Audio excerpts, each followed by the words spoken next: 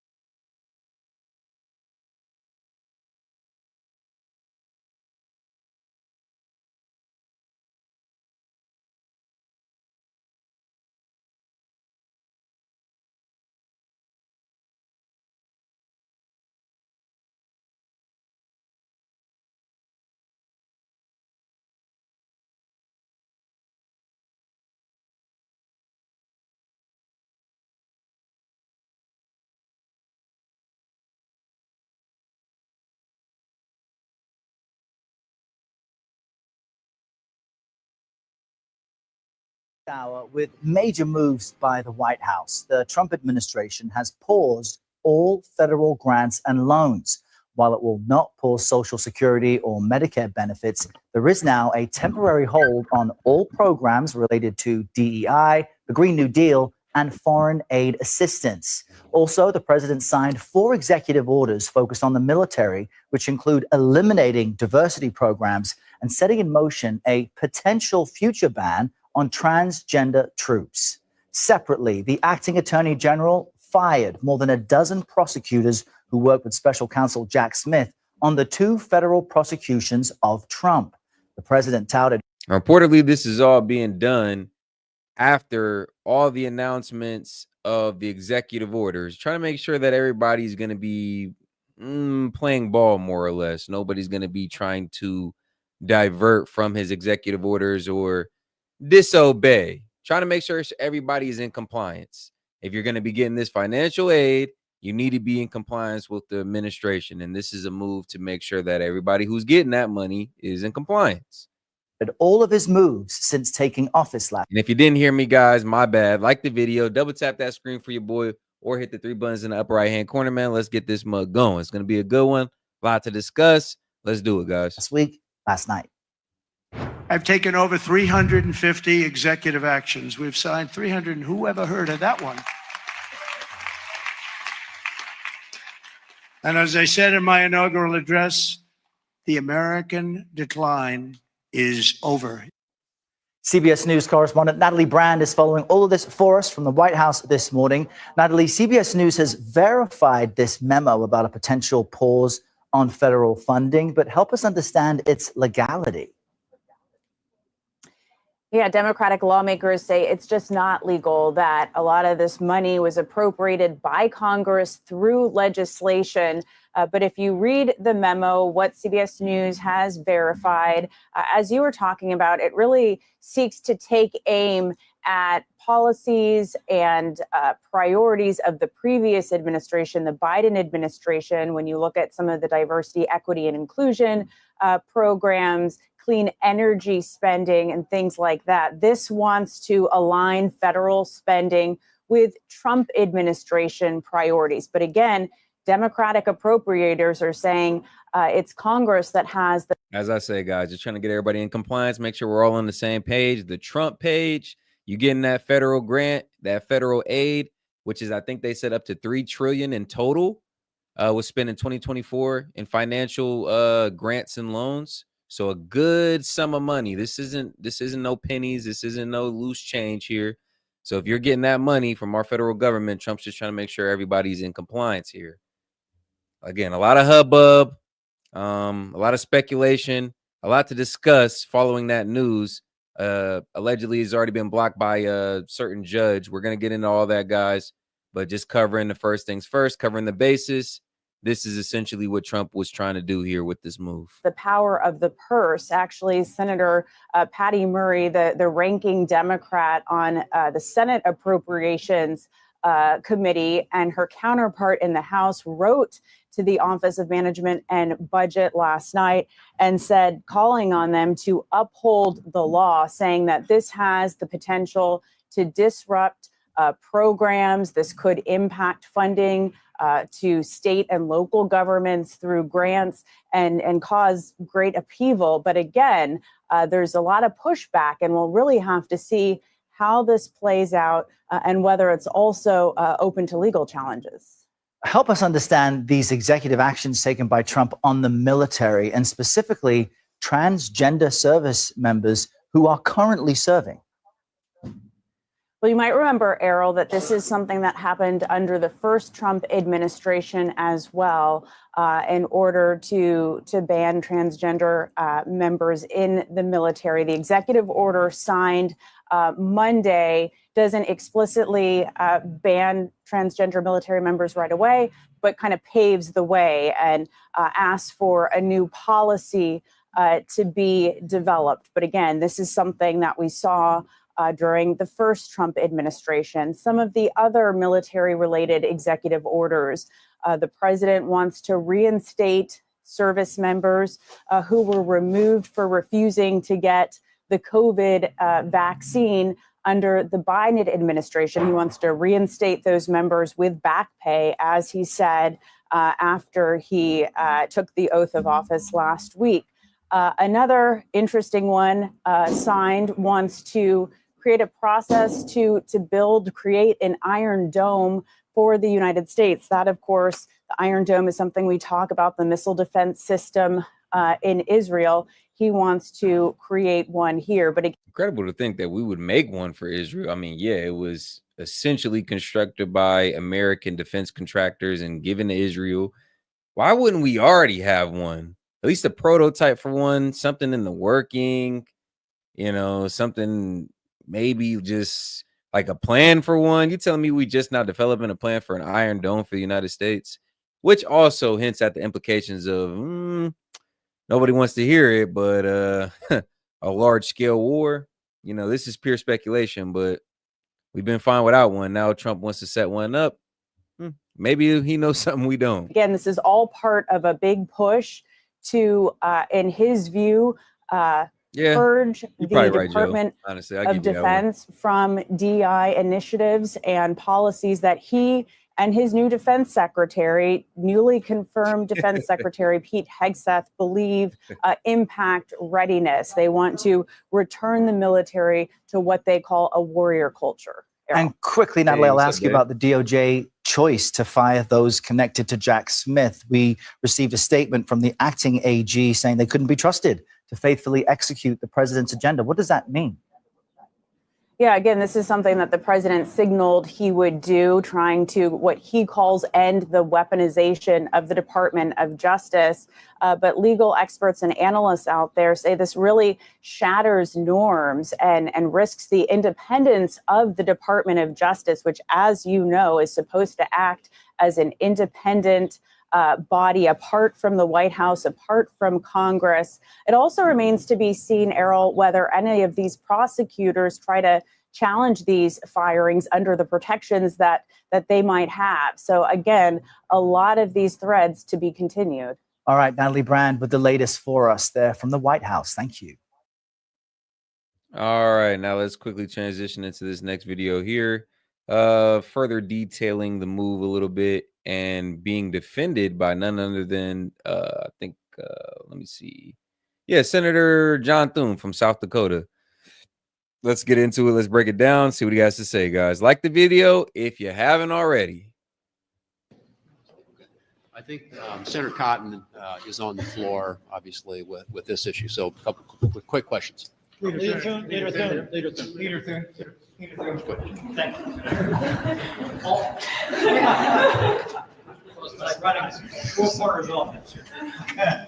On this memo from the OMB here, I mean, do you expect Republicans, and I'm curious about some of your colleagues here, do you expect Republicans to say, okay, this is the executive branch, or draw a line in the sand and say this is the legislative branch, we have the power to reverse, we're going to push back on that, we're going to protect our prerogatives? Do you think this is a dangerous situation to have the administration try to claim so much power so quickly without clarity over administration, over Well, I think they are clarifying it, and I think this is not unusual for an administration to pause funding and to take a hard look and scrub of how these programs, how they're being spent, and how they interact with a lot of the executive orders that the president signed. And I think that's the main criteria they're using: is does this implicate, do the executive orders implicate funding in this particular way? They have taken certain things, I think, off the table. Some of you have asked specifically about programs, any program that directly benefits an individual, Medicaid, SNAP, those types of programs are unimpacted by this. What is impacted, obviously, is DEI, the Green New Deal, things like that. And so those are in direct contradiction with the EOs the president signed earlier this week. So they're providing, the Green New Deal involve major infrastructure projects. And they're providing additional clarity and guidance on that. And hopefully they will further clarify what exactly will be impacted by this. But I don't think it's unusual for an administration to pause. They certainly did that. Biden did that in 2021 with respect to funding for the border wall. But I think Senator Risch, did you want to speak to that? Well, very briefly, look at this from a 50,000-foot standpoint to begin with. For all of you who haven't noticed, this is a different day in Washington, D.C. The President of the United States wants to do something about inflation. Where does inflation start? It starts at government overspending.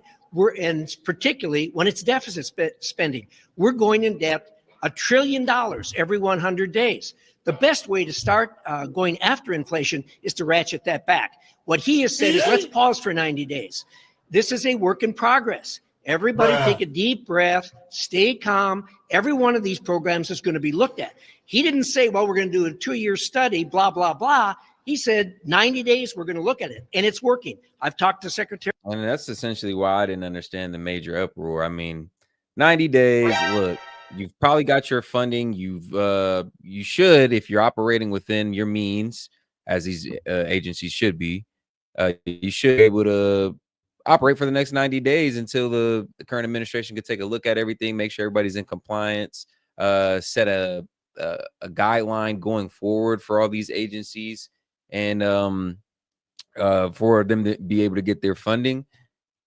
I think 90 days is beyond reasonable. It's not like he said you guys are going to pause. It's not like he said we're going to take a look at dismantling and getting rid of some of this funding. He didn't say any of that, right?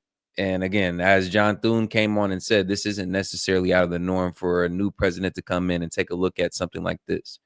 And I like how this gentleman right here came on and said, look, Trump promised, he campaigned on addressing inflation. If you want to get to the root of the issue, this is how it's done. Terry Rubio, several times over the weekend and on Monday because of questions from my colleagues, questions from you, questions from a lot of people is, how's this going to go down? Well, the way it's working is there is constant input on programs going in right now that are being looked at. One of the best things that's happened about it is we have, from foreign relations, from intelligence, we've tried to get information out of these agencies, and man, it is tough, as you all know. Now that the agencies realize their programs are on the chopping block, they're running out of their cubby holes in mass, showing us information that we've been trying to get. This is going to work. Everybody stay calm. We'll get this done, and we'll reduce spending. Thank you. All right, sounds good. Now, to get an even deeper look, even deeper insight from the current administration, we got Secretary Caroline Leavitt, in her newly appointed role as press secretary, defining and going over a few things, in particular, this Trump freeze. So let's get into this one, guys. Again, if you haven't liked the video, man, go ahead and double tap that screen for your boy. It is free, man. And keep the stream going. Support the stream. Super chat in, donation. $1 or more. Thoughts, questions, comments can be read aloud. We'll give you a shout out for supporting, as well as video suggestions as well. $5 or more for one of those. And we'll go ahead and play your requests. We appreciate the support, guys, but let's keep it going.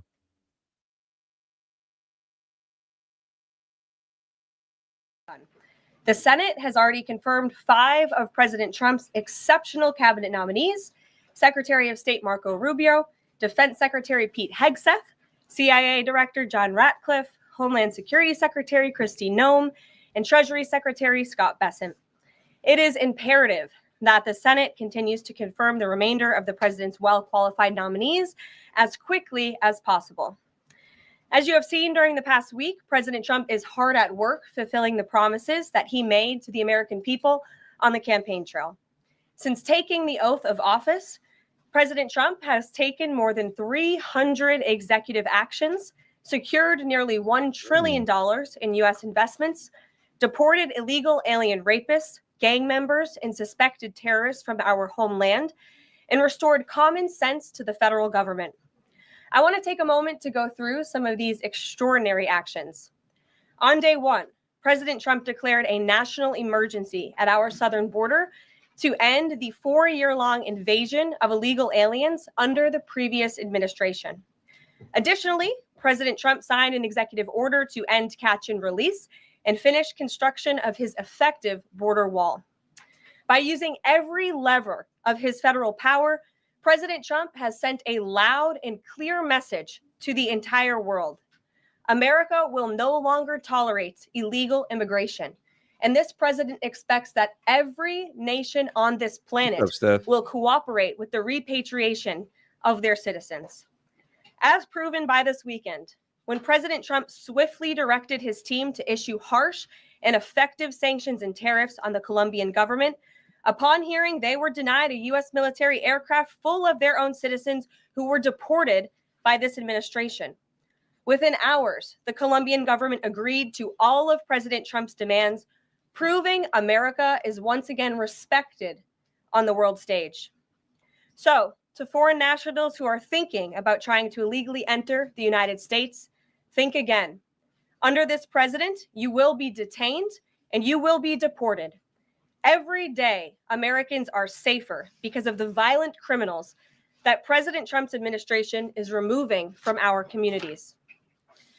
On January 23rd, ICE New York arrested a Turkish national for entry without inspection who is a known or suspected terrorist.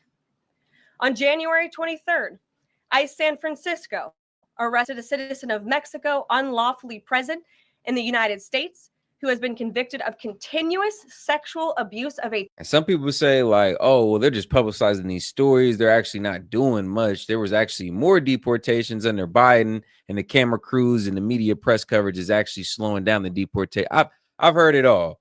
I've heard it all. We got some funny contrarians that are pretty much regulars in the chat. I tend to say I like the attention being put on it because honestly, after stories like Lake and Riley, after stories like, and I always forget the name, guys, but forgive me, the Honduran immigrant we covered, sexually assaulted a woman, held a pistol in her mouth while he did so. After those type of stories, it didn't matter It did not matter who was sitting in the seat of president. Whatever the current administration was, should have had this approach on deportation. Like, now we got to get some of these violent offenders who illegally crossed over into our country the hell out of our country. But no, and again, I pointed out because it just shows how lackadaisical one administration was versus the other being so hands-on, so aggressive in its policies. A child aged 14 years or younger. ICE St. Paul has arrested a citizen of Honduras who was convicted of fourth-degree criminal sexual conduct with a minor. ICE Buffalo arrested a citizen of Ecuador who has been convicted of rape. ICE Boston arrested a citizen of the Dominican Republic who has a criminal conviction for second-degree murder. This criminal was convicted of murder for beating his pregnant wife to death in front of her 5-year-old son. And ICE St. Paul also arrested a citizen of Mexico who was convicted of possessing pornographic material of a minor on a work computer. These are the heinous individuals that this administration is removing from American communities every single day, and to the brave state and local law enforcement officers, CBP, and ICE agents who are helping in the facilitation of this deportation operation, President Trump has your back, and he is grateful for your hard work. On the economic front, President Trump took immediate action to lower costs for families who are suffering from 4 long years of the Biden administration's destructive and inflationary policies. President Trump ordered the heads of all executive departments and agencies to help deliver emergency price relief to the American people, untangle our economy from Biden's regulatory constraints, and end the reckless war on American energy.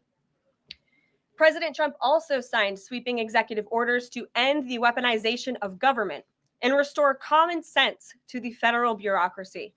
He directed all federal agencies. And then probably above all else, the most controversial, his I wouldn't even know. I don't even know if this was a technical, if this is technically counts as an executive order, but when he announced that there was only 2 genders, yeah, sent leftists in an uproar. I mean, they're still talking about that one. I got a video actually detailing or going over, covering some of these compilations of these leftists crying about how Trump is not identifying or not acknowledging them as human because they're transgender and all this and all that.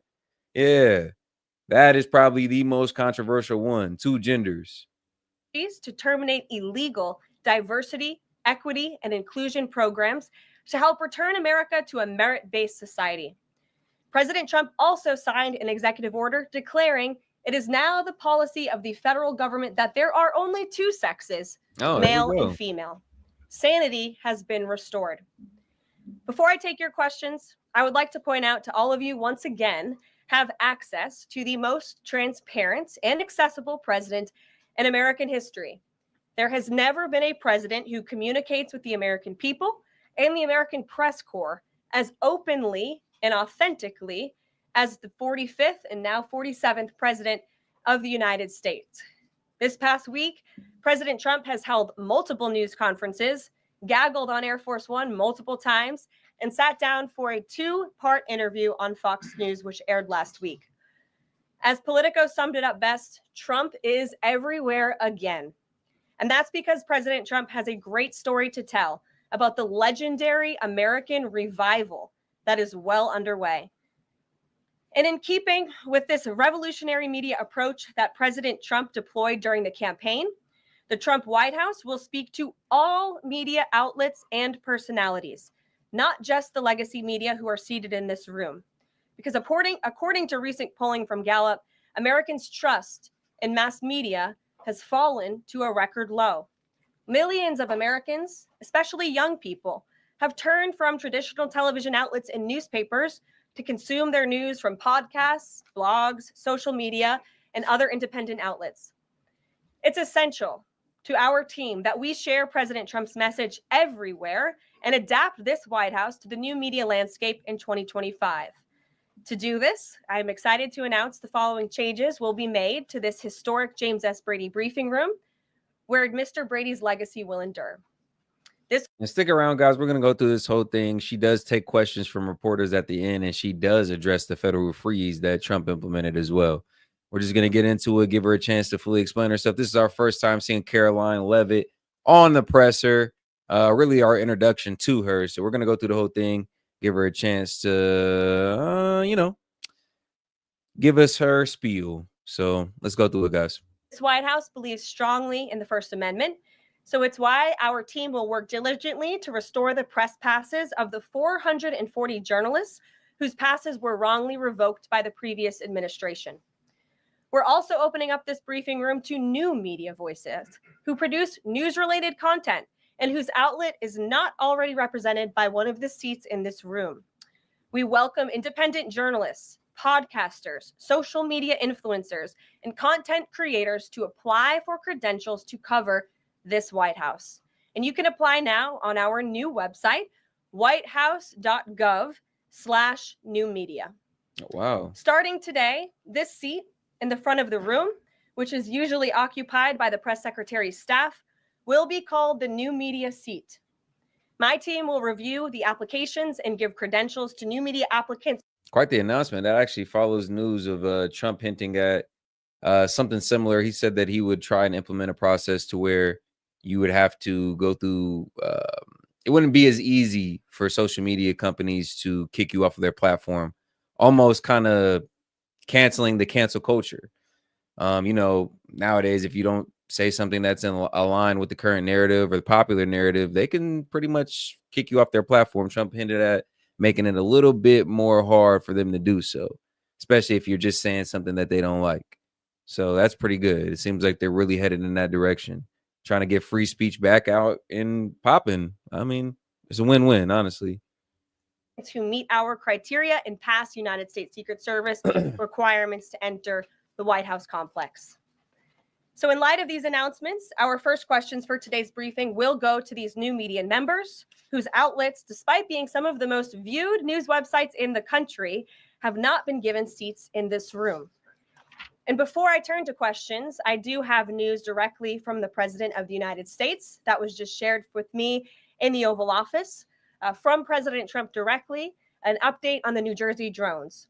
After research and study, the drones that were flying over New Jersey in large numbers were authorized to be flown by the FAA for research and various other reasons. Many of these drones were also hobbyists, recreational, and private individuals that enjoy flying drones. In time, it got worse due to curiosity. This was not the enemy. A statement from the President of the United States to start this briefing with some news. And with that, I will turn it over to questions. And we will begin with our new media members, Mike Allen from Axios, Matt Boyle from Breitbart. Mike, why don't you go ahead? Thank you very much. Caroline, does the president see anything fishy about DeepSeek, either its origins or its cost? And could China's ability to make these models quicker, cheaper, affect our thinking about expanding generation data centers, chip manufacturing? Sure. The president was asked about DeepSeek last night on Air Force One when he gaggled for, I think, the third or fourth time throughout the weekend with members of the traveling press corps. The president said that he believes that this is a wake-up call to the American AI industry. The last administration sat on their hands and allowed China to rapidly develop this AI program. And so President Trump believes in restoring American AI dominance. And that's why he took very strong executive action this past week to sign executive orders to roll back some of the onerous regulations on the AI industry. And President Trump has also proudly appointed the first AI and crypto czar at this White House, David Sachs, whom I spoke with yesterday, very knowledgeable on this subject. And his team is here working every single day to ensure American AI dominance. As for the national security implications, I spoke with NSC this morning. They are looking into what those may be. And when I have an update, I will share it with you, Mike. Carolyn, you say restore U.S. dominance. Is there a fear that the U.S. either is falling or has fallen behind? And how would the president make sure the U.S. stays ahead? No, the president is confident that we will restore American dominance in AI. Yeah, so Caroline, first of all, thank you to you and President Trump for actually giving voices to. Good question. I would say looking forward, as ever evolving as crypto, AI, and those industries are, we're going to have some competition. I mean, China, Russia, the obvious, but it definitely stands to reason why we should put an emphasis on regaining or maintaining our dominance in those industries, right? We don't want to fall too far behind, and we wouldn't definitely make sure we're on the top, or as close as we can be when it comes to um implementing that in our day-to-day lives, and research behind it. Media outlets that represent millions and millions of Americans. The thing I would add, I've got a two-part Innovation as well. question for you. The first is just, can you expand upon what steps the White House is going to take to bring more voices, not less, which is what our founder Andrew Breitbart believed in, into this room where they rightfully belong? Yeah, absolutely. And as I said in my opening statement, Matt, it is a priority of this There White you go, House Ed. to honor the First Amendment. And it is a fact that Americans are consuming their news media from various different platforms, especially young people. And as the youngest press secretary in history, thanks to President Trump, I take great pride in opening up this room to new media voices to share the president's message with as many Americans as possible. In doing so, number one, we will ensure that outlets like yours, Axios and Breitbart, which are widely respected and viewed outlets, have an actual seat in this room every day. We also, again, encourage anybody in this country, whether you are a TikTok content creator, a blogger, a podcaster, if you are producing legitimate news content. And again, shout out to everybody in the chat right now. We got almost 200 of you guys in here. We do appreciate the support, but go ahead and like the video. Double tap the screen for your boy, or you get the three buttons in the upper right-hand corner, man. We're going to go through this whole thing. Caroline Levitt, really our introduction to her, so we're going to hear her out, see what she has to say. She addresses the Trump federal freeze and a few other things, answers questions from reporters. It was actually a good little presser.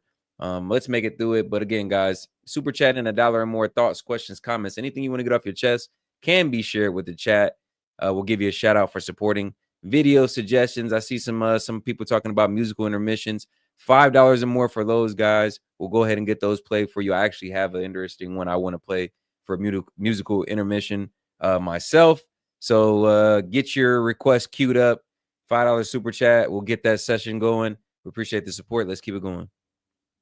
No matter the medium, you will be allowed to apply for press credentials to this White House. And as I said earlier, our new media website is whitehouse.gov/new media. And so we encourage people to apply. Again, as long as you are creating news-related content of the day and you're a legitimate independent journalist, you're welcome to cover this White House. And secondly, Caroline, you said you laid out several of the actions that President Trump has taken.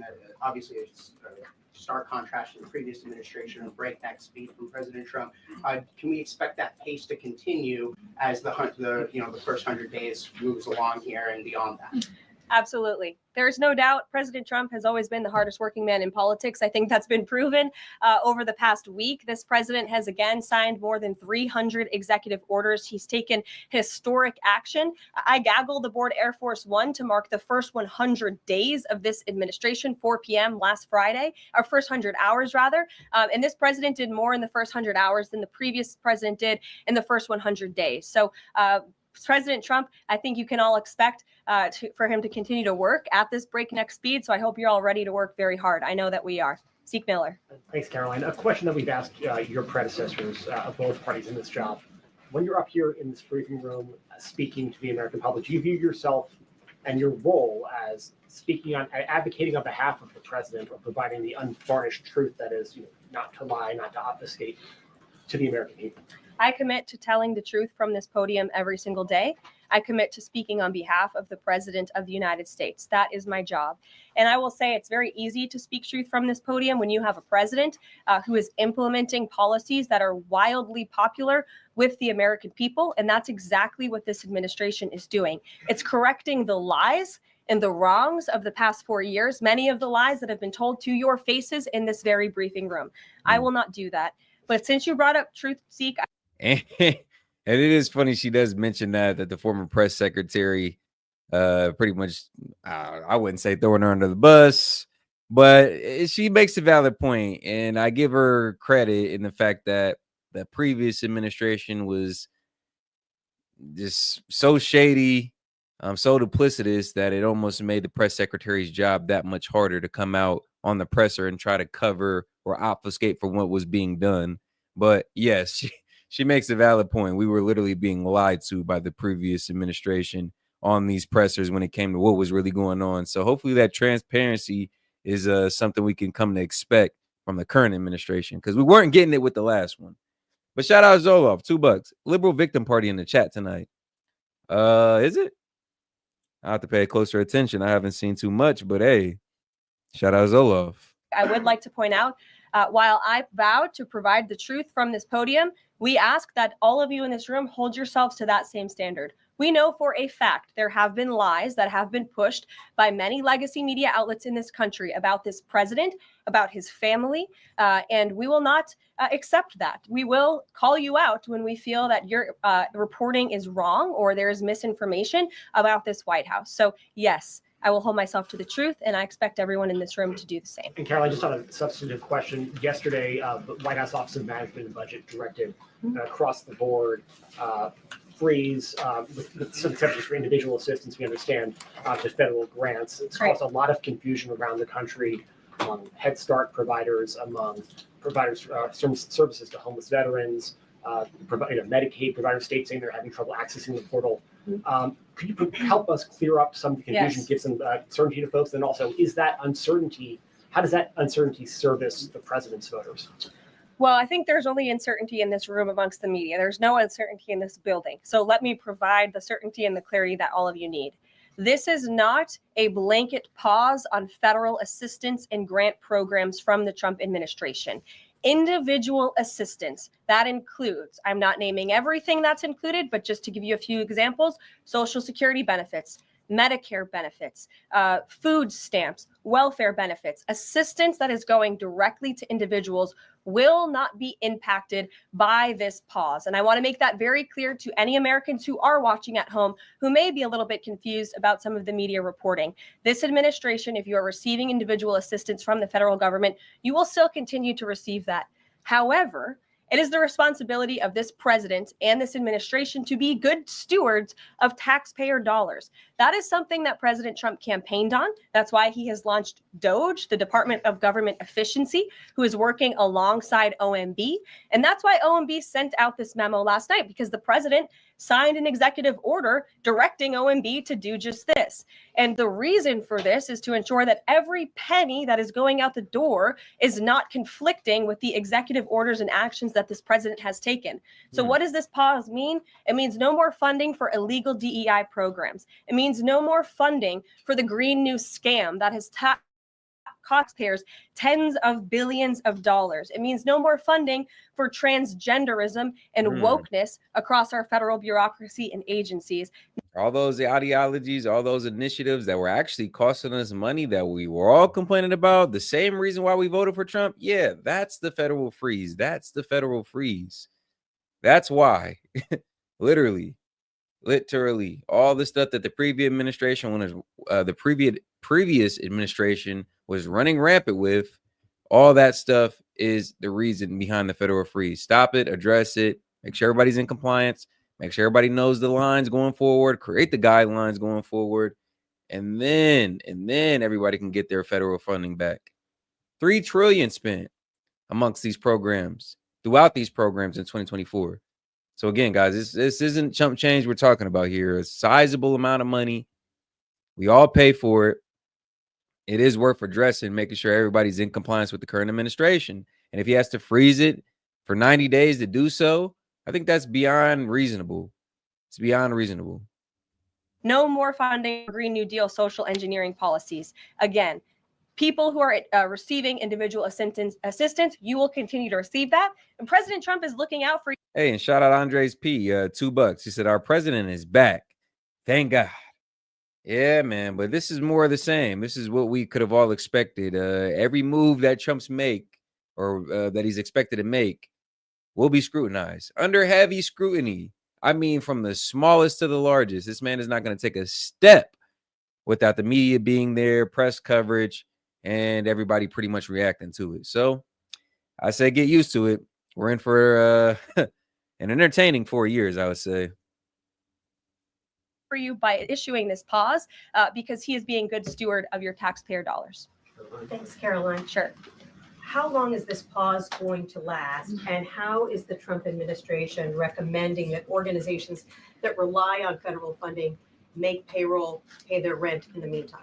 It is a temporary pause, and the Office of Management and Budget is reviewing the federal funding that has been going out the door. Again, not for individual assistance, but for all of these other programs that I mentioned. I also spoke with the incoming director of OMB this morning, and he told me to tell all of you that the line to his office is open for other federal government agencies across the board. And if they feel that programs are necessary and in line with the president's agenda, then the Office of Management and Budget will review those policies. I think this is a very responsible measure. Again, the past 4 years, we've seen the Biden administration spend money like drunken sailors. It's a big reason we've had an inflation crisis in this country.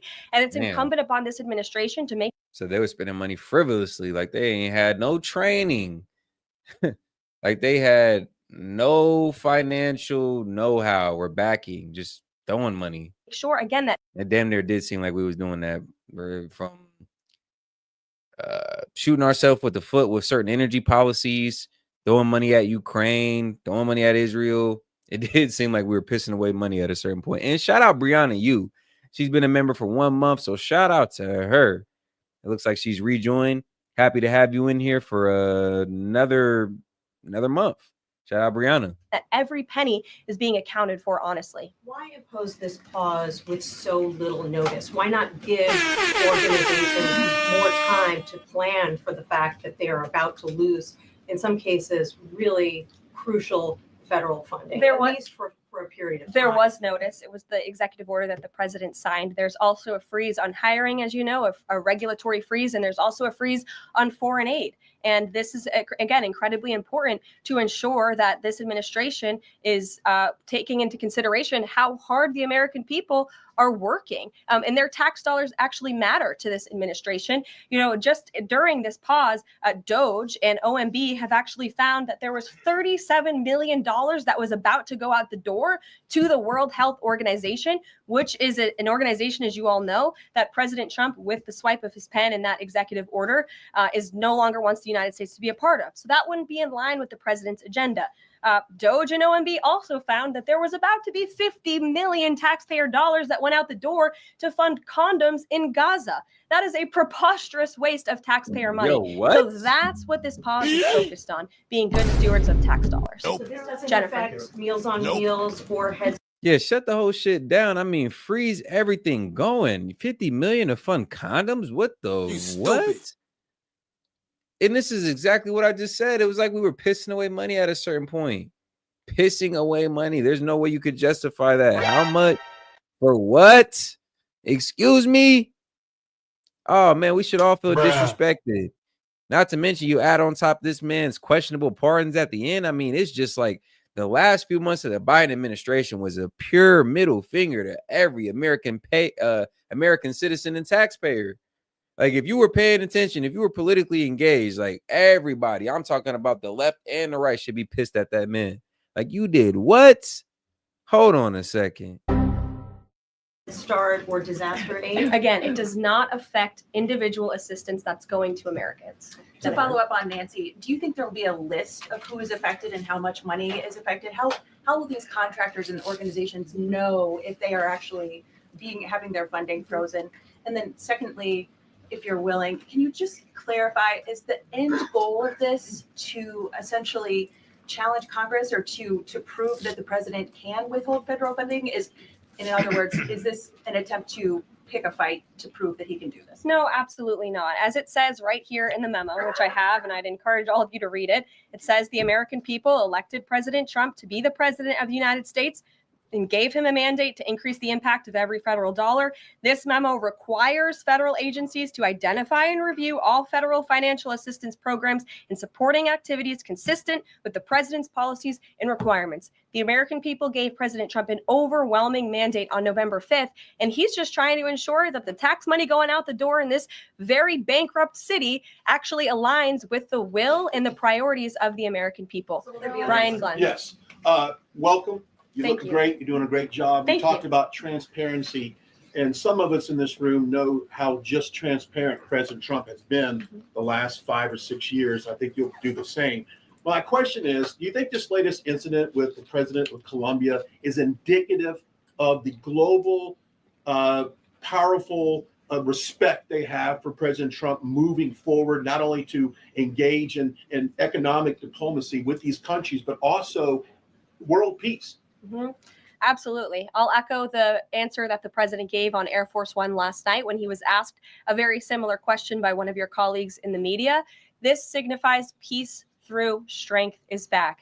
And this president will not tolerate illegal immigration into America's interior. And he expects every nation on this planet, again, to cooperate with the repatriation of their citizens who illegally entered into our country and broke America's laws. Won't be tolerated. And as you saw, the Colombian government quickly folded and agreed to all of President Trump's demands. Flights are underway once again. Deanna. Two questions on deportations, if I may. President Trump had said on the campaign trail that he would deport pro-Hamas students who are here on visas.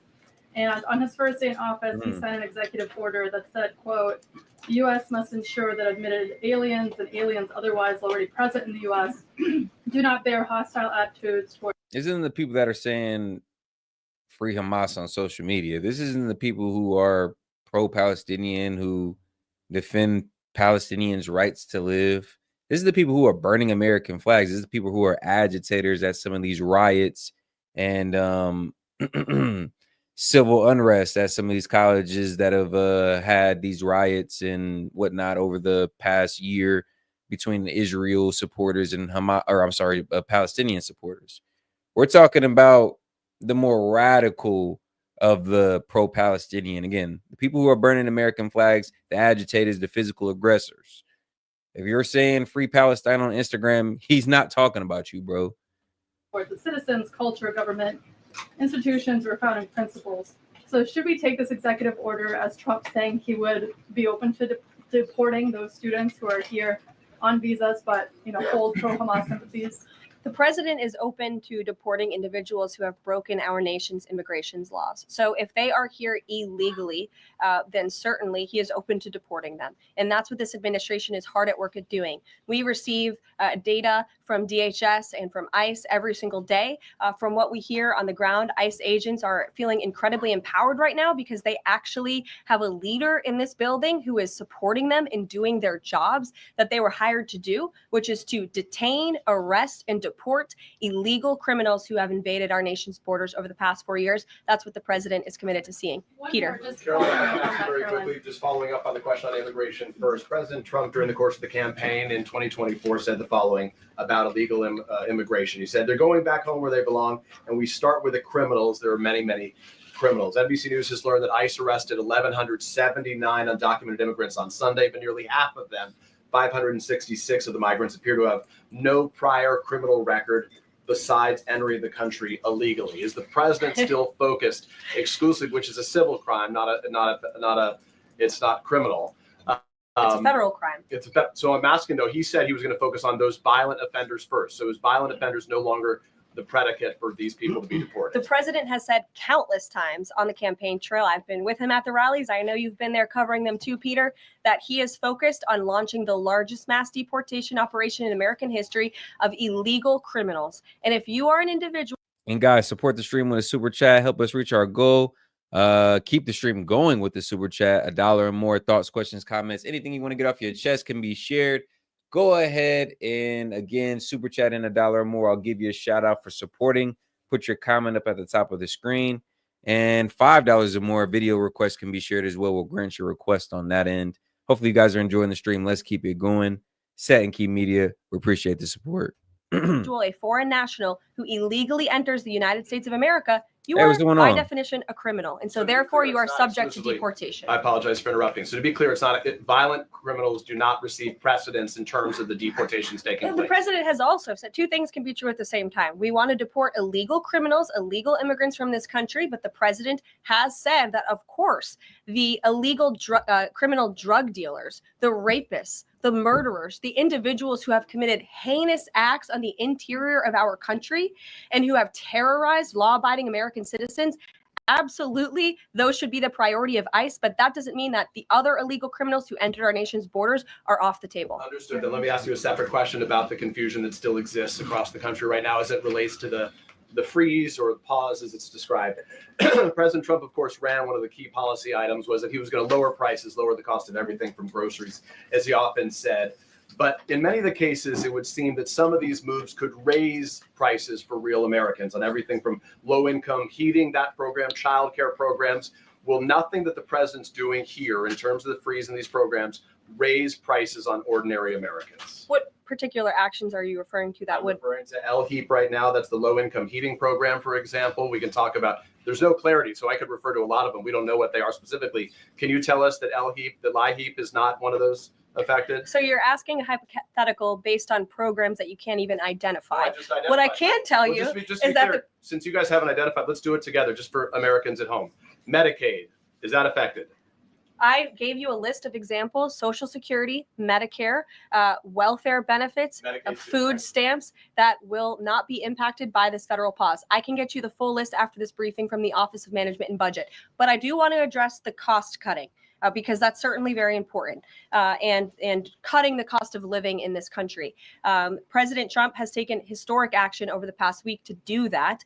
He actually signed a memorandum to deliver emergency price relief for American families, which took a number of actions. I can walk you through those. He also repealed many onerous Biden administration regulations. We know over the past 4 years, American households has been essentially taxed $55,000 in regulations from the previous administration. President Trump, with the swipe of his pen, rescinded those, which will ultimately put more money back in the pockets of the American people.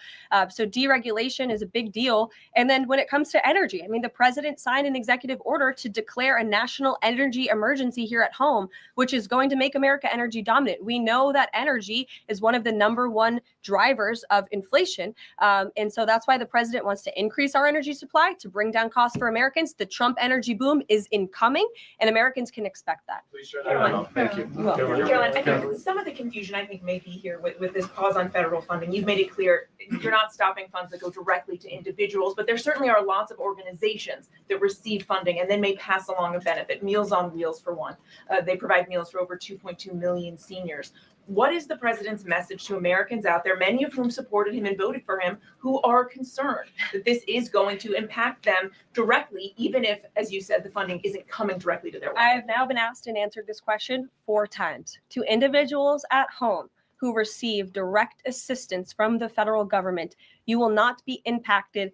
Medicare, Medicaid, those programs will not be impacted. There will not be any stoppage in funding.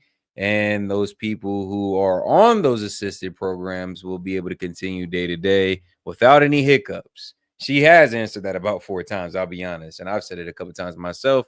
But yeah, if you're on those programs, Medicaid, Medicare, what other programs? Let me get a list here of what all programs are unaffected. But those 2 specifically off the top of my head are the ones that I think everybody was questioning. But yeah, if you're on those, you'll be fine. By this federal freeze. In fact, OMB just sent out a memo to Capitol Hill with Q&A to clarify some of the questions and the answers that all of you are asking me right now. Again, direct assistance will not be impacted. I've been asked and answered about this OMB memo. There's many other topics of the day. Jackie Heimer. Direct assistance, Caroline, it's going to another organization and then trickling down.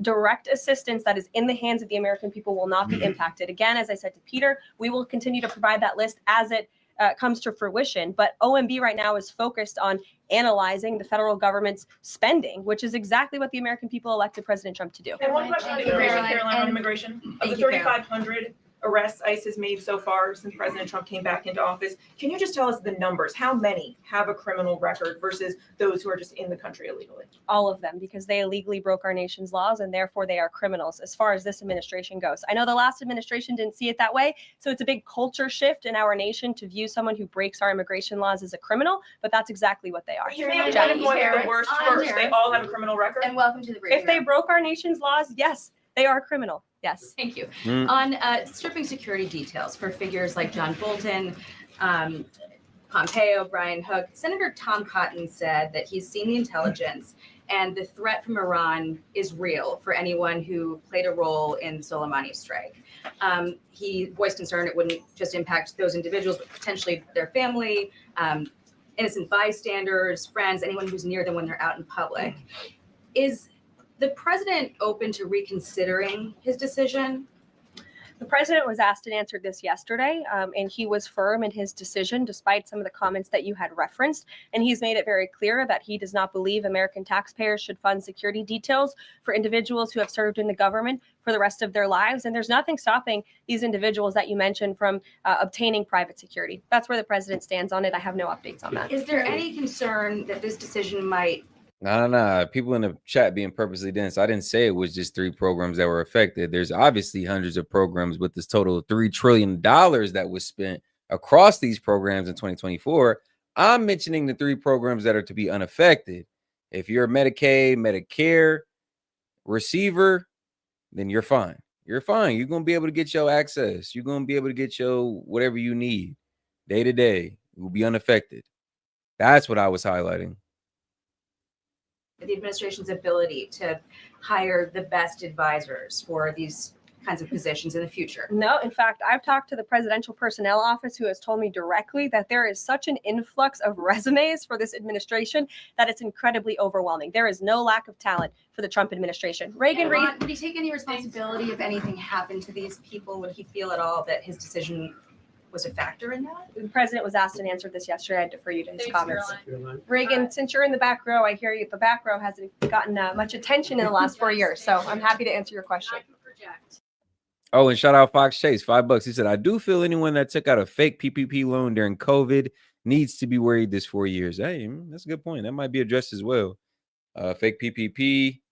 What else were they doing? Unemployment was also a thing. PUA, you know. Yeah, that might be addressed. That's a very good point. That's a very good point. We'll see, because that did cost us a lot of goddamn money. So we'll see what Trump does about that. That's a good point.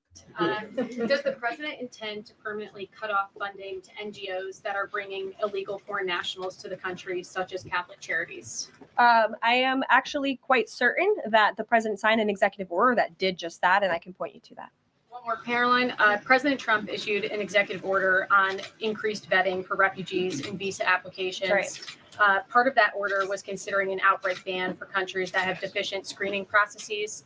Has the president considered yet which countries might fall into this category, or countries like Afghanistan or Syria under consideration for a full ban? Yeah, so the president signed an executive order to streamline the vetting for visa applicants and for illegal immigrants in this country who are coming, of course, from other nations. It also directed the Secretary of State to review the process and make sure that other countries around the world are being completely transparent with our nation and the individuals that they are sending here. And so the Secretary of State has been directed to report back to the president. I haven't seen that report yet. We've only been here for a few days. Caroline, questions for you. One on the freeze in federal funding. Who advised the president on the legality of telling government agencies that they don't have to spend money that was already appropriated by Congress? Well, as the OMB memo states, this is certainly within the confines of the law. So White House counsel's office believes that this is within the president's power to do it, and therefore he's doing it. Okay, so they disagree with lawmakers who say that they don't have the power to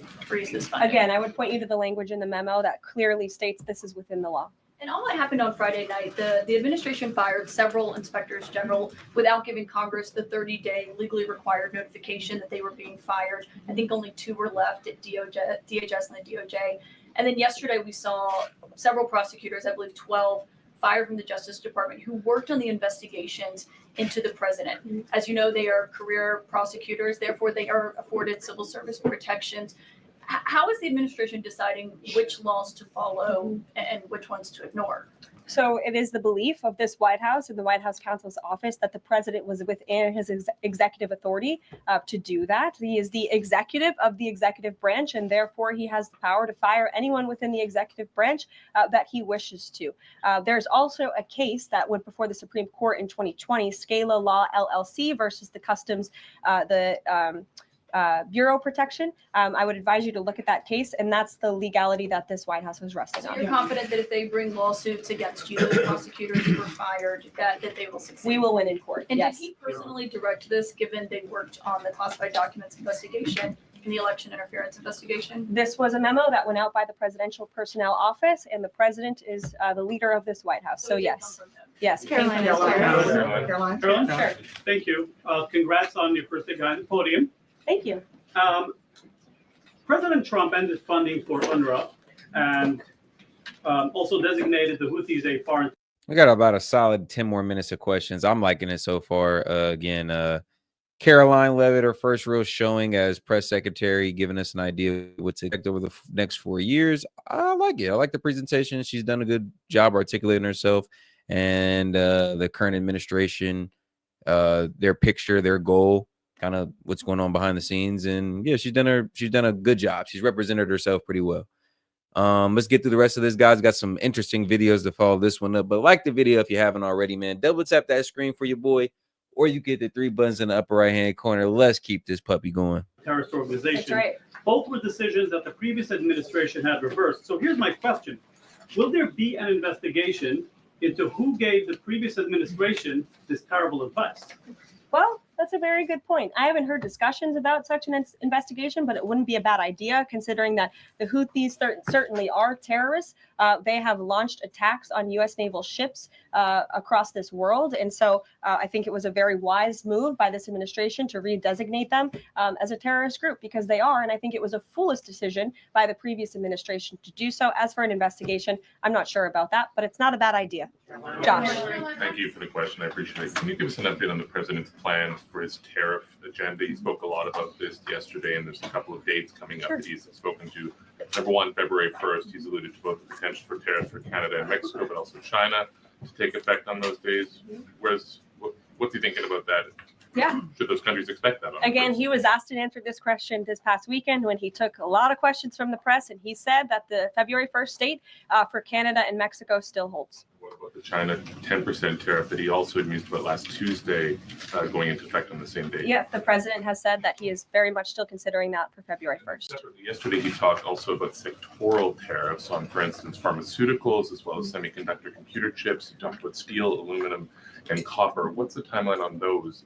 Is that a similar sort of coming days thing? Yeah, so when the president talked about that in his speech yesterday, that actually wasn't a new announcement. That was within a presidential memorandum that he signed in one of the first days here in the White House on his America First trade agenda. So there's more details on those tariffs in there. As far as a date, I don't have a specific date to read out to you, but the president is committed to implementing tariffs effectively, just like he did in his first term. Finally, he also was asked on the plane when he gaggled about the potential for a universal tariff. He was asked maybe about 2.5%. There was a report about that. He said he wanted much bigger than that. Should we understand that these tariffs would add up? You know, in other words, you might have country-specific tariffs like Canada, Mexico, China. You might have sectoral tariffs like on pharmaceuticals, as well as a potential universal tariff on top of that. Do these stack on one or the other, or would one sort of take precedence over another?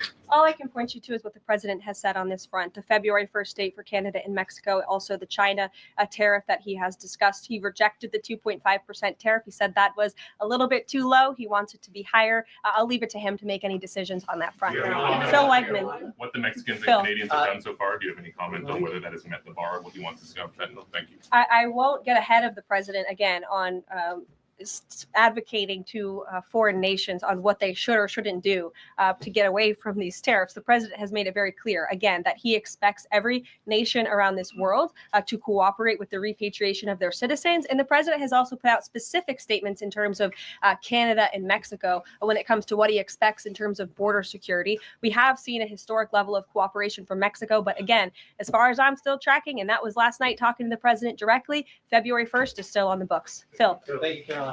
Quick programming note and then a question on taxes. Programming note. Well, in terms of programming, Sounds should we fun. expect to see you here every day? How frequently will these press briefings be? It is a good question, April. So look, the president, as you know, is incredibly accessible. First day here, he wanted all of you in the Oval Office. You got a 60-minute press conference with the leader of the free world while he was simultaneously signing executive orders. I may add that's pretty impressive.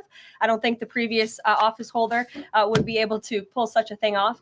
So look, look, the president is the best spokesperson that this White House has. And I can assure you that you will be hearing from both him and me as much as possible. And then a question about tax cuts. The president has promised to extend the tax cuts from the previous term.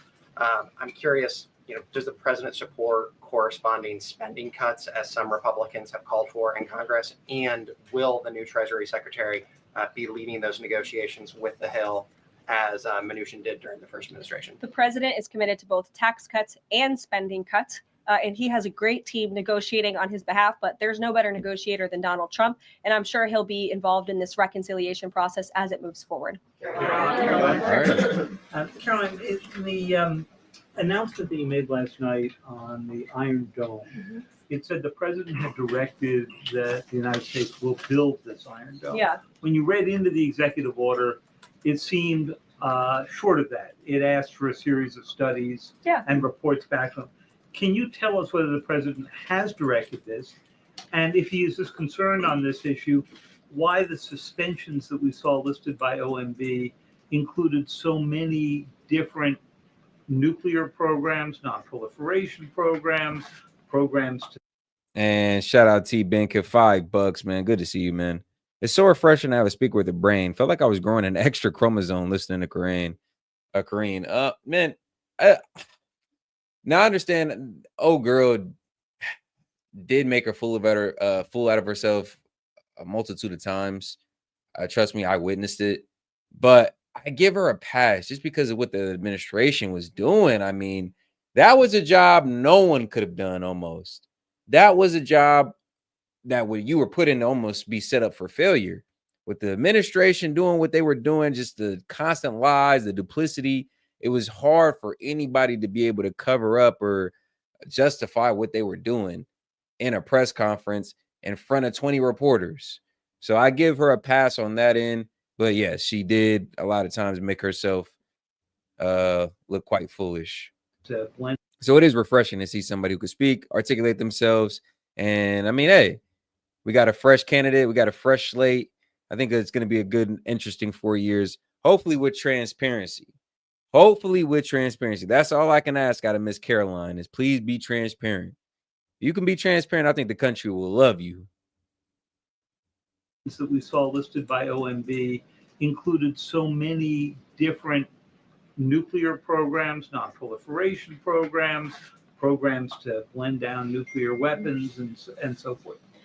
First of all, when it comes to the Iron Dome, the executive order directed the implementation of an Iron Dome. It also, as you said, kind of directed research and studies to see if or how the United States can go about doing this, particularly the Department of Defense.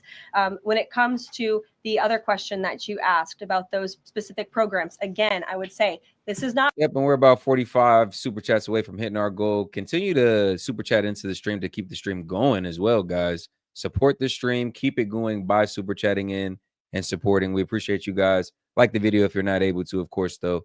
Shout out Hellbat12, man. One of the mods, one of the members. Always good to see you, bro. $10. There were three vets about to retire till they got called to the general's office, in which he announced as a severance they'll be paid $1,000 for every yard between two body parts. Oh, wow. Okay. Wow. I'd have to look into that. That's interesting. Shout out Hellbat dropping the knowledge on the chat. Okay. That's a good one. All right. Not a ban. This is a temporary pause and a freeze to ensure that all of the money going out from Washington, D.C. Hey, and Daniel Castro chiming in with another 5. We appreciate it, Daniel. They should have hired Pierre and make her shill for Trump now. Fitting punishment.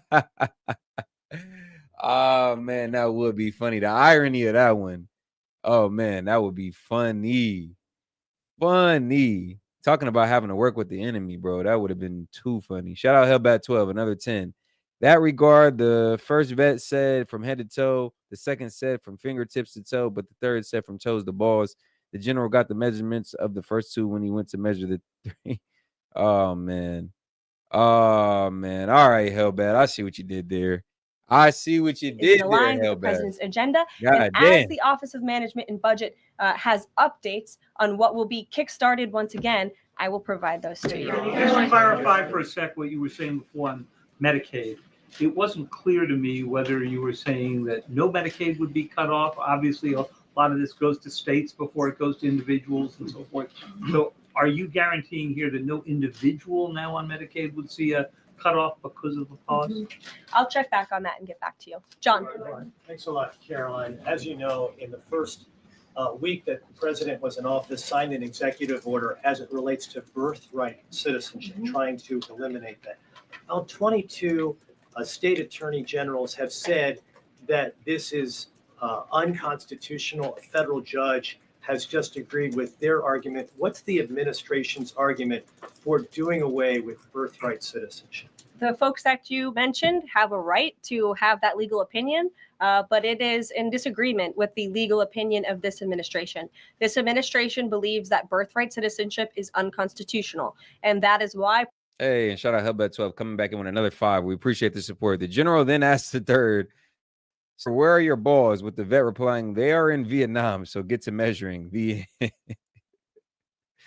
Oh, man, that man got cashed out. That man got cashed out. That's hilarious, though. They're in Vietnam. That is where you go to get your wee-wee snipped. I've heard stories, right? I've heard stories. That was a good one. That was a good one. It was a long one, but it was a good one. I'll give you that, Hillbat. Shout out. President Trump signed that executive order. Illegal immigrants who come to this country and have a child are not subject to the laws of this jurisdiction. That's the opinion of this. Start measuring, get your calculator and pull out your wallet. And shout out Joliet Zia, $10. Ain't had too much to say. Just wanted to show some support, and that helps us get closer to our goal. We are about 40 super chats away. Guys, keep supporting the stream. Keep setting Key Media going tonight by super chatting in. We do appreciate the support. But if you want to open up that call-in line and see Conspiracy Hour tonight, yes, we are running off of super chats and donations. So we appreciate the support, guys. Go ahead and continue to support. Double tap the screen. If not, we do appreciate it as well. Like the video. You could also hit the 3 buttons in the upper right-hand corner. Let's keep it going, guys. Almost done with this one. Got some funny ones to follow this up with. Let's continue to stream. Administration. We have already appealed the lawsuit that was filed against this administration, and we are prepared to fight this all the way to the Supreme Court if we have to, because President Trump believes that this is a necessary step to secure our nation's borders and protect our homeland.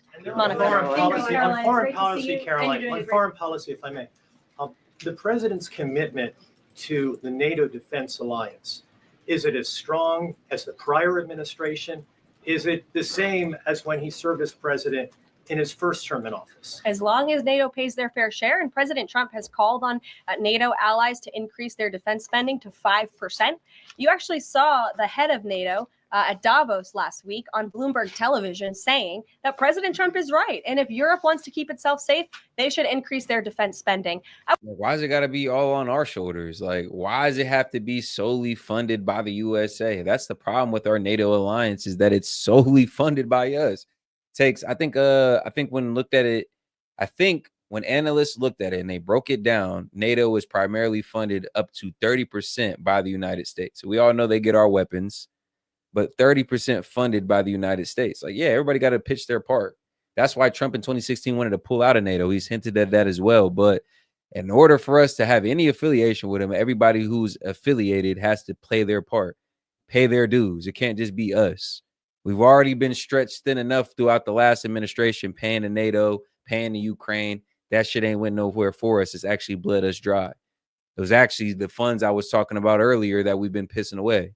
So if we're going to stay in NATO, which, I mean, a lot of people speculate whether we should or not, but if we are to stay in NATO, the allied countries need to begin to pay their dues. I would just add that there was no greater ally to our European allies than President Trump in his first term. The world for all nations in Europe and, of course, here at home was much safer because of President Trump's peace. Listening is fundamental. Not reading, not writing, not speaking, but listening is fundamental. I never said it was solely funded by the United States. I said by up to 30%. Up to 30%. This can be verified through independent reports. This isn't a conservative narrative. This isn't a leftist or liberal narrative. This is just the facts. Look it up. Through strength, diplomatic approach. Hey, and shout out Gerard, $10. Good to see you, my man. One of the mods, one of the members. Good to see you as always. $10. Appreciate it. Thank you, Caroline. And it's great to finally be Nope. called on as well in the briefing room. I appreciate that. You're welcome. Of course, we know President Trump just got back from North Carolina and California meeting with victims of natural disasters. There's the 2-year anniversary of the East Palestine, Ohio toxic train derailment. Does the president have any plans to go visit the victims of that toxic spill or just visit in general?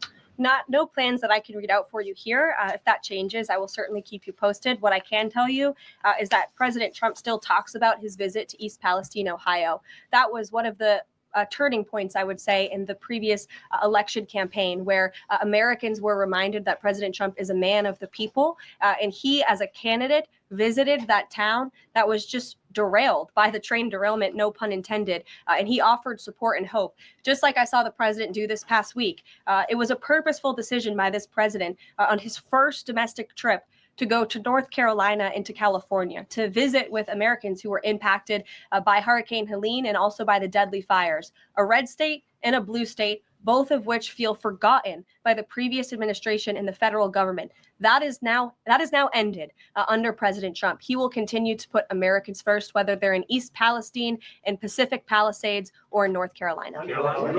Sure. Thank you, Caroline. On California, could you please clarify what the military did with the water last night as referenced in the president's Truth Social post? The water has been turned back on in California, and this comes just days after President Trump visited Pacific Palisades, and as you all saw, applied tremendous pressure on state and local officials in Pacific Palisades, including Los Angeles Mayor Karen Bass, to turn on the water and to direct that water to places in the south and in the middle of the state that have been incredibly dry, which has led to the expansion, the rapid expansion of these fires. So could you clarify what the military's role was, where the water came from, and how it got there? Again, the Army Corps of Engineers has been on the ground in California to respond to the devastation from these wildfires. And I would point out that just days after President Trump visited the devastation. We got almost 300 of you guys in here. We appreciate the support. But guys, go ahead and like the video, man. This is free as free can be.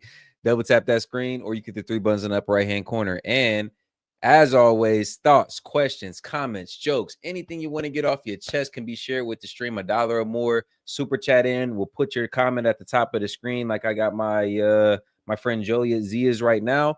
And we'll give you a shout out for supporting as well as interact with what you've said. Video requests for $5 or more as well can be shared. Musical intermissions for those of you who are regulars on the channel. Y'all know how much we love that segment. $5 or more for a song suggestion, and we'll keep it going like that as well. Appreciate the support, guys, and let's continue. Devastation from these fires, the water was turned on. That is because of the pressure campaign he put on state and local officials there who clearly lack all common sense. And I will never forget being at that roundtable with the president last week and hearing the frustration in the voices of Pacific Palisades residents who feel as though their government has just gone insane.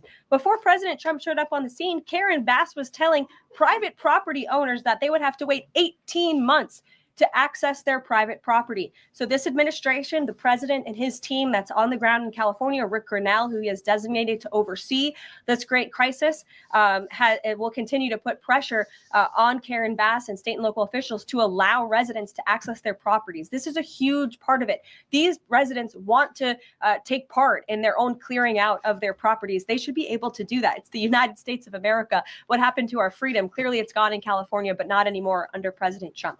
April. Caroline, welcome to the briefing room. Thank you. Several questions. One on the pause. Will minority serving institutions, preferably colleges and universities, have those monies held back temporarily at this moment? Again, I have not seen the entire list because this memo was just sent out. So I will provide you all with updates as we receive them. Okay. Also, secondly, when it comes to immigration, there is this southern border focus. What happens to those who've overstayed their visas? That is part of the broken immigration system. In 2023, there was a report by the Biden administration, the Homeland Security Department, that said overstays of visas were 3 times more than usual. Will there be a focus on the overstays for visas as well? If an individual is overstaying their visa, they are therefore an illegal immigrant residing in this country, and they are subject to deportation. And also, lastly, as we're dealing with anti-DEI, anti-woke efforts, we understand this administration is thinking about celebrating Black History Month. Have you got any word on that? Anything that you can offer to us? As far as I know, this White House certainly still intends to celebrate, and we will continue to celebrate American history and the contributions that all Americans, regardless of race, religion, or creed, have made to our great country. And America is back. Christian Day Talk. Thanks, Caroline. Just real quick, you mentioned the inflation executive order the president signed, but egg prices have skyrocketed since President Trump took office. So what specifically is he doing to lower those costs for Americans? Really glad you brought this up, because there is a lot of reporting out there that is putting the onus on this White House for the increased cost of eggs. I would like to point out to each and every one of you that in 2024, when Joe Biden was in the Oval Office. Wow, this actually made it to the White House presser. They actually just asked Caroline Levitt about these goddamn egg prices. The same egg prices that have been respectively, comparatively the same for the last week, 2-3 month or so. Like, I don't know. Maybe I'd have to see the chart on it. And I'll be honest, that's just one thing as busy as I am, I haven't had the time to completely analyze is egg prices and the trajectory of whether they went up or not, what went up or down or not since Trump has got in office. But I'm willing to bet. I'm willing to bet my left testicle that they are pretty much the same as when Biden was in office. Like, I just don't get it. Nobody cared a week ago. Nobody cared a month ago. But now everybody's up in arms because Trump's in office and egg prices are expensive. Like, they've been expensive. I hate to tell y'all, they've been expensive. Or upstairs in the residence sleeping, I'm not so sure. Egg prices increased 65% in this country. We also have seen the cost of everything, not just eggs. Bacon, groceries, gasoline have increased because of the inflationary policies of the last administration. As far as the egg shortage, what's also contributing to that is that the Biden administration and the Department of Agriculture directed the mass killing of more than 100 million. And shout out Zoloff, got a musical request dedicated to Pauly D. All right. All righty. We'll get to that in just a moment, my friend. Appreciate the support. In chickens, which has led to a lack of chicken supply in this country, therefore a lack of egg supply, which is leading to the shortage. So I will leave you with this point. This is an example of why it's so incredibly important that the Senate moves swiftly to confirm all of President Trump's nominees, including his nominee for the United States Department of Agriculture, Brooke Rollins, who is already speaking with Kevin Hassett, who's leading the economic team here at the White House, on how we can address the egg shortage in this country. As for costs, I laid out the plethora of ways that President Trump has addressed saving costs for the American people over the past week. He looks forward to continuing to doing that in the days ahead. Thank you guys so much. We'll see you soon. All right, and we're sure to see more of Caroline Levitt in the coming days, weeks, months, and years. Press secretary, like I said, well articulated herself right there, expounded on some of the plans, outlined some of the stuff that the administration plans on doing, gave us some updates, gave us some insight, and it was good to see somebody, I mean, with implied transparency, right? Because at the end of the last previous administration, it was just so clear we were being lied to. And I mean, by the time the press secretary got up and tried to defend the lies, none of us were even trying to hear it. But transitioning to the next video, guys, we got let's call it a comedic interlude. We've come to love these little segments over here. These compilations of these leftist videos, lefties losing it, lefties crashing out, liberal tears, whatever you want to call it, man. Let's get right into it. Let's do it. Shout out to Racco TV.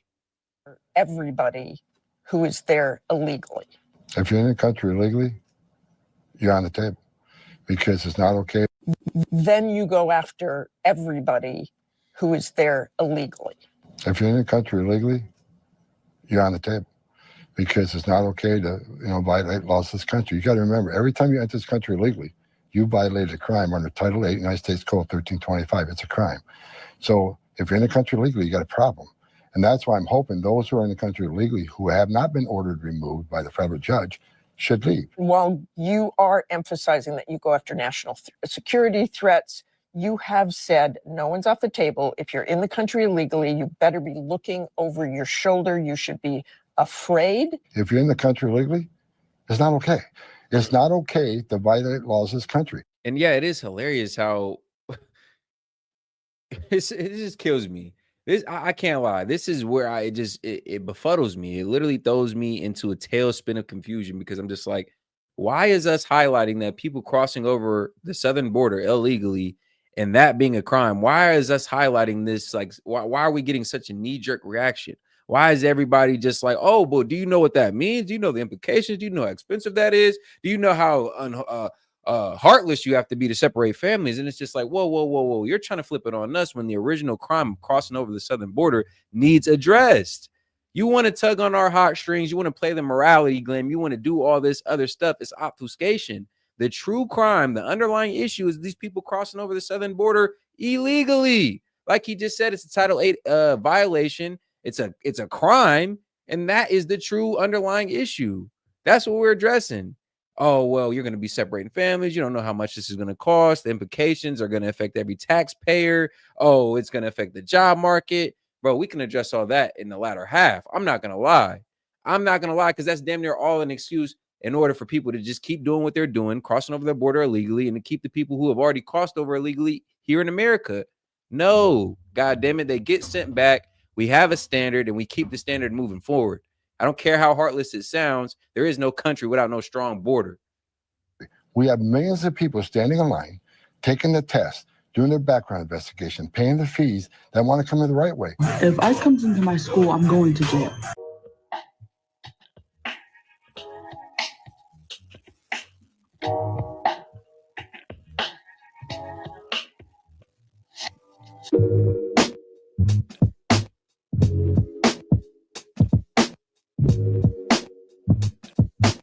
Remember, teachers, the solutions that they gave us: avoid, deny, and defend. All right, Daddy Trump, you want to take us the out of here? Come do this shit then. Look what the do your house. Look what the do your street. Come get it, bitch. Listen, if I pull up, That's hilarious because actually, that's hilarious. Trump made his name off of construction.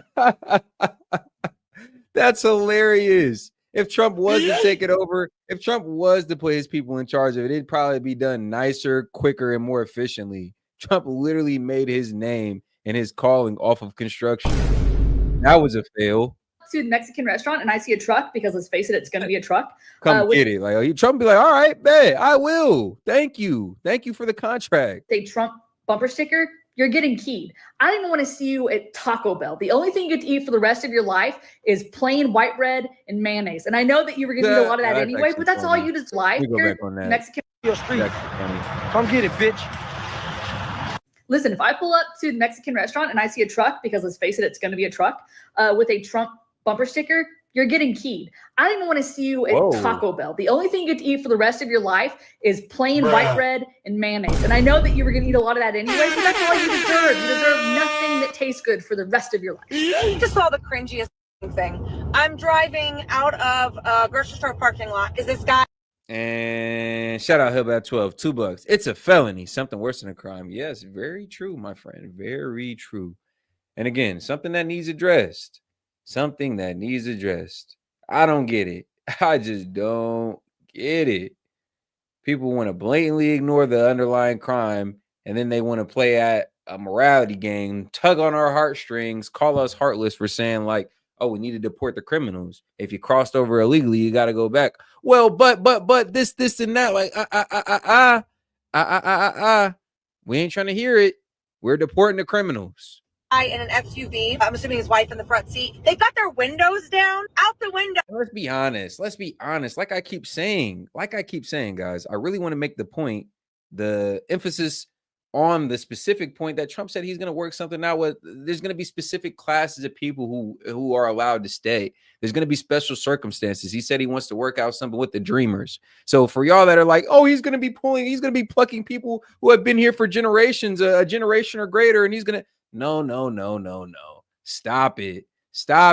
Use your head and stop being so dense. He's already clearly outlined, him and Tom Homan have clearly outlined their strategy when it comes to these mass deportations. Get some of these violent offenders out. I'm talking about the people who are who they've been able to identify as known murderers. Some people with more than one body to their resume. Like, God damn, these people should have been gone. Should have never been over here. Get these guys out of here. Get the coyotes out of here. Get the people in collaboration with the mafias and the drug cartels out of here. Let's get the criminals out of here. and we'll address we'll address it. It's a tier-based thing. We'll address it in tiers. That's exactly what's going on with some of the lower tier offenders being people who classify under special circumstances, dreamers, so on and so forth. There's probably going to be special circumstances for them. Trump has already hinted at that. So if you want to talk about being heartless, then I don't know how heartless you can be if some people get to stay. No, they've got their arms stretched and they're holding American flags, and not those little tinky like no, not those. No, like big American flags. What am I doing today? Sitting in a park outside of a coffee shop, just being a fucking menace. No, I'm sorry, but that you're in a coat hat is hilarious. I'm sorry. I'm not one of those guys who's easily offended. I can appreciate a good joke. I love some satire. That hat is fucking fire. It's hilarious. I'm not gonna lie. Menacing. So surprise, surprise, all of these meltdowns and threats towards Trump and ICE from these special forces teachers, illegals and lunatics are not working. Trump doesn't give a shit. And he's continuing to put his foot down alongside the Vice President J.D. Vance and his border czar Tom Homan. What we had heard from immigration advocates is that this is going to provide a chilling effect to parents in the school drop-off line or something of that matter. It shouldn't be a chilling effect unless their child's a public safety threat. If they are a public safety threat, national security threat, they should be chilled. They should be afraid because we're looking for them. Well, if their parent is here and they're an undocumented immigrant, I think was more of the argument that they were making. They're not off the table either. I mean, they're in a country illegally, they got a problem. I mean, it's not okay. Look, it's not okay to enter this country illegally. It's a crime. That's the way it's supposed to be. I wouldn't feel comfortable if I'm in Switzerland illegally. National security threats and public safety. Yo, just about. I call it the liberal uniform. I have always said, Fox Chase, maybe we're in agreement on this, it seems. Shout out Fox Chase, though, $2. He said, is the nose bull ring a Democrat trademark? Bro, I've always said liberals have a uniform. Over excessive amount of piercings, tattoos. I'm not saying no conservatives have. I got tattoos my damn self. Now, I'm not saying I'm just a full-blown conservative, but y'all get what I'm saying. Yes, the septum piercing. It does seem to be like a calling card of the liberal woman, like a uniform almost. Like it's a common identifier. You see a woman with that bull ring, that septum piercing, listen to it for 30 seconds. I guarantee damn near 9 out of 10, always a liberal. Just have no safe haven in this country, and we'll go where we got to go. Well, Margaret, I don't agree that all these refugees have been properly vetted. In fact, we know that there are cases of people who allegedly were properly vetted and then were literally planning attacks on our country. That happened during the campaign, if you may remember. So clearly not all of these foreign nationals but there are have been properly 30,000 vetted. people in the pipeline, Afghan refugees. But my primary Do you stand by concern it? as the vice president, Margaret, is to look after the American people. And now that So we no. know that we have vetting problems with a lot of these refugee programs, we absolutely cannot unleash thousands of unvetted people into our country. These people it's are not vetted. good. These people are vetted. Just like the guy who planned a terrorist attack in Oklahoma a few months ago, he was allegedly properly vetted. And many people in the media and the Democratic Party said that he was properly vetted. Clearly he Yeah. wasn't.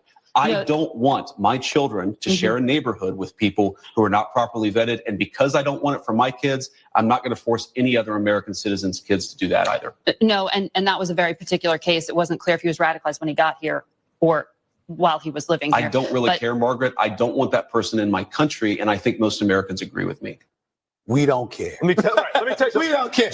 I don't know about any of you, but I want off this road. And shout out Joe Schmo. Oh, he's actually chiming in with a music song request. Okay, Joe. It might be your first time. Maybe not your first, but I haven't seen too many song requests out of Joe. Mainly trolling, to be honest. But shout out Joe. It says show and tell Mick Jenkins. Okay. I'll add it to the queue. And shout out Zola, $5. Blue hair, tattoo, pierced girls used to be something completely different. Wokies ruined it forever. I'll never forgive them for just that. Oh, man. Who are you telling, bro? It used to mean, oh, bro, I'll tell you, it used to mean freak. If I keep it a bug, it used to mean freak, good time. Yeah, fellas, am I lying? But now it means headache. Now it means Now, hey, I ain't gonna lie, you see that nowadays? It went from freak, it went from good time to Brother, what's that? What's that, brother? Right. I want all this right.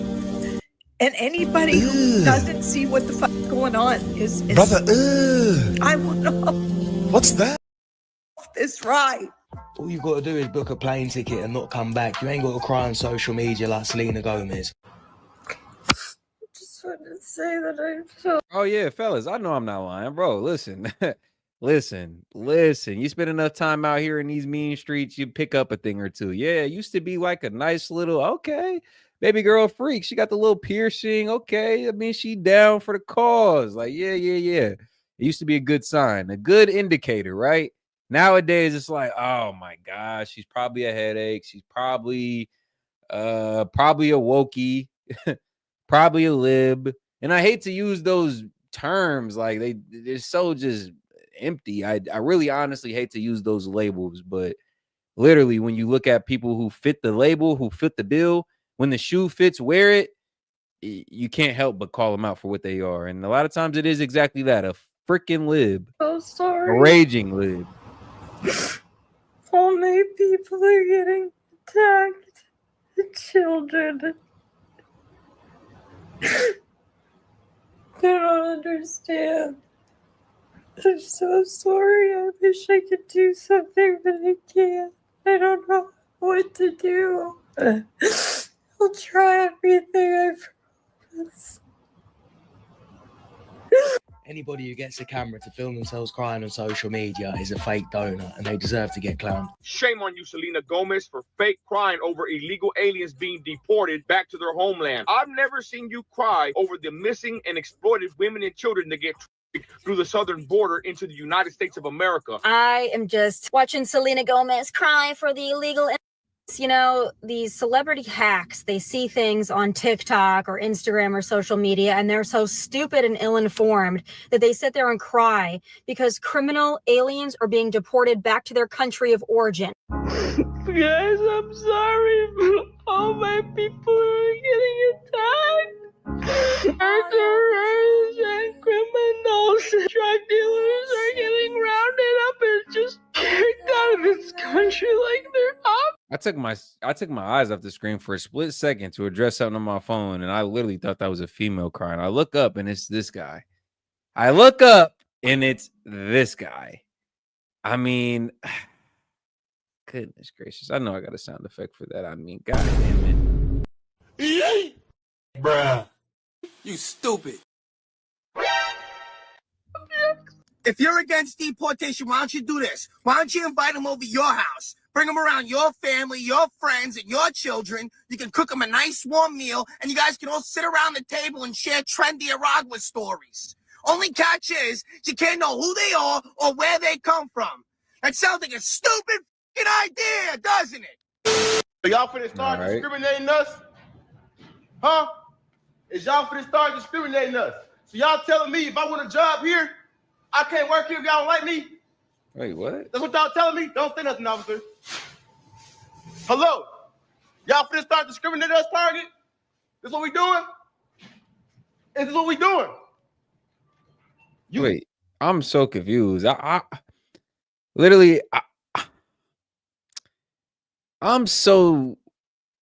What perplexes me is how the low IQ interpret what goes on, because we can all sit here and we can have a somewhat civilized debate on political issues and matters and go back and forth over the legality, go back and forth over the practicality. But then you have what I will say is the common folk, the people who aren't politically engaged, or let's just call it as they are, the low IQ who pick up on narratives and headlines. And then you got a guy walking in Target talking about y'all finna discriminate against us. Like, my nigga, what are you talking about? Like, bro, what? Like, nigga, like, nobody's threatening your minimum wage entry level Target job. Like, bro, you're gonna be able to get your job. You're gonna make your $8.99, bro. It's all cool. Like, what the hell is you talking about, bro? Like, what? Y'all quiet in this motherfucker. Where the work Like, at? grossly misinformed. Like, what? I got kids. I need a job in this motherfucker, man. What's going on? Y'all finna follow Trump and his rules? If anything, Target is a great employer. Target is a wonderful employer. There's benefits. They work with your school schedule. They got an employee discount. Target is a great company to work for blacks and whites alike. I mean, goddamn, you better put some respect on Target's name now. Don't say shit. Let's fucked up. We got kids out here. Y'all, Not really. stuff in here. Yo, I ain't gonna lie. That's the funniest part about this, Zoloff, is literally nobody's paying this man any attention. Like, bro, even the police officer in the corner ignored that man. He ain't even, bro. Nobody is acknowledging this guy. I don't know if he's trying to prove a point or send a message, but all he's done is prove the point as to why DI programs are a load of shit and they needed to go. Only the best, most sane person should get the job. This guy can't even act normal in public. What do you do, Jess? I also work for an association with universities to help them diversify their faculty who probably can't. You underestimate how good I am at crowd work.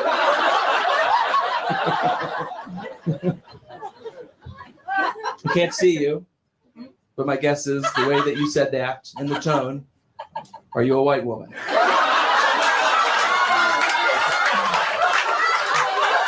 I think we should diversify every position except the one that I hold, if I'm going to be. I think we should get more black people in here, except not my job. That my job should be a white woman. My name is Dr. Tracy Castro-Gill. My pronouns are they, them.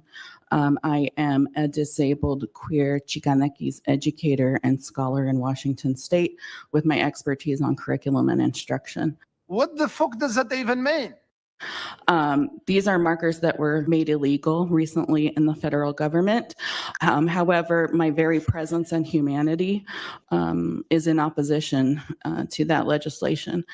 I want to remind us that George Orwell, in his novel 1984, warned us about limiting how we are allowed to define ourselves and our experiences, and how that allows fascism to take root. Teachers have historically held the gap between humanity and fascism, often becoming the primary targets of fascist regimes, and we're seeing that play out currently. Excuse me, can you keep your focus on the provisions of this bill? Yes. And I also teach at the University of Washington and hear the curriculum violence and harm and how they're being erased in their K-12 programs, much the way that I and other gender expansive people were erased by Representative McIntyre in this very room today. excuse me, ma'am, we don't impugn members. Please proceed carefully. See, this is what DEI programs do. They make people educators who don't even know what fascism means, and they get out of breath when they speak. It's like an episode out of South Park. Stick to ice cream. Not gonna lie, we get this one a lot. Yeah, we're. Yo, she had more chins than she had valid points. More neck rolls than she had valid points. In the ice cream business, but we've always been about much more than just ice cream. We use our power, our privilege, our platform, and our relationship with our fans to advocate for progressive social change. So no, we're not just going to stick to ice cream. And we're never gonna stop trying to dismantle white supremacy and the climate crisis or fight for our democracy. And no, we're not going to stop fighting laws that restrict trans rights, ban books. Caring about that stuff, doing something about it, and supporting communities who've been directly impacted by it is part of our DNA. Being an activist company is who we are. I mean, a lot of people like Ben & Jerry's, but I'd assume their top most addicted customers look a bit like this. Because most fit in shape people don't eat ice cream every day, so it makes sense they're pandering to these types of donuts. Still though, fuck Ben & Jerry's. I'm going for Haagen-Dazs, bro. I think we have the same opportunity. God damn it, it'd be our favorite brand sometimes. I like me a good goddamn pint of Ben & Jerry's. I'm not going to sit here and lie. Ben & Jerry's had some good ice cream, but when they do shit like that, best believe I'm going Haagen-Dazs. Or you know what? You actually can't beat the Kroger brand. You can't beat the Kroger brand. I'll be honest, guys. Shout out the Kroger brand. Opportunity as everybody else, as Cool. black people. Yeah, 100%. With a 200-year economic head start on us. You don't have nothing to do with that. Yes, I do. Have you ever heard of generational trauma, generational wealth? Where you How come can from? you build something when my people come from nothing? I come from South Memphis. And I come from Stop 6. Congratulations. Congratulations. I went to university. What You went does to university. comparison mean? Quick. Statistics say that we are behind. Some people are behind. We're not behind. Why? Because we make positive decisions. You can have a full deck of great cards and you play them poorly, you won't make it in life.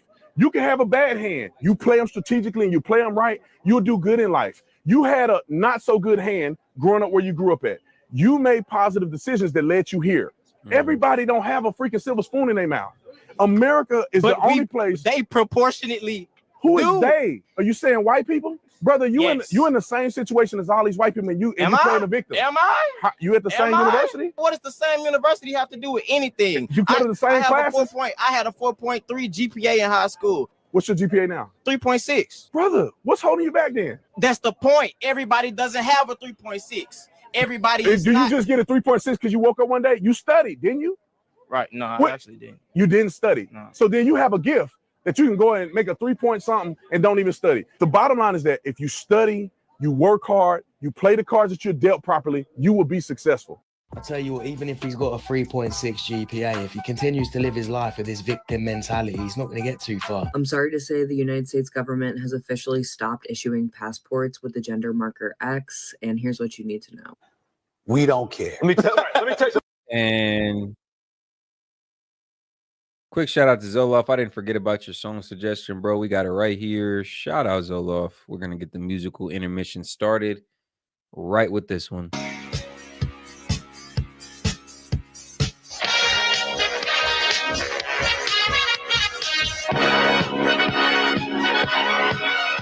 That Paulie. Hey, NBC News viewers, thanks for checking out our YouTube channel. Subscribe by clicking on that button down here and click on any of the videos over here to watch the latest. All right. Shout out Zoloff. Let's get back to it, guys. We don't care. I can't get a passport right now. I can't get a passport right now for people with gender markers that do not match their appearance, or the gender marker X that are trying to go through United States borders right now. They're being stopped and they're being detained.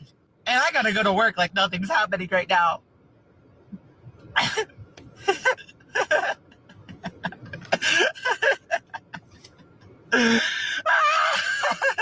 What a lunatic. Someone send a Riddler to Michael.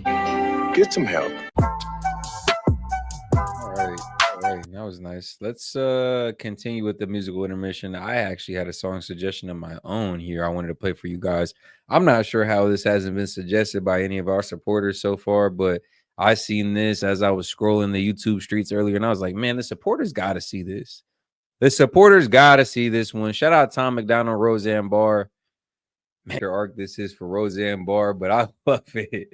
I love it. She's almost unhinged in a good way. Like, she's like on, I don't know, like, who am I trying to think of? Alex Jones trajectory, saying whatever, doing whatever, but she has a home right here on the right. She has a home. She's found a home for sure. No, shout out Tom McDonald and Roseanne Barr for that one. Very entertaining. But let's transition right here to this video, guys. I wanted to cover short news segment detailing Trump's first week or so in office.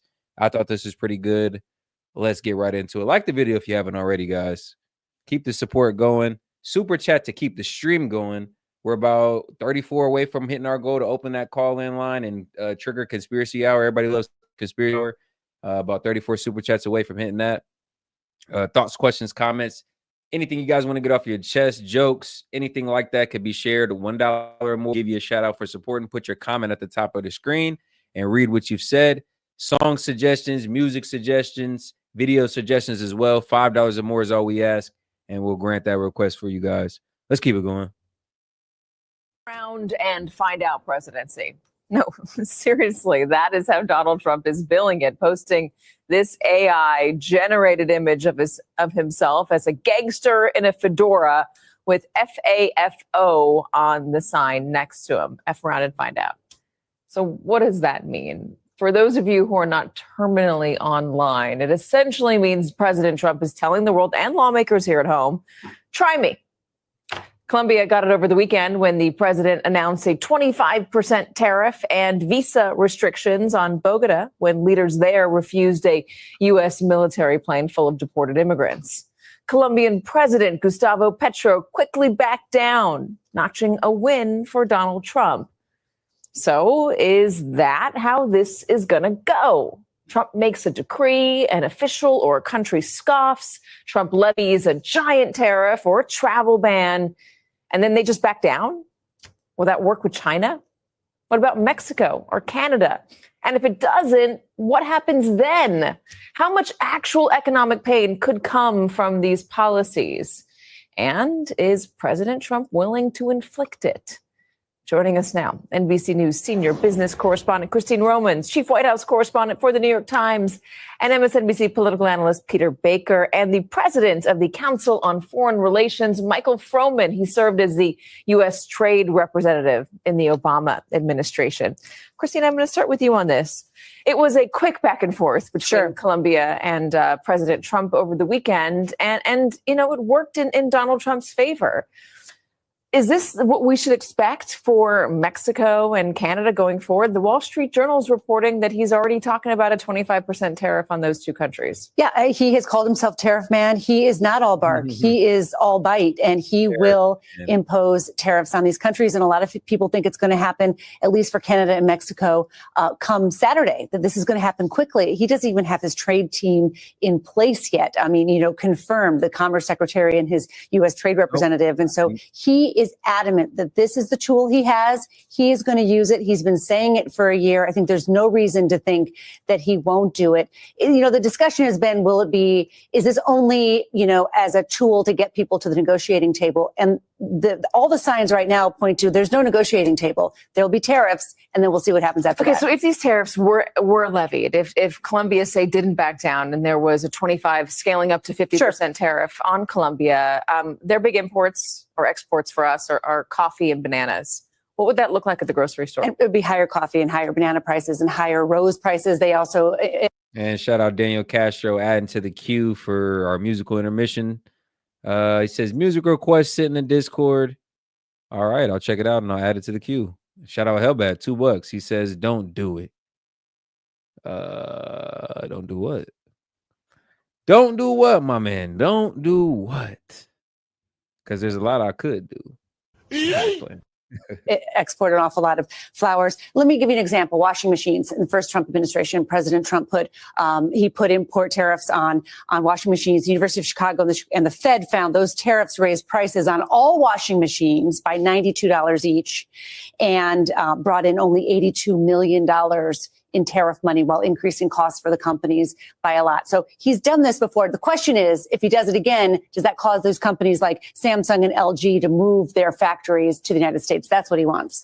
Christine mentioned a negotiating table. You know, he's going to go to the extreme end of the bargain in order to get a better deal. And that's kind of been the modus operandi that we've experienced with Donald Trump over the years, certainly during the first administration. Peter, though, Christine was saying there's no negotiating table this time. It's this or else. You know, F around and find out. I'm going to be very careful when I say that, so I don't say the whole phrase because it will get me fired.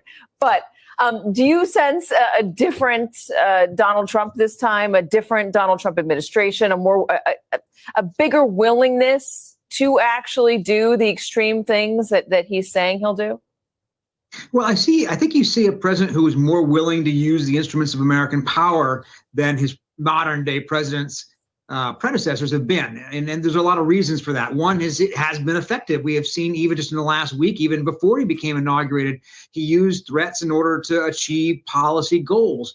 The lesson he has taken from, threatening all hell will break out in the Middle East is it worked in terms of motivating the parties there to have a ceasefire in Gaza. The lesson he takes from threatening sanctions or threatening tariffs, on Canada is that Prime Minister Justin Trudeau will rush to Mar-a-Lago and pledge to do whatever Donald Trump wants, in effect. I mean, he's not saying that, but he is definitely deferring to Trump's needs and desires in a way that other prime ministers might not have done with other presidents. So from his point of view, it's working. Now, that doesn't mean there's not long-term consequences, not much of a negotiation. It's not really very subtle. And you're using it against people in countries that are typically our friends that we may need in other circumstances. At the same time, he's bashing the European Union.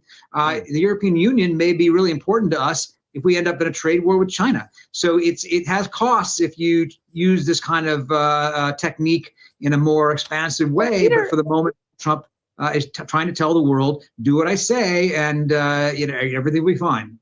Yeah, elaborate on that. Elaborate on the ways in which we might need are typically our. Let's break this up here, guys. I always like to keep it interesting, but Let's hit this musical intermission real quick. We have a very interesting video coming up. Piers Morgan conversation about the declassified JFK files.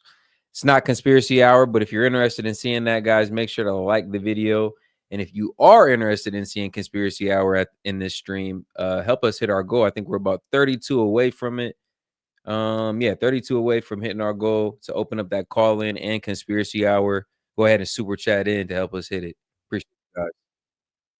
Shout out Joe Schmo. Pretty smooth. I was a fan of that beat. I like the chorus, the flow, the cadence. I like the song. Honestly, I'll give it a book. That was pretty nice. All right, let's get back into it though, guys. We need Colombia for another in another situation. You mentioned the EU needing them. Oh, and shout out. We got a few super chats to read out. Let's see here. I don't want to miss anybody. Let's see. Fox Chase 93, $2. Let's get some super chats for the call in. Hey, shout out. He's not lying, guys. If you want to open up that call in line and see conspiracy hour, make sure to help us hit our goal. And we're about 26 away, 26 and counting. So shout out Fox Chase and shout out Zoloff. Says, all right, Fox Chase, I'll pitch in. Zoloff coming in with another $1 to follow that up. Fox Chase with another $1, and shout out Christina Metcalf following that up with $1 as well. We appreciate the support, guys.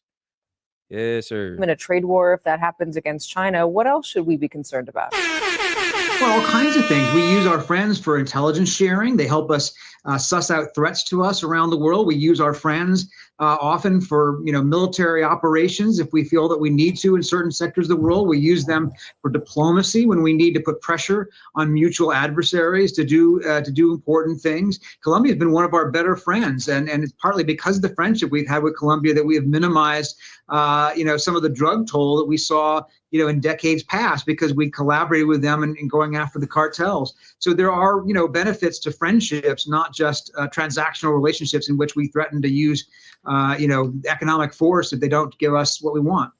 But at the same time, Donald Trump is saying that the people that he's sending back are criminals. They're people that don't need to be in this country, shouldn't be in this country. So is there a cost if we are forcing countries to take back people who came here without the proper documentation, then committed crimes here? Peter. Well, in the case of Colombia, it was a dispute over what kind of airplanes we were using to send them back. It wasn't even over sending back the migrants. They've taken back hundreds of planes of migrants long before Trump came in office. But what they objected to was using the U.S. military planes to do so. And rather than simply, having a quick conversation and figuring out a way around it, Trump quickly went up the escalatory ladder and made it out to be an all-out kind of confrontation. Now, that may be what he wants, and may be the signal he's trying to send to other countries, that he's willing to escalate where previous presidents might not have, or even small disputes.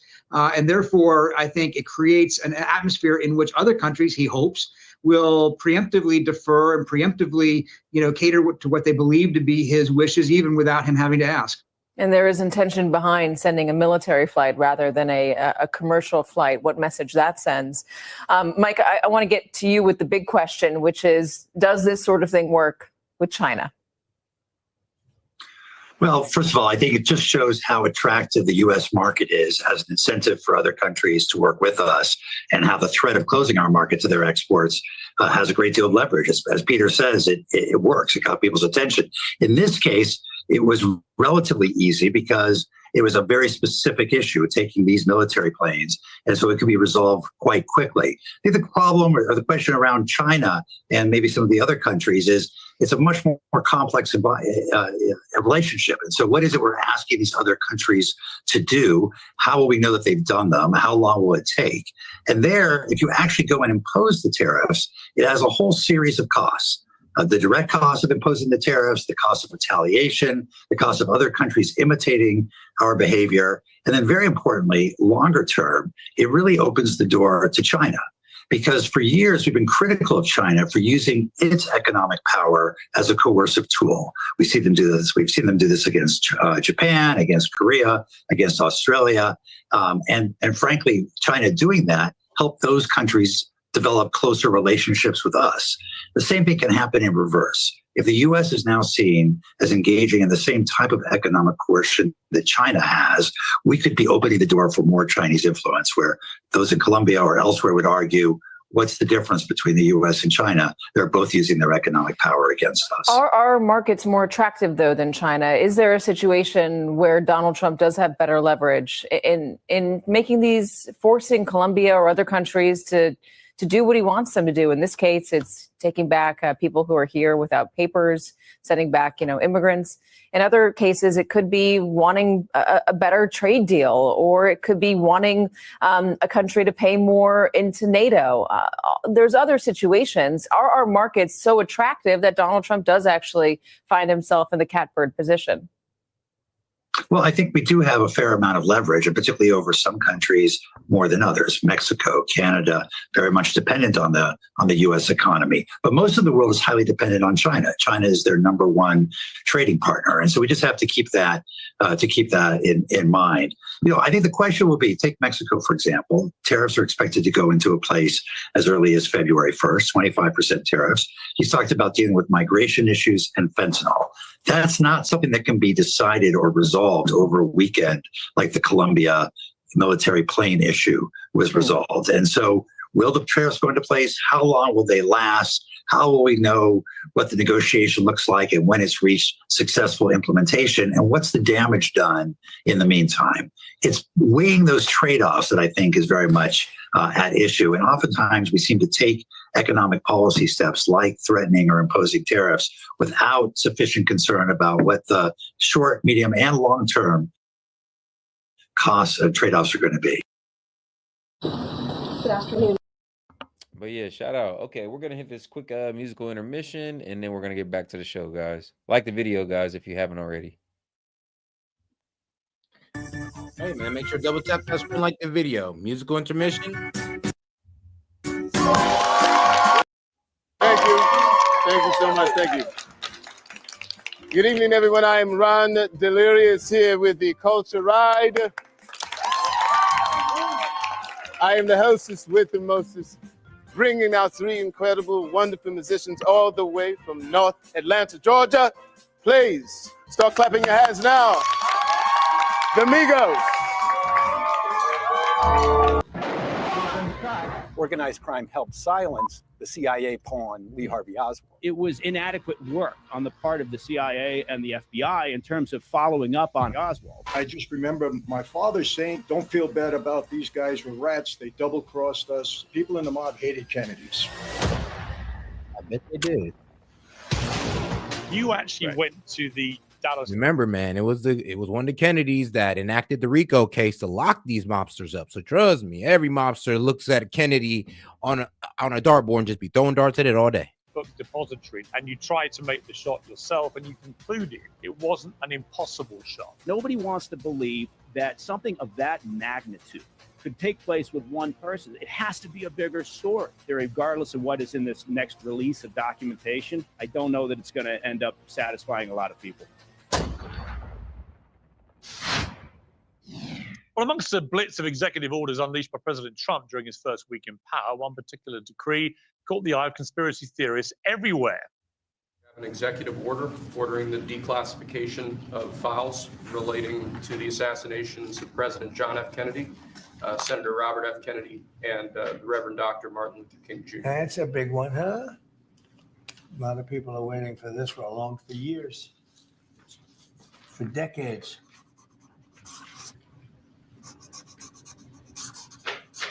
And everything will be revealed.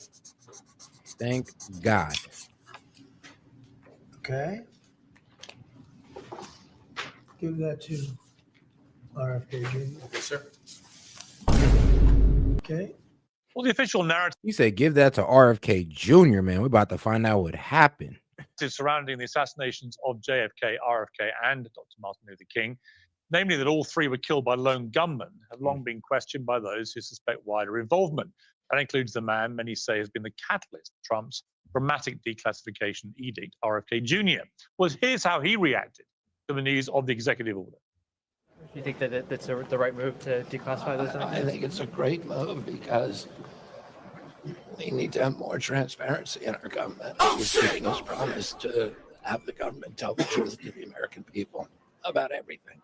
Well, I'm joined to debate all this by my three guests, each with their own unique perspective on what these declassified documents could reveal. Jefferson Morley is a journalist and historian. He's written extensively about the JFK assassination and the CIA. Michael Franzese, once a capo in the Colombo crime family, thinks the mob played a critical role in the killing of Kennedy. And the former CIA officer Mike Baker, who says he's not a conspiracy guy and that Oswald could have made the shot on his own. Well, welcome to all of you. Let me start with you, if I may, Jefferson. You've written a lot about this. Your belief is that the most likely theory, and we may discover more meat on this theory bone, is that JFK was killed by enemies within the United States government. And by that, do you mean the CIA? The CIA and the Pentagon. That's what the preponderance of evidence that's come out in the last 20 years tells us. Yeah. So explain to for those who are not as expert as you are, just explain, Jefferson, for those who have not as read as much as you had, but what are the key things that have emerged in the last 20 years that have led you to that conclusion? Three things. One is the testimony of the doctors who tried to save Kennedy's life. These 7 doctors didn't really talk publicly until they got together in 2011, 2010. And their views are expressed on an excellent documentary on Paramount Plus called What the Doctors Saw. And those doctors who tried to save Kennedy's life, who examined his wounds in the 30 minutes before he died, said unanimously that Kennedy had been hit by gunfire from 2 different directions. So right there, that is powerful refutation of the government's already weak lone gunman theory. A second thing that I think is very important, and we only learned in 2017, the CIA itself did not believe the lone gunman theory. A few days after Kennedy was assassinated, the CIA station in Miami launched its own internal investigation of Kennedy's death. They did not investigate Lee Harvey Oswald. They did not investigate organized crime. They didn't investigate the KGB. They didn't investigate Fidel Castro. They didn't investigate the aliens who were flying those drones over New Jersey. They investigated exiles known to the CIA in South Florida. And that report, the findings of that internal investigation were never released. And finally, in April 2023, the CIA's pre-assassination file on Lee Harvey Oswald was completely declassified for the first time. Imagine that. The so-called lone gunman, his file was so sensitive that it took 61 years to totally declassify it. What does that file show us? It's not a smoking gun, but it does show that Oswald was not, repeat, not a lone nut. He was a known quantity, known to a handful of CIA officers working for counterintelligence chief James Angleton. So with that as the fact pattern that we now have. Now, on a bit more of the, conspiracy side. Feel me? Now, pretty much they're saying that the clip that we've seen of JFK getting assassinated is not the real clip. The real clip of JFK getting assassinated is one of the guys that were driving literally turns around and shoots him. Now, like I said, this was in like a documentary, the one about the tentacles and like the government, how it's all powerful and all that good stuff. Yes, it was in that documentary. So take it with a grain of salt. But, crazy conspiracy theory says that the video we've seen isn't the real video of JFK's assassination. That the Warren Commission's conclusion is not correct and something else happened. I think what we're going to find out is in these files that to come, we're going to see more of the fact pattern that has emerged in the last 20 years, that the Warren Commission is wrong and something else happened probably involving people in the US government. It's interesting because, Mike Baker, you are a former CIA officer. When you hear these theories that maybe it was an inside job effectively by the US government, maybe the CIA were involved, do you think that's even remotely feasible? Well, look, never say never, right? And one thing I've learned in 40 years of investigations and operations is, until you've got all the evidence in front of you, you can't rule anything out, right? Yes. I mean, that's good common sense. I have a feeling, though, that once they release the remaining documents, and I think people should understand that a vast majority of the documents have already been released, right? So we're not talking about a lot of records here. Right. And my concern is that there won't be a smoking gun, as we just mentioned. But I think that, it won't stop a variety of the conspiracy theories. I think it's going to be an unsatisfactory release, is what I guess I'm saying here.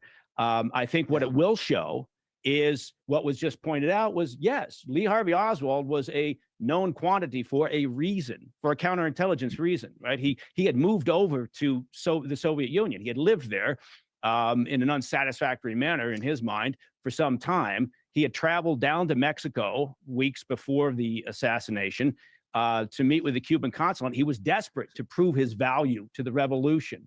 Right. So, yes, he was known. And I think what the release of the documents may show, as opposed to a smoking gun and satisfy all the various conspiracy theories, is that it was inadequate work on the part of the CIA and the FBI in terms of following up on Lee Harvey Oswald. Michael, let me ask you a question as a CIA officer. The director of counterintelligence of the CIA knew that Lee Harvey Oswald was in Texas in early November 1963. Is that an intelligence failure in your mind? Was Kennedy's assassination that's what I mean. I think what we'll see is that's what we've already learned. It's apples and oranges, but somewhat akin to what we saw in 9/11, a failure to coordinate across the board, right? So the FBI, the CIA doesn't say that, by the way. Yeah. What's that? The CIA, by the way, and no investigative body has ever said that. What the investigative bodies were told was, and I quote Director Richard Helms under oath, "We only had minimal information about him." Is 180 pages of material on Lee Harvey Oswald minimal? Yeah, look, again, from a counterintelligence perspective, no, it's not. I mean, it's plainly not. I know. Yeah, but we got to have a conversation here where one of us only talks at a time. Yeah. Okay. But I mean, my point is, from a counterintelligence perspective, Lee Harvey Oswald is exactly the sort of person that the agency and the Bureau should have been focused on, right? And so what I'm saying should is, they have lied to the Warren Commission about that? Yeah, may well show that was not being done. I don't know, bro. The cap. That's cap. Got the cap. Like, nah, for real, because there's no way you're saying that. Whoa, the president got assassinated, and you're telling me that's the only suspect y'all had, the only one. Yeah, nah, there's no way. That's not how like investigations usually work. Main suspect and then others, but that was the only guy they were supposed to go after. Yeah, there's no way. He's trying to make the story solidified. And I think it could be embarrassing to the government and may well have been the reason why in 2017, during Trump's first term, some of the material was kept classified. Okay, but Mike Baker, before I go to Michael Francis for the mob side of this in terms of theories, you actually went to the Dallas Book Depository, didn't you? And you tried to make the shot yourself, and you concluded it wasn't an impossible shot. In other words, it was possible that the theory that Lee Harvey Oswald just fired this bullet that went through two people was what happened. Yeah, look, the point being is that the shot itself was not a difficult shot, right? There was no wind. It was moving in a straight line. He had recce'd the location ahead of time from a operational perspective, and he had sufficient training as a Marine. It's not hard to say, okay, oh my God, there's no way this guy could have made the shot. So my point is, he could have made the shot. Again, I go back to the same thing. And they're trying to run it off as if this man had all right, what was his alliances? Because like I said, Kennedy had a lot of enemies, in the criminal world and the political world. Well, I mean, and overseas as well. So it is kind of crazy how we're just kind of blaming on this one guy who kind of really didn't have too much, stake in the game. It's like with MLK, Martin Luther King, which I think is definitely an investigation that needs to be dug into much harder, right? You can never say never until you have all the evidence in front of you. So I'm not drawing a line under this and saying we know for a fact what happened. I'm just saying that the release of the remaining documents will probably not be a satisfying experience. Right, I think you may be right. Let's bring in Michael Francis, who's been waiting very patiently. I want to tee you up, Michael, by playing a clip. This is RFK Jr.'s daughter-in-law, who is come out and said this to Tucker Carlson. Let's take a look. And I feel something of a responsibility to get to the bottom of that, at least in my lifetime, for my children. My daughter Bobcat is Bobby the Fourth. So her great grandfather was RFK, and I want to be able to look at her and for her to know whether or not her own government was involved in these assassinations, and if so, what's been done about it to make sure that that never ever happens again, that there's never a coup like that in this country again. And I think when you look at the collaboration that was going on in those days between the intelligence community and organized crime and the mob, you know, there were very blurry boundaries. Yeah. Michael, you know, you said if you believe Lee Harvey Oswald acted alone, then you believe in Santa Claus. One of the big theories, of course, is that both the Kennedy brothers were, you know, thick as thieves with a lot of the mob, and that this was not a connection that should be ruled out. Explain why you think this might be one of the theories, and it may be we get more information about that if these files get released. Well, Pierce, I can only tell you what I've heard my entire life, and that was from the time Kennedy got killed. You know, people in the mob hated Kennedys, you know, and normally guys in the mob don't want to take credit for things like this. They'd rather not talk about it. Not the thugs, I mean the people in charge. People like Carmine Persico, who was the boss of the Colombo family, Tony Salerno, boss of the Genovese family, and my father, who was very high up at the time. You know, it goes back, I was 12 years old when Kennedy got killed. And I just remember my father saying things to my mother, don't feel bad about these guys were rats, they double-crossed us, and so on and so forth. Cut to the time that I was in the life, and you know, I heard consistently from Persico, from Tony, from my father, that what I believe it came down is that the CIA had come to, they said the CIA, people in government who were part of this assassination plot with the Kennedys, came to us afterwards and asked that Oswald be killed. Jack Ruby, I don't know why people deny that he wasn't mobbed up. He was totally mobbed up. You know, from the time he was in Chicago, he had relationships with Sam Giancana. He had relationships with Joe Campisi, who was really the boss of Dallas, who was very close with Carlos Marcello in New Orleans. And he also had cops on his payroll. He was able to get entry into Oswald. I will tell you this, what I also heard is this, and again, these people don't brag about things like this. They're talking matter-of-factly. You know, the fact that allegedly, what I was told, they had a deal with Joe Kennedy, who I know was definitely in touch with and had relationships with Frank Costello during his bootlegging days. There's no question about that. People can deny it, they can, but I've heard that my entire life too. And that guys in Chicago were instrumental in helping many of the labor unions, you know, vote for the Democrats. Now, Chicago's a mob-run city. You know, it always was, you know, from the days of Capone on forward. And the mob played a part in helping deliver. And that was a very tight election between Kennedy and Nixon. And the deal was that the heat was supposed to be off. What I heard afterwards, Robert Kennedy, who my father hated, my father believes Robert Kennedy was the one that really pursued him, put him away for 50 years, that the Justice Department was supposed to back off us, and instead they went on even harder. And so if I had to take a lie detector and swear to it, what I've heard my entire life from people in the know, there was definitely mob involvement in that. Jack Ruby was definitely hooked up with us. And look, that wasn't the first time the CIA came to us. I mean, they did it, you know, they tried to assassinate, what's his name? Castro from Cuba. They went to Johnny Rosella and Sam Giancana. And what about, you know, during World War II, when they went to Lucky Luciano and Meyer Lansky for help to get the Allies into Sicily? So is it, you know, I don't believe that the United States government ever wants to get word out there that the mob had anything to do with assassinating a sitting president. So I don't know if it's ever going to be revealed, but if I had to swear to it, you know, it was a matter of life and death for me, based upon everything I heard from the right people, I'd have to say there's no doubt in my mind. Fascinating.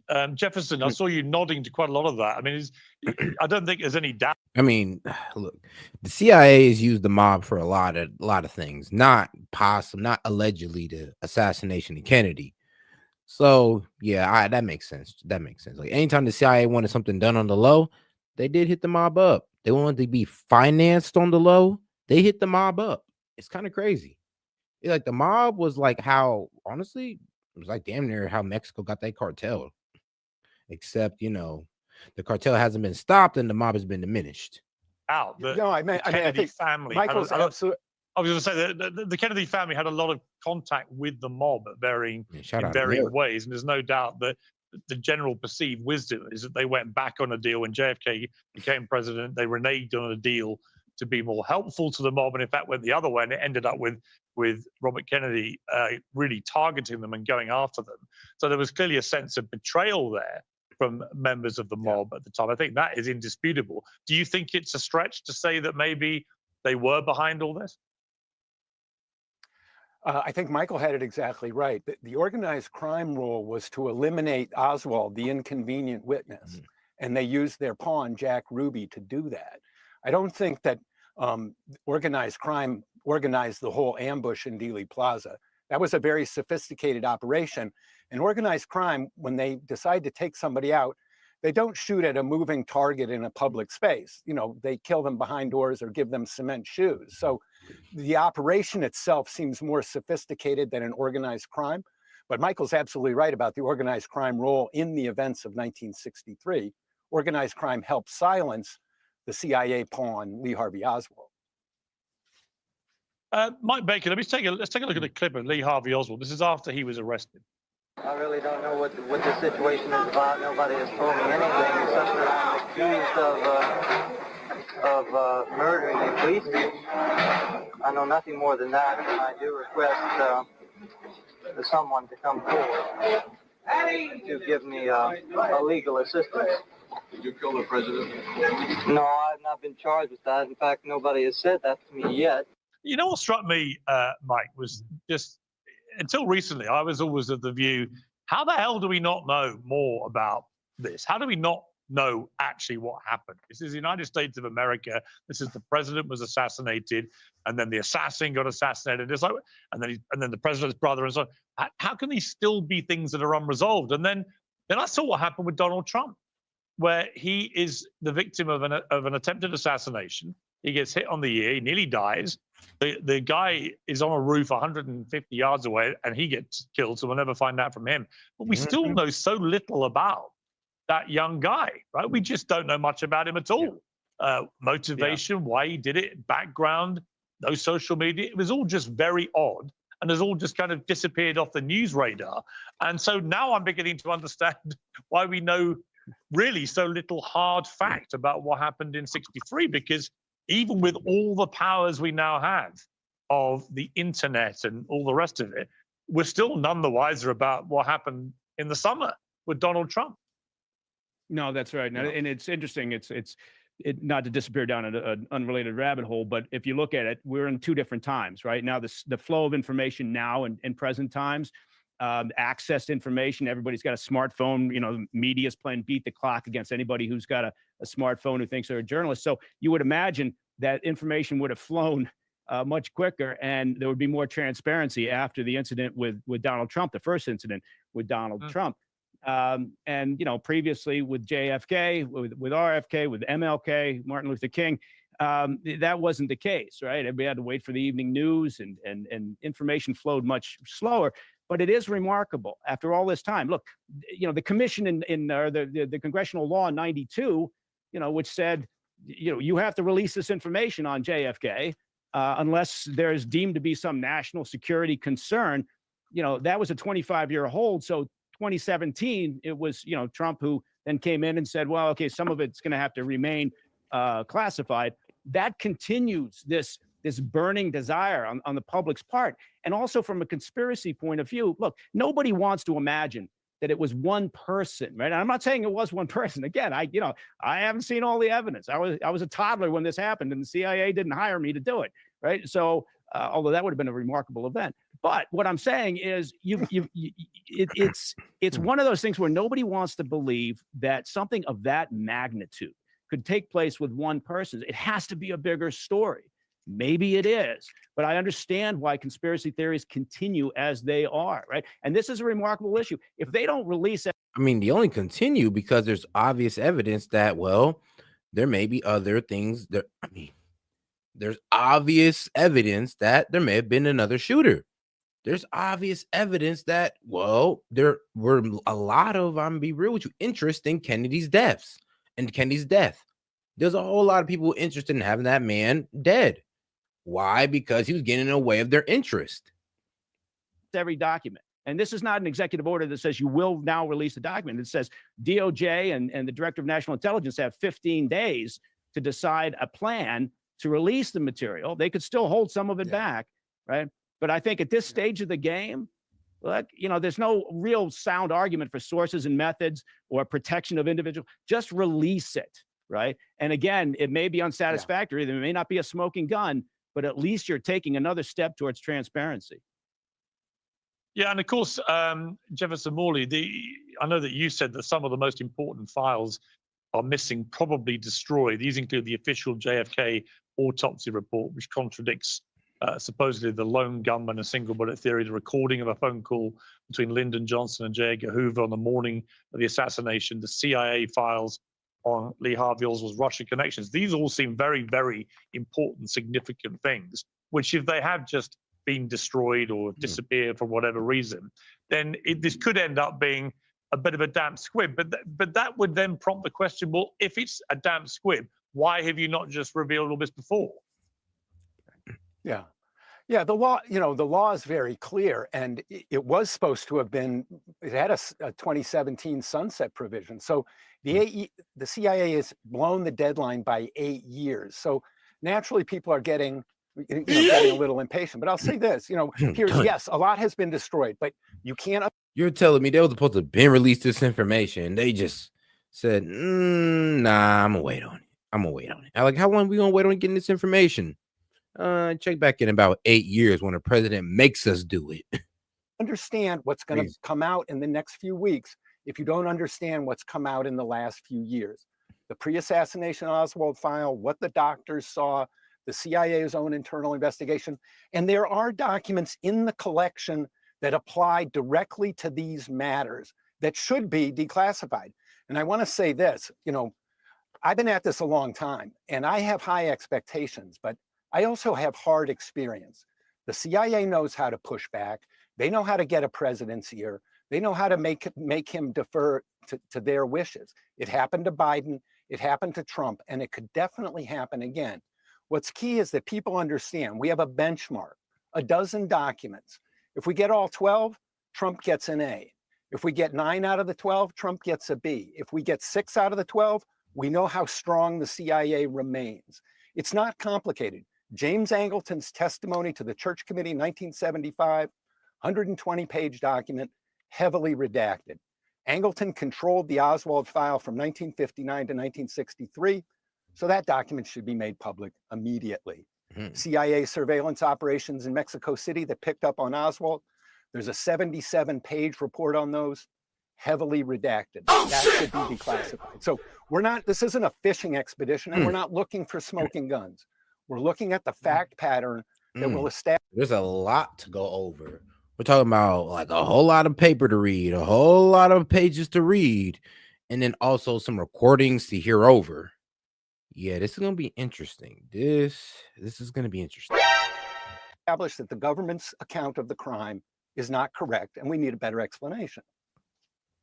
And Michael Francis, if I was an American Michael Francis, I mean, you have a right to know this stuff. I mean, this involves the assassination of one of your presidents, the assassination of potentially the next president in Bobby Kennedy, and then the assassination, obviously, of Martin Luther King as well. We haven't got to that, but in terms of JFK in particular, the American people, I think, have a fundamental right to know this stuff.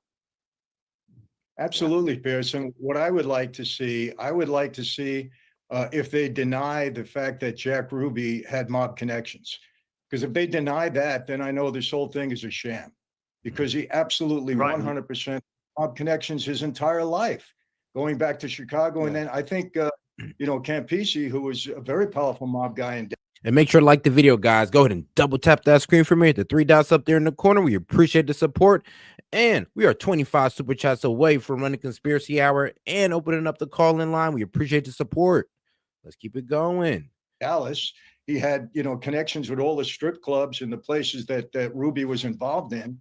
Because you don't hear much about Jack Ruby. They just he was some lone nut, If they lie about his connections, then that says it all to me. I wouldn't believe anything that came out of that from that point on. because he was definitely connected to But us. let me ask you, Michael, with the mob theory, Michael, it's such a big thing to do, whoever you are, to be involved in the assassination of an American president. You were in the mob a long time at a pretty high level. Could you ever countenance the idea that that would happen, that you would have the mob in any way, any one of the families being directly complicit in the involved assassination of a president? The answer to me is yes, because, it was during that time. I always say this, Pierce, the golden years of the mob in the United States was really from the late 40s, mid 40s, right through to the mid 80s when Giuliani went wild with the RICO Act and put a lot of damage in. We had a lot of power at that time. You're talking about, 50, 67. We had a lot of power. And, Sam Giancana, very powerful guy, Carlos Marcelli, all the 5 families in New York. We had power and connections, and it's not inconceivable. Again, the CIA, I think it's a matter of fact that they came to us on 2 occasions. And why would they not come to us at this point in time, too? We had the ability. And look, Jack Ruby had the connections. He had a lot of connections with the police department. He was able to get into that area that night. I don't know if they questioned him. I mean, the guy had a gun on him. How did he get in there at that point in time? Look, it's absolutely not out of the question. And like I said, Pierce, if you had to give me a lie detector test and my life depended on it, everything that I've heard points to mob involvement in that. And again, I want to, reiterate what this other gentleman said. I'm not saying we were involved from day one, but I know that we hated the Kennedys. There was no question about that. As a matter of fact, I think there was one, Sam Giancana was caught on tape saying we killed the wrong Kennedy, because it was really Bobby, from what I understand, that went against Joe Kennedy and John Kennedy and still continued going after the mob when he was supposed to back off. And I think I heard that there was some kind of discussion about that Frank Sinatra. I mean, shout out to integrity. That's all I got to say. That man said, bro, like, we're supposed to back off. That one Kennedy said, nope, we're not doing none of that. We ain't doing none of that. We ain't backing off. We're going to double down on it, and we're going to hit this RICO Act on the mob. And, well, we all know what happened to the mob after that, man. It got tough. It was a oh shit moment for them. And then FBI, open up! Yeah, it was about that time for him. Came back and told Giancana they can't control Bobby. I heard that also. So no, there was a lot of stuff pointing to the fact, but I'm telling you that the key is here. If they deny that Jack Ruby. And shout out Bubblegum Gun, praying for the night of broken glass part 2. He was not all mobbed off and had mob connections. This whole thing is false. Fascinating. And finally, Mike Baker. I mean, the problem is we live in a conspiracy-fueled era now, where the social media in particular makes a conspiracy theory out of everything, right? I mean, there's just nothing that can happen now without immediately absurd, crazy theories. Is wild. From a CIA point of view, is that a good or bad thing? Does it help mask, some pretty secret covert activity? Does it muddy waters? Does it get in the way? What do you feel about the sort of ongoing tsunami of conspiracy theories? Yeah, look, it's that's a complex question. There's an upside and a downside to it, right? In terms of, if you, from an operational perspective, if you've got a lot of noise that you've created out there and a lot of different, dead ends that people can run down, then yes, it could benefit you from an operational perspective. That's why you have covert action campaigns, propaganda campaigns, disinformation campaigns, misinformation campaigns, right? Because it can be beneficial from an operational standpoint, right? That's why any intelligence service that's got the resources and the motivation engages in that sort of behavior as well. So again, it's, we live in a time where, do you have more conspiracy theories now than ever before? Well, yes, you do, because of the speed of information and the access to information that people have in general. But the JFK situation, I have this feeling, call me cynical, but I've looked at it a lot. I've looked at the MLK again. I would like to make a final pitch that Martin Luther King is something we should be talking about on another segment. And there's a fascinating thread between RFK and Martin Luther King. Look, Robert Kennedy, he authorized some of the wiretaps on Martin Luther King, right? So there's connections here that are very, very interesting. But I just think this conspiracy theory, regardless of what is in this next release of documentation, even if it's a full release, I don't know that it's going to end up satisfying a lot of people. You know, it's interesting. We're talking this week about this, and we will obviously have to wait. Maybe get you guys all back when we get them declassified and revealed, if they reveal them all. But we're also literally yesterday, it's now been reported that the official kind of American government position on COVID is it almost certainly did now emanate from the lab, you know, the Wuhan Institute of Virology, which doesn't seem anything other than the bleeding obvious, given it was literally testing coronaviruses. But if you remember at the time in 2020, that people who put forward, they were called mad conspiracy theorists, you know, and it's like one of those things where you look back, it's only 4 or 5 years ago that people were accused of being nutcases for saying that it didn't come from the wet market and must have come from the lab. Now it seems to be that is indeed how COVID originated, which seems obvious when you look back at it. Similarly, you know, like I said, we don't know anything about why that kid tried to kill Trump last summer. So I hope we do get clarity on this, but it's going to be fascinating. And I do think, actually, Michael Francis, your point was really good, because there can be no doubt from everything I've read that Jack Ruby was with the mob. And if they do try and pretend that wasn't the case, everything else that they say, I suspect, can be taken with a pinch of salt. It's going to be riveting. I mean, and the fact we've got potentially a member of Trump's cabinet is literally the son of Bobby Kennedy. When this all goes down, is going to be fascinating. But for now, I will leave it. But we'll get you back, you guys, when it all comes out. It's going to be, I think, for all of us, a very exciting day. So thank you very much. Oh, yes, it will be a very exciting day. Oh, trust me. So we'll be around and we'll be following this heavily for every bit of new information that gets leaked. Oh, trust me. Hopefully they have a briefing or something. But man, shout out to Candace. So we're about to go ahead and start her up. And make sure, guys, we got let's see here. Oh, yeah, and Bubblegum Gun. Yeah, it's $10 for a video suggestion. Appreciate the support. But we do appreciate your support, by the way. And also, make sure y'all guys double tap the screen, like the video, or hit the 3 dots up there in the corner. Also, you can send any question, comment, or joke, $2 and up. We'll go ahead and read it out loud and post to the top of the chat, just like Bubblegum up there. Shout out. Me are admittedly going to be very sad when the Baldoni Reynolds saga ends. But not today, Satan, because I have another bombshell, and this time it is pertaining to the New York Times. Amazing. The emails you guys are sending me are just amazing. Plus, everything in my view hinges upon RFK Jr. being confirmed in the Senate. You guys know how I am, super crunchy health nut. But there are many people right now that are trying to stop the confirmation hearing from happening, including his cousin. This family, man. Yeah, when I was looking up Robert F. Kennedy's confirmation, I believe it starts today. Yeah, it's going to be sometime today. Yeah, sometime today. So Robert F. Kennedy's going to get firm sometime today. Tulsi Gabbard is supposed to be getting the confirmation hearing sometime today. Well, I'm sorry, Robert F. Kennedy's confirmation hearing is today, and Tulsi Gabbard's confirmation hearing is later on this week. So is Kash Patel. So it's going to be an interesting weekend, and I'm here for it. Trust me, it's going to be fun. It's going to be fun. But it is wild how I think it is Courtney Kennedy, I believe her name is coming out going like, he's a predator. It's like, wait, what? You what? Like, come on. You're going to come out about a Kennedy, your own blood, and call him a predator because what? He's with Donald Trump? It makes me think. Were there people in the Kennedy family who wanted, Robert F. Kennedy assassinated? Like, let's be real. Like, that could be a thing. There could be people in the Kennedy family that actually wants the details of his, unaliving to be, covered up. I mean, it's an idea.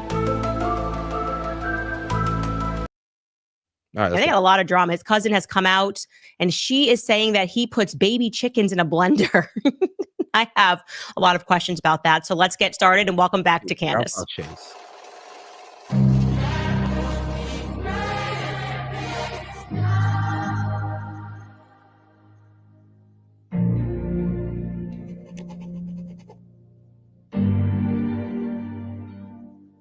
I got to tell you guys right at the top here, I don't understand the people who follow politics and are sometimes like, Candace, don't cover so much culture. And then you get these left-leaning TikTokers. I see you guys. I'm following all of you who are begging me to only cover culture. Oh, we like you so much when you don't cover politics. People, it is all connected. It's the same thing. It's just put into a language that you can better understand. Politically, I believe in due process, which is why I always read the facts of the case before accepting the media narrative. See that? That means that I might be defending Justin Baldoni. I mean, like, bro, politics can be breaking down anywhere from like your dating and all that good stuff. Like, yeah, who you date, sometimes politics do get involved somehow, some way. I don't believe it should, but it does. Politics go down in your work life, depending on what company you work for.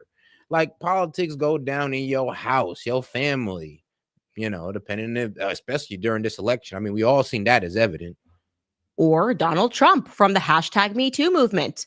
It is very important to compartmentalize how you feel about somebody personally from how you are receiving information about a case that they're involved in.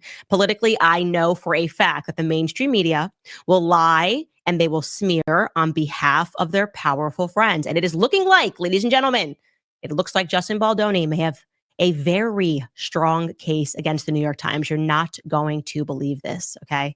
This pertains to data. You guys would describe this as metadata. I would describe it as metadata. I am hearing from my director, who's like super techie, that technically this is URL data. Doesn't matter. Let's just talk about what it is. Think of data in general as digital footprints, okay? So like you can't like run from the scene of an online crime, because people can just trace your metadata and see where this started, okay? So in Justin Baldoni's lawsuit, he accuses Ryan Reynolds and Blake Lively of colluding with the New York Times. And I think explicitly it says for months, that they were plotting with the New York Times for months to smear him. And there may be some important evidence regarding that accusation, because you have to remember that Blake Lively filed her civil rights complaint. This was the huge explosion. She filed the civil rights complaint in Los Angeles on December 20th. And then within 24 hours, the New York Times had the scoop. They published the complaint in its entirety, and it definitely looked suspicious. Okay. But before December 21st, when the New York Times then reported on it, absolutely no one in the media thought Justin Baldoni was behind a smear campaign against her. This was like a very shocking filing. That came before Christmas. We're all like, whoa, what's going on? And suddenly she's accusing him of sexual harassment. And she's saying that he then orchestrated, along with his PR people, this huge campaign against her, essentially saying that everything was inorganic. People hating her. It wasn't possible that anybody hated her personality or her hair products, because she's just so amazing. And we were like, wow. And some people, and by some, I mean everyone, really, except for me, I was the only person in the entire world. Maybe there's a couple other people, but they believed her narrative instantly because the allegations were so strong. And I just kind of held fire because I don't trust the New York Times to save my life. Well, guess what? Yesterday I got an email from someone, another anonymous person, and they say, hey, Candace, you should check out the metadata from the New York Times big publication about Justin Baldoni, because they didn't think about this. But if you go into that article and you click the images in the article about... And shout out my man Zoloff and Fox Chase coming in with Fox Chase with 1, Zoloff with 2, man. We're at 29 now. That's 21 super chats. We run Conspiracy Hour and open up the call-in. And I ain't gonna lie, shout out Conspiracy Hour. Sponsored by Fox Chase, because he the one who honestly gave us the video for this. So shout out. About Justin Baldoni's smear campaign. It shows you that they began creating the images and pulling the images for that article on December 16th. Look at this. I'm showing you this right now. You can do this yourselves at home. You don't have to be tech savvy. I certainly am not. If you right click your mouse on the lead image, that is a original artwork from the New York Times, an artist who I'm going to tell you about. Najiba Al-Gadban is her name. She doesn't even work at the New York Times, but I guess she apparently is still doing some work for them. And she used to work there. It shows you, if you look at that URL, look at the date on that.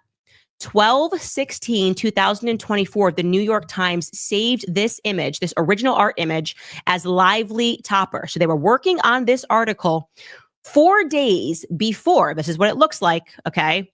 4 days before they published the piece. Let me show you another one. You can pull another image from this because they were saving these files and did not think about their digital footprints. You can see they even named this file, multimedia file, that was named on 12/18. That is 2 days before Blake Lively filed her complaint. And they named it Smear Baldoni. Now, that is, to me, the biggest clue right there, the title of it, because I was playing devil's advocate. I'm like, okay, well, maybe they saved this image and they happened to, they were already working on a piece about Blake Lively and Justin Baldoni on 12/18. And they really just got so lucky that as they were working on this piece, she filed a complaint 2 days later. Obviously, that's pretty unbelievable as it is. But I was like, I got to play devil's advocate before I jump into a conspiracy. But no. You named it Smear Baldoni. Do you guys remember what the article was actually entitled that they actually released on 12/21? I'm showing you. We can bury anyone inside a Hollywood smear machine. So you can see that image, which is original artwork. So that's not something that they pulled from the web. It's something that they asked someone to make for them. And it's pieces. All of these little pieces were pulled in, including the alleged emails and messages. Those are the little triangles that you have there that are from the PR campaign. So they were already working on this explosive piece, because otherwise, why on earth did they name it Smear in their files? We have one more image to show you of how you can look at this yourself. You can literally do this yourself just by right-clicking and creating a new tab. This is how the New York Times was saving these images. And I think we have one more that actually you can just see how they titled it. You see Smear Baldoni, Super Jumbo. This is their JPEG image. The New York Times is going to be in a lot of trouble. They're going to have, let's put it this way. Yes, you can pull up what was used on the website and all that good stuff. But nah, this is wild. They actually named it. They didn't put it something random ass title. They literally named it Smear. So you documented a smear campaign. They documented a smear campaign and then uploaded it. Okay. Yep. I ain't gonna lie. These are some crazy. They're crazy, but thank God they're stupid. I ain't even gonna lie. Thank God they're stupid. But this is great. Thank God you're stupid. A lot of explaining to do. A lot of how did you create this file and these images for this article on the 16th regarding something that Blake Lively had not filed in court? What piece were you working on regarding Justin Baldoni smearing? No one had accused him of that on the 16th or the 18th. No filing had been made by Blake Lively and Ryan Reynolds, or Blake Lively rather, at that time. What was your insight? Well, if you're in the New York Times, you're going to say, I don't have to divulge that to you because there's this thing called the First Amendment. And I'm going to say that we are taking journalistic privilege. Okay, sure. Do you know who's not going to get journalistic privilege?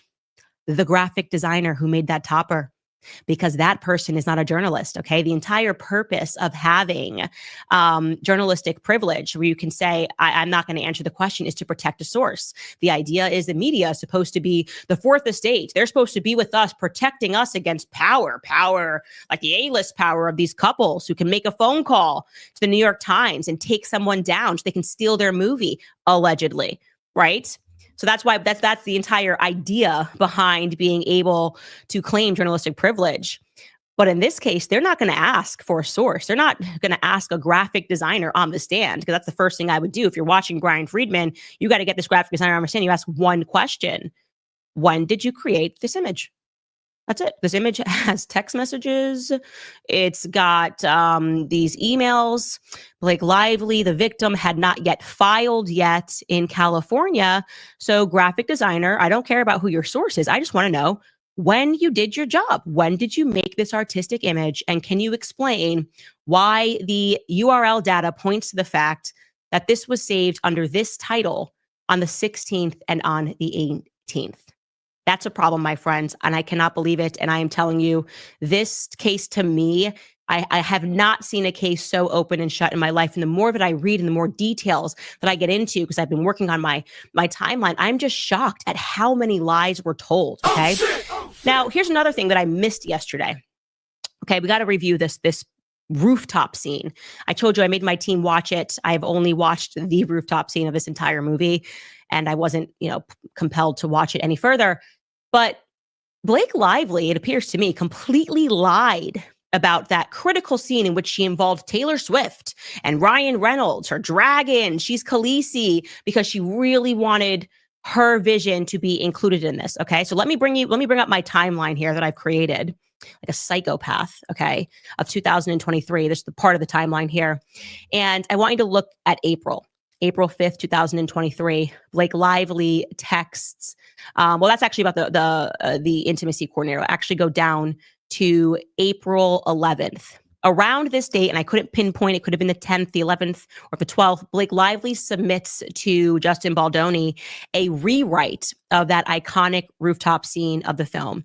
And essentially, he says to her, like, hey, this is amazing, and I love that you're so passionate about this, but, we're not going to use all of this. Some of this is good. We're not going to use the rest. So she then invites him, in this time frame, to her penthouse, where he gets ambushed by Ryan Reynolds and Taylor Swift, peer pressuring him by telling him how much they just love and adore Blake's rewrite. You remember this part of the story, right? As that's the big T Swift element. Oh, we just love it. She's amazing. She's so talented. And he gets back to her and says via text, like, hey, you really didn't have to bring your A-list friends. I liked what you did. There was no reason, to include them. And she kind of meets him with silence and then writes this long message to him, an incredibly long message that I'm not going to read in its entirety here, about how his response didn't make her feel good, right? And he's trying to tell her, like, I think you're great. And I didn't need your A-lister friends. And she's saying, listen, like, in the past, I haven't been treated, I'm paraphrasing here, the best by people taking my work seriously. We're in this together. We can make this great. I have no motives except for you to win as a director. Let's go to the next page of this message. She says, as for Taylor and Ryan, I'm the luckiest mother effer on the planet to have them as my dance mom level stage moms. They are embarrassingly effusive. That said, they are also my most trusted partners and the people that I go to first with anything creative that I touch. And I'm the person that they each go to first. That reciprocal creativity and support has been one of my life's greatest and most fulfilling gifts.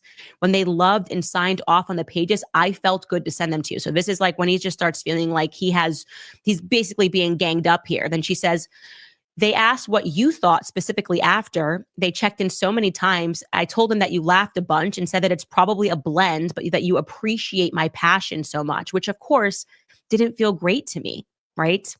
To have my passion praised instead of any specific contribution, or even just that you don't like the pages, which was fine also.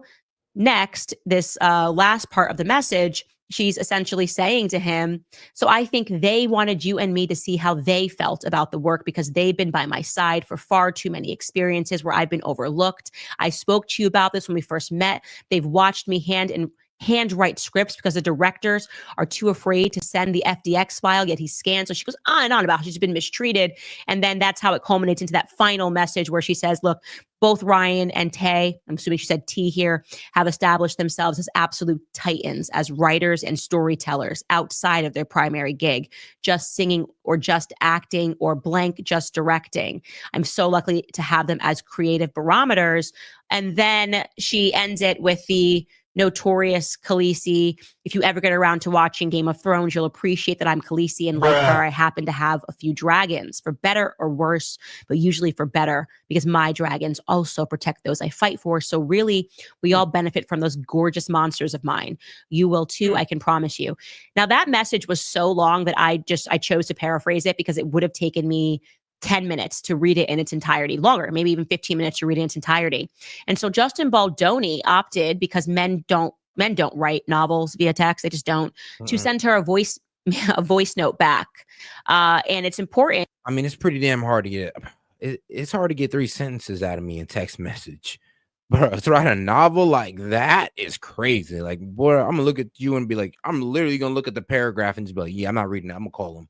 And I'm telling you that because he has now leaked, or someone on his team has leaked, this voicemail And we're going to listen to it because it really helps you understand how much he fell over himself to grovel and apologize. And essentially, he felt he had no option and moved to include her new rewrite, emphasis on her new rewrite of the scene, in order to, I guess, kowtow to these A-listers. Like he's not, it's Taylor Swift. He feels there's an implicit threat here.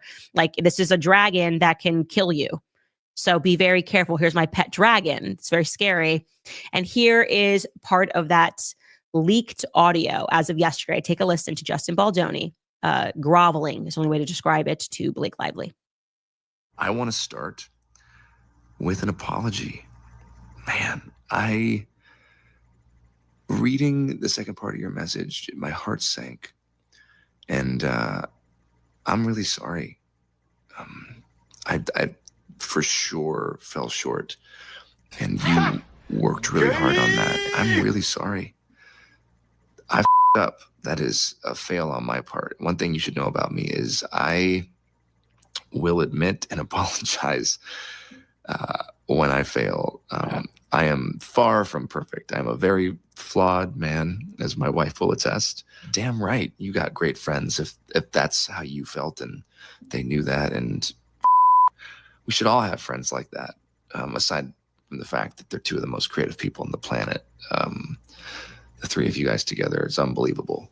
Talk about energy and just a force, all three of you. But I just wanted you to know that I didn't need that, because it's really good and it's going to make the movie sing, like you said. And I'm excited to go through the whole movie with you. I am so sorry you have been through what you've been through with these other filmmakers and producers or whoever the people were that you worked with. It just pissed me off. Those heads that I'm just still kind of blown away that this is the industry that we're in and that you've experienced that as a woman. And I know I don't need to say it, but that's not at all going to be or will be. And hopefully it's not been the experience with me. There's nothing more exciting to me like that I get to work with Blake Lively and have her, all of her. I mean, that's what I want. And so there's been no hesitancy with me sending you the final draft file. I am totally fine with that. The only reason I didn't send it today was because I was trying to implement and add your notes into my working draft, which is already like, I'm all over that draft right now. So I hope you're feeling better, and give Ryan my love. Thank you for sending me that. It means the world to me that you trust me with your feelings and your thoughts like that. And okay, yeah, there's only so much I can honestly play into this. She did not have to play that entire thing. I mean, spare me the details. I found out enough. They did my man dirty. Let's get over to this. What's up, guys? It's Benny. I believe Trump's press secretary had her first run at it, and I seen it was pretty damn entertaining. Possible to enumerate the number of upgrades that we've seen in the administration of the United States of America. Kamala Harris to J.D. Vance, to Joe Biden to Donald Trump, Jill Biden to Melania. That's a big one. Ladies and gentlemen, though, the White House press secretary has got to be near the very, very top. The reason why this is very important is because he cringed Jean-Pierre was somebody who was on TV all the time. She was just this irascible DEI hire who got off on gaslighting all of us in these struggle sessions of lies and disinformation and just Marxist drivel that was nonsensical from the White House. And it's the face of the White House. And all right, man, shout out Fox Chase and Zoloft for pretty much tag teaming it, literally tag teaming it, and getting us to that 50 super chats. The calling line is now open, but really, we're about to run this conspiracy hour. I got you, big dog. I got y'all. And we never got to see Joe Biden at all. So Cringe was really the only person that we'd see interact with us on a regular basis from the White House. It was so hard. I sat through so many press conferences. We're just screaming at the screen. And now we punch the upgrade button and we get to Caroline Leavitt. Caroline Leavitt, with her first press conference just seconds ago, wrapping out with the old and in with the new. Everybody doing the meme here. What an amazing upgrade. This not AI. It's actual literal expression. That's the expression of somebody whose brain is actively breaking. Okay, come on now. That's not cool. Hey, yo, that's not right. Come on, Benny. That's not cool. We're going to get back to my man, Benny. But real quick, though, we're about to get into conspiracy hour because, UFO whistleblower Jake Barber would 100% testify under oath to Congress. I wonder about what, because the press secretary came out and said, oh, they're just like, there were already approved drones in the air. We know who sent them. And then there was a bunch of hobbyists out there as well. That's where all the drones came from. And I'm just like, I don't know about that. Like, I don't know. Like, I just can't believe that. Like, bro, the way that some of these were flying. Stop the cap. I don't know. You're going to have to sell it better than that. Hello and welcome to Reality Check. Before we start, and if you think that the government's going to flat out tell us, yes, there was alien technology over the air and we couldn't do shit about it, you're tripping. I want to tell you a little bit about our sponsor for this week. Oh, and shout out my man Zoloff. He says, shout out S.E.T. He doesn't get enough shout outs, man. Appreciate that, bro. Appreciate that. Because usually I be getting shouted at and not shouted out. Let's go. It's the iconic Chuck Norris, a guy I used to have on my bedroom wall. The martial artist hero who's still in his 80s and still kicking butt and still staying active. What's even more shocking is he's stronger. He can work out longer. That's great. 10 years younger. Her body looks lean. But be aware that, I think as George Herbert once said, the life of a spy is to know, not be known. It's difficult for any person to make the decision to step out into the limelight, let alone the excoriating glare of many hostile people who are looking for any excuse to pull Jake. And shout out my man Hellbat. He said, I was abducted by aliens last week. They said they only abducted men with big D's, so don't worry. Don't worry, you are safe. I am weak. I'm weak as hell because, well. Damn! And I guess that's Hellbat's way of. Gotcha, bitch. Yeah, you got me on that one. You got me. Take down from his pedestal. And the interesting thing is, he wants to be investigated. He wants the government, the Congress, to tackle this story and begin the slow exposition of what he knows. Oh, shit! And it's a difficult story, I think, for a lot of people to grasp because the scale of it and the implications of it are immense. Not only does it mean that there is a non-human intelligence that's been engaging with this planet, and contrary to what the Pentagon says, we've known about it for decades, it also means, of course, that the government or sections of the government have been lying to us and continue to lie to us. And that's an egregious breach of public faith. And at some stage, there is going to be a reckoning. But ultimately, the big decision now for Congress and for the new Trump administration is whether they take the allegations of Jacob Barber seriously. So he wants, and we've always intended, for his full story to be told. So here today, for the very first time, is the full interview with Jake Barber, a great and loyal American who wants you to know the truth. Hey, Ross. Okay, let's go. My name is Jacob Barber, and for the last 30 years, I've worked for the U.S. government and its private partners in both an official capacity as an enlisted man in the United States Air Force and in a non-official capacity for the broader intelligence community as a contractor. Over the last 3 decades, my work has been very diverse and has included the recovery of downed UAP of non-human origin. I am pleased to share that as of a couple weeks ago, I have fulfilled a promise to our friend David Grush by getting myself into a skiff with Congress, and I have provided top secret SEI testimony on the subject matter of UAP. With this behind us, I'm pleased to be at a place where I can share information with the public. The type of information I can share will be limited by my DOPSR restrictions and personal restrictions I have set in. And red flag already. It's like I said, as soon as a whistleblower comes out talking about, oh, I have restrictions and I'm only allowed to say this, I'm already a bit skeptical, but let's give him a chance. In order to protect the privacy and quality of life of my friends, family, and colleagues. So with that, let's talk. So Jake, okay, you've just made an historic revelation that we are not alone. How did it feel? Felt pretty good, actually. Get that off my chest. You've lived with this secret for how long? You could say more than a decade. Damn. So let's roll back. Let's tell the story of Jake Barber. Okay. You say you were an enlisted man and then you ended up working for the intelligence community as a contractor. Tell me that story. How did that happen? Well, in high school, I was 17 years old. I was prospected into a program, an enlistment program. It was a guaranteed enlistment or guaranteed training enlistment program contract for a specific career field at the time called combat control. Career field is still called that. The contract was unique at the time. It was a 10-year commitment to Air Force Special Operations.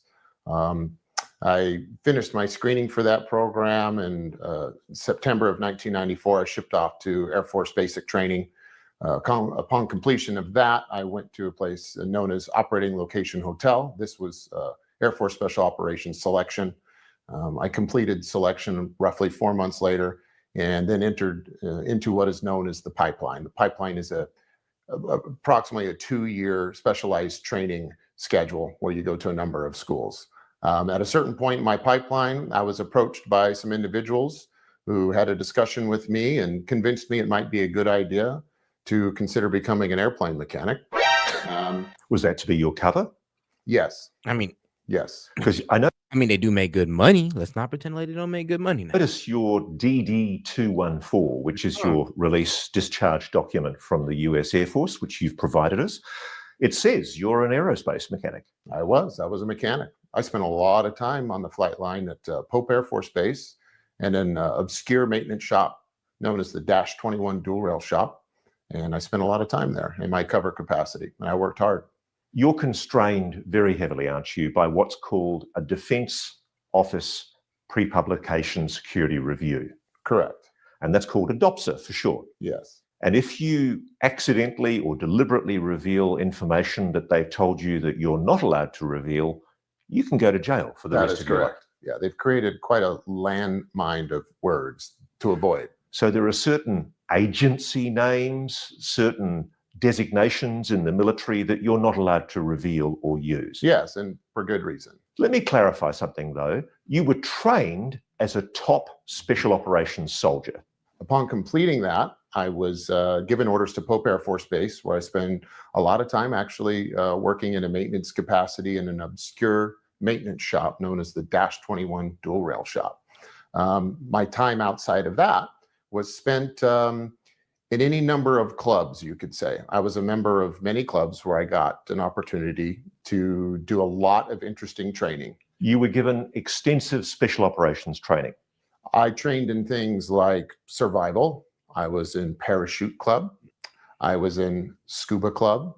I was in weapons club. I was in pilot club. Convenient. I even was in Spanish club. This is I all was in convenient. entrepreneur club, paramedic club. So they were fully training you for whatever that covert role was going to be.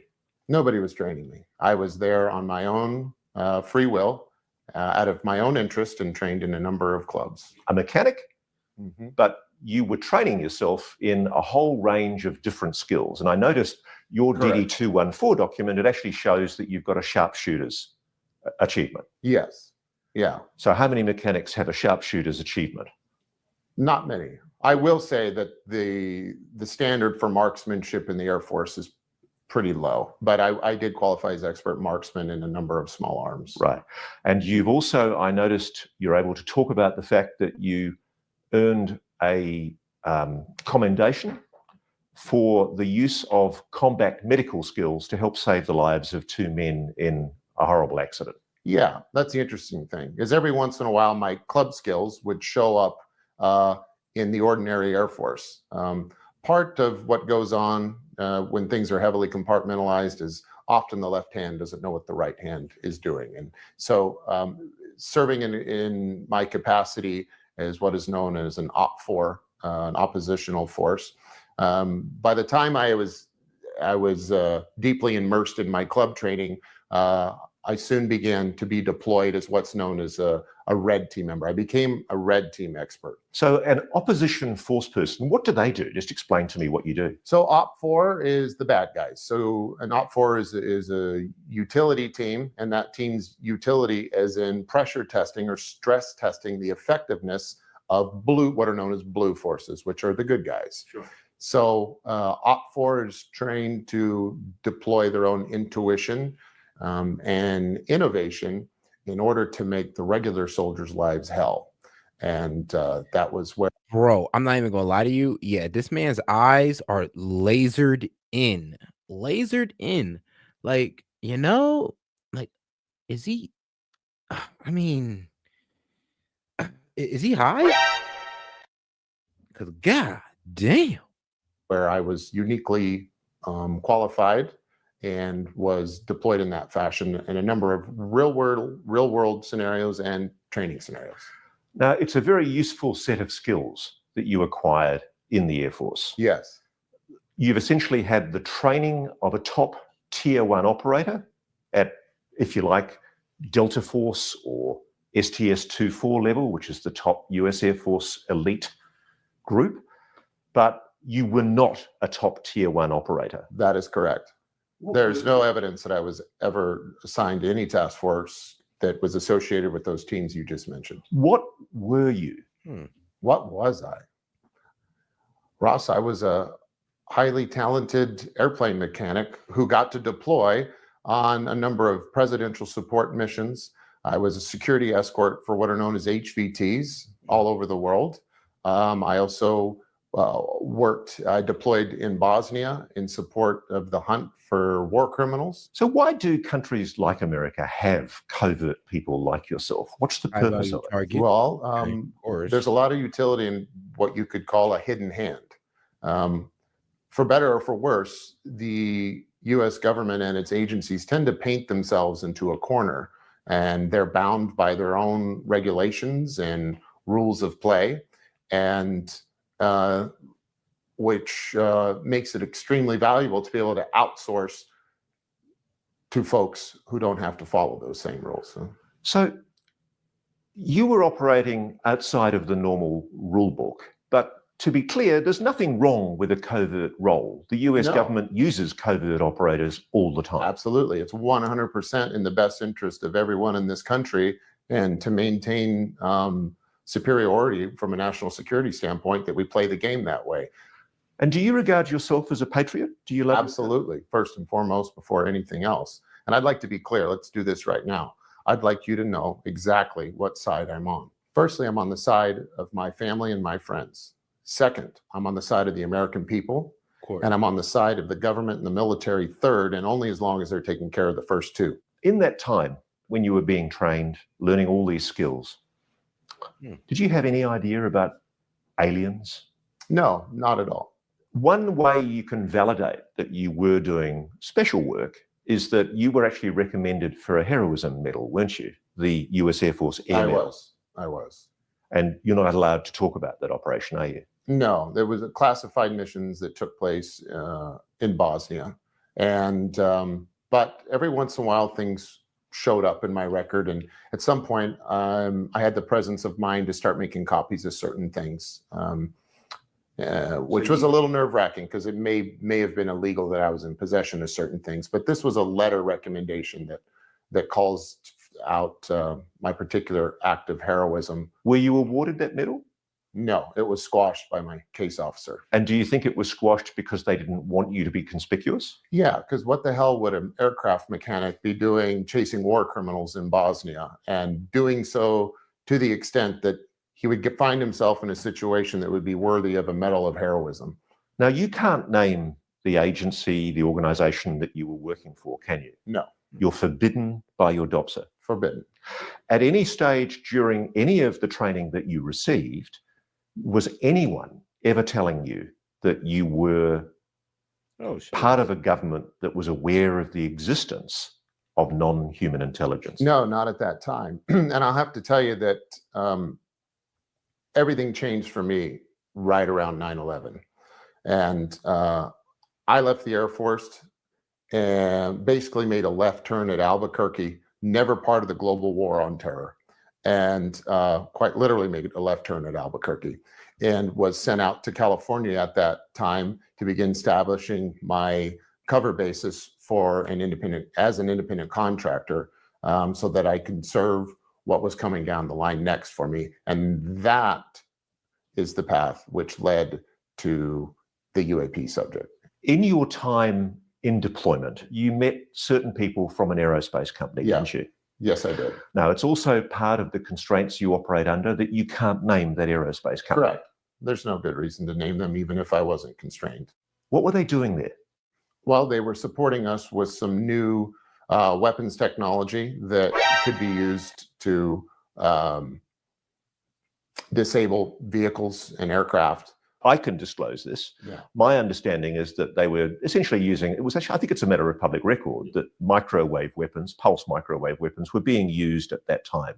Correct. There were some early prototypes that were being used at that time. And I met individuals that were there representing the companies that were providing that service to the government, made some friends, and those relationships led to opportunities later in the California desert where I began my journey. Before we go any further, had you ever, as a child, experienced any kind of anomalous phenomena yourself? No. This was completely off the books for you. It was complete revelation to you. I mean, I was born in the 70s. I grew up a fan of Star Wars and Star Trek and Back to the Future. And it certainly was a pleasant and fun idea. But during that same time, it was also very clear that the culture, it was clearly nostalgic, like the subject matter of UAP and non-human intelligence, which wasn't an acronym we used back then, aliens, let's say, that it was 100% a fictional story. So while I was interested in it, it was purely as an adolescent from being interested by any other fictional subject.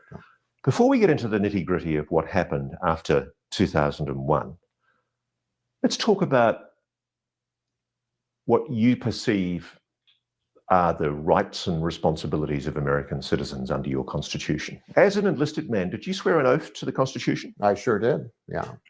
How much do you care about the ideas and the principles that are espoused in the US Constitution? Those ideas are absolutely paramount. They come above everything else.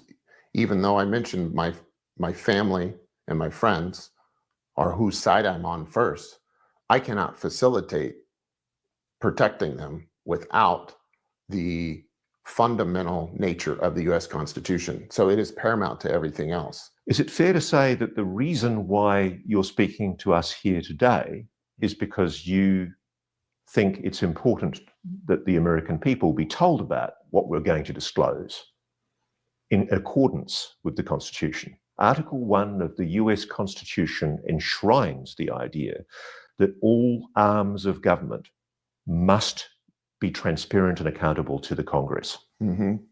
Is that happening? You know, I can't really speak to that.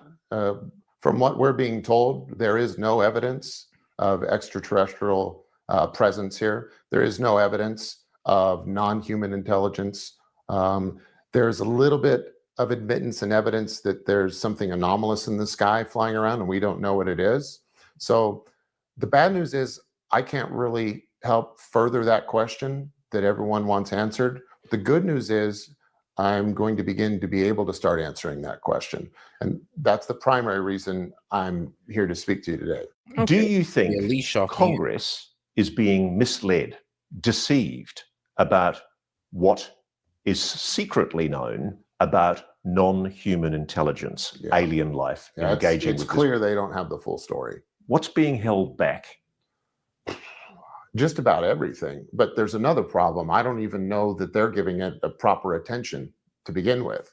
So unfortunately, Congress is very ignorant when it comes to the subject. So very recently, the Pentagon spokesman assured press reporters in a Pentagon briefing that there is no evidence of extraterrestrial engagement with planet Earth. Yep. Is that true? No, that's not true. Damn. Now, they like to hang their hat on. And the press secretary today came out and said, yeah, no, those were approved drones and the rest of them were hobbyists. And bro, even I'm over here like, all right, look, I don't expect y'all to honestly tell us that, yes, there's aliens with gravitic propulsion systems in the sky. I don't. But come on, man. They're like, I ain't Stop stupid. the cap. Some key words there, extraterrestrial. So that means outside. No, it'd have been better if they just say, yeah, we don't know either. Side of the planet Earth. And cause that mass is hysteria. yet to be determined by my best understanding. So you're saying you know for a fact there are aliens? Yes, 100%. There are alien craft? 100%. Have you been involved in the recovery of those alien craft? Well, Ross, yes, I have. How does it feel to say that? I'm kind of over it. Like, this has been a fact I had to get over. It wasn't easy when it first hit you, but that was years ago. And it's actually quite therapeutic to get to talk about it. And I'm encouraged that it's becoming commonplace, because that's where it needs to be for us to move forward and start gathering some evidence, which we intend to do. So you're building up a cover in California shortly after 9/11. What are you doing? Well, I'm doing a number of things. One, trying to fill out a sensible explanation for my backstory. I mentioned one of the clubs I was in was Pilot Club, and you'll speak to my good friend Don Paul here shortly, who I met during that time. But there's no record of that. So I actually, one of the first things I did is I had to go to commercial pilot school in order to create a legitimate training record so that I could operate in an official capacity this time as a helicopter pilot. So you'd learned how to fly as a covert operator, Yeah. but they didn't give you a license for it in the military. No. Because you weren't allowed to have that qualification, because that would undermine your cover, I suppose. Correct. So you had to go and pretend to not be a pilot in order to get your commercial Yeah, that pilot's was license. loads of fun, actually. I found it quite challenging to pretend I didn't know how to fly. So it was amusing. Yeah. You must have blitzed it. Well, pretending to be bad was quite easy in the beginning. The hardest part was faking a natural learning curve. So how to show that I'm getting better in a progression that they've seen before. So that was fun. A few times I took the liberty to mess with my flight instructor, but he just thought I got lucky. So this happened for what, a couple of years? Yeah, a number of things were done. So one of the rules we go by is that legitimacy is the best cover. So in order to provide a certain utility to the government by way of a contractor, I have to go and establish a lot of legitimate businesses. I have to function in a legitimate way under existing contracts to build a cover. A cover is not a hollow shell. It has to be layers deep. And the best way to have many layers of cover is to just go do something genuine to begin with. So let's be clear about this. You're a very financial. Okay, so he became a multi-talented guy to protect whatever cover in whatever operation he may be in. Like, hey, yo, if your cover is as a mechanic and you gotta, and let's be real, he said he has experience as an airplane mechanic, then hey, he can always pull that cover off no matter what and no matter wherever and what country. Well, as long as the country's white. Because come on now, he can't pull up in no Arab country unless about to spray tan this man. Financially successful businessman in your own right. You've done well in business. Yes. You are not being paid by us or anyone to do this interview. No. In fact, you're deriving no financial benefit or in-kind benefit at all from doing this interview with me. Why are you speaking to us today? Well, because I've got some good news. Okay. So I know everyone's been waiting for people like me to speak out, and we haven't been doing nothing the past several years. There's been a lot going on. And I'm very pleased to share that we are moving forward in an official and transparent capacity to explore the answer to these questions that there appears to be no evidence for. And our number one goal now is to function in a private capacity with the backing of venture capitalists and in coordination with some of the most key departments in the government in order to start answering these questions in a transparent way related to the UAP topic. Are you a front? Am I a front? Yeah, I mean, you've worked, obviously, in counterintelligence. You're a trained intelligence operative. Is this some kind of disinformation propaganda operation? No, and I'm going to say no, and I'm going to tell you I'm not lying to you, but unfortunately, there's no way that I can convince you of that if that's what you're thinking. A lot of people watching that. That was a waste of a question. I mean, honestly, would he tell you? would he really tell you that he would just sit there and be, oh, yeah, bro. We just sat there for about 23 minutes. I just bullshitted you. Just for you to ask me this question, me to admit that I've been bullshitting. I don't know about that, G. This will be thinking, oh, you can never trust a spook. There's obviously wheels within wheels. This is part of some official government disclosure operation. Yeah. Is it? No, it's not. And again, I'm not going to be able to make you believe that. But what I can invite you to do is I'll paraphrase the book of Matthew. You will know us by our fruits. So I'd like to invite you to stay tuned in and watch what our new project is about to do and prepare to be dazzled. So you're part of a team that is proposing to do private retrievals of alien technology. Yes. And you've got the backing for it? Yes. Wow. So let's talk about now what you do know. Okay.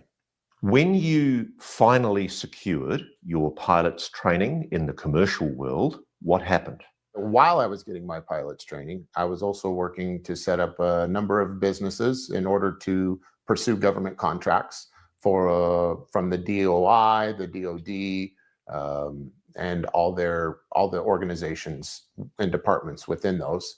And mostly what we did, a lot like in the 90s, the cover capacity takes up the most of your time is spent operating in the cover capacity. So you were working in legitimate businesses, earning a living like everybody else? Like everyone else. You're just waiting for the call. Waiting for the call. The incidental benefits of the capabilities of the companies you set up are those benefits that are on standby to be deployed in the subject matter of UAPs. So you've set up all those legitimate businesses. When did you get the call? So as a helicopter operator, we provide a number of services to a number of departments within the military industrial complex. And that includes the Department of the Interior as well as the DOI. The Department of the Interior has a number of other departments within it. And we worked mostly in those for our CONUS or within the continental United States. Those operations include things like firefighting, long haul, short haul, which is our external loads for helicopters, working for the BIA, Bureau of Indian Affairs, anything you could do to provide utility, anything that you could do with the utility of a helicopter, we were put to task on. Now, at this stage, there was no indication of any anomalous phenomena at all. No. When did you first start becoming aware of strange objects in the sky during your work? Well, a lot of the work we did was on what I call the range. And the range is a particular geographical area where the U.S. government and its private partners use to test all kinds of things, weapon systems and resilience to weapon systems of certain craft. And so you see a lot of exciting things. And I have to remind you that my particular role is very basic: security and transportation. It gets a little broad as you drill down, but I'm a security and transportation expert, and that's the service we broadly provided to the government and its partners. So you start seeing at the range, yes, interesting objects. Well, yeah, it's always interesting out there. It was a process for me getting to the point until we had our first experience with something that was obviously non-human in origin. But up until that time, there's lots of interesting things in the sky. I can tell you that our technology, and by our, I mean anything that lies within the inventory of the United States government and its private partners, is pretty spectacular. There are some cool things. And from an observer standpoint on the ground, it's hard to tell exactly what's going on. Things come in and out of sight. Things disappear for a moment and reappear. Things seem to move very quickly. Things change color, they change shape. And a good reference for this is, I'm sure we've all seen these drone shows like they could put on at the Super Bowl halftime or other places. And those are pretty amazing to see, visually amazing. But we all know that's human tech and we accept it. But if you kind of think about that and think about perhaps what we might be doing privately, in the interest of national security, your imagination could fill in the blanks on what you might see on a test range that's being used by the US government and its partners. I mean, I guess we all expect that there's technology that we don't know about that's being kept confidential for very good reasons, because the United States doesn't want foreign adversaries to know that it has an aerospace advantage Sure. or a weapons advantage over a potential rival. Yep. And were you telling yourself that for a long time when you started seeing anomalous objects on the range? Yeah, because just like it is now, you kind of have to train yourself. Even once you become a believer in the UAP subject, and you take some folks outside who are believers and they look up, they get really excited and falsely identify a satellite as a UAP or something else in the sky, an airplane that has, you might not be able to see its position lights or its strobe. So you know what Louis Elizondo has described as the 5 observables. Yes. Instantaneous speed, incredible hypersonic speeds, transmedium travel, water to air, air to Sure. water, positive lift, some kind of propulsion system that isn't explained by conventional Yes. systems, and stealth. So you were seeing objects that complied with those weird observables. Yes. And at that time, you would also see things when you talk about the, the transmedium. So one of those that would raise your eyebrow is more of the transmedium characteristics, because things would come from the ground, like from the earth, from a ridge, from a mountain, or it could pass through. So they'd come out of a ridge. Out of a ridge, yeah. Now that is clearly technology that is certainly not known. Now again, that is the visual understanding of what you're seeing. And was that human technology? You just don't know. I just don't know. At the time. That I don't know.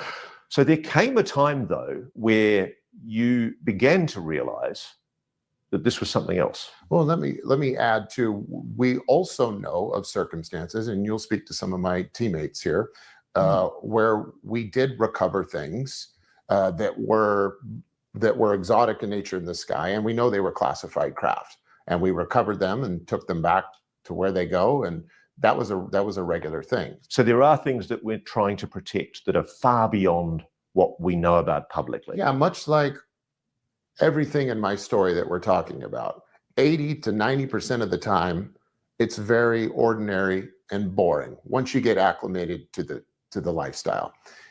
It's but for a 5 or 10% that is the most outrageous and exciting time of your life. But the majority of what we see and do is explainable and is ordinary and is known by many people and is not classified. But there is a certain percentage which is extremely sensitive, and that extremely sensitive bit does include what we know is our own man-made advanced technology. And we work to our recovery efforts, if this is where we're going with the conversation, when we look at a recovery mission or a crash recovery team, you don't put together a team like that with the intent of recovering non-human craft. That team is trained and provided the training and tools and technology to conduct a recovery mission for a number of objects and craft. But in the rare occasion, or let's say the hypothetical occasion, something of a non-human origin or source were to interface with the ground, you would deploy that same team. And that is the segue in how we got involved with this particular subject. So tell me about the moment when you realized that you were involved in a retrieval of non-human technology, alien tech. So it became very clear the first time we recovered something that was non-human in origin, that was precisely what we were dealing with. Our communications changed. Our communication process and procedure was modified. It was also clear to everyone on the team that what we were dealing with was something that was unexpected versus expected. And then just visually looking at the object on the ground, you could tell that it was extraordinary and anomalous. It was not human. How close did you get? Well, I was a helicopter pilot, and I operate with 150 foot to 200 foot long line. So I got within 150 feet of this object. What did you see? I saw an egg, a white egg. How large was the object? I would say approximately 20 feet, plus or minus a little bit, about the size of a large SUV. Did it have any seams? No. What? And it was pure white. It was like pearly white, like a metallic pearly white, the best I could assess. I mean, what you're describing sounds like something out of a TV show. Yeah. Well, fortunately, I'm going to share some images with you, and you can see one of these flying in the sky, if you like, in broad daylight. So you actually saw it in the sky before it? No, not this one. But in our new venture, we've already begun work, and we're capturing sensor data of the exact same craft flying in the sky. How did you know that that egg-shaped object was non-human in origin? Well, visually, after seeing all kinds of things in my past, it was clearly something that was ridiculously looking. It's inconsistent with anything I'd ever seen before. I can also tell you that the reaction by my team, who was very experienced, was atypical. We changed we modified our entire process for recovery that night. Our communication process changed. We all knew we were dealing with something extraordinary. In addition to that, it has also been verified by me, by high-ranking members of the UAP task force, that what we recovered that night was in fact known NHI craft. So the implications of that are actually quite shocking. It means the government's lying to us, which shouldn't come as any surprise to us, but we're being lied to. I can't comment on that because I don't know what the government knows. This operation, I just can't comment to that because. Do you think it's possible that there are even senior people in the Pentagon who aren't aware of what you know? Absolutely. There are senior people in all branches of government that are unaware what's going on at the bottom. So when Air Force General Pat Ryder speaks at a press briefing in the Pentagon and says there is no evidence of extraterrestrial visitation or engagement with planet Earth, he might actually be telling the truth because he hasn't been read in like you were. Correct. Now, you have what's called, I understand, a top secret SCI clearance. You have compartmented intelligence clearance to certain programs. My clearance is given as needed basis. So like when I go, it's not like I go, there's no record of me having top secret clearance anywhere, but I get. Well, there is, because in the documents that you've showed us, there is one document that shows a NATO top secret clearance. And what does that mean? That means you are cleared to the highest level that you need to be in order to function in the capacity that you've been assigned on a particular mission. And it's quite a high clearance? It's a very high clearance. And so the best effort was done to secure your cover. And as part of protecting that cover, it wasn't allowed to be known that This man is either on ice or the strongest coffee there is. You had high clearances, but what you have been able to demonstrate to us is that you were in fact given high clearances as part of your role. Yeah. The clearances kind of accompanied me like a shadow. If I got deployed on a particular mission, let's use an aircraft, an HVT mission, for example. High value target. High value target. I spent a lot of time in the 90s living out of a hotel room at Pope Air Force Base with a pager. That was our technology back then. So I'll give you a short story that'll tie this together. So a typical situation for me would be told to go stay at the lodging on base, and I could travel to the chow hall, I could travel to the gym, but I had to stay within that response area. We would have a sealed aircraft. A sealed aircraft is an aircraft that has been configured and swept, and then a metal seal goes on the door to where if that door is open or broken, we know someone has entered that aircraft in an unauthorized capacity. So we'd have a sealed aircraft there. If we got dispatched, I would go to an aircraft. There would be manifests that go with that aircraft that would list all the crew members, their security clearances, and a rough description as to the mission.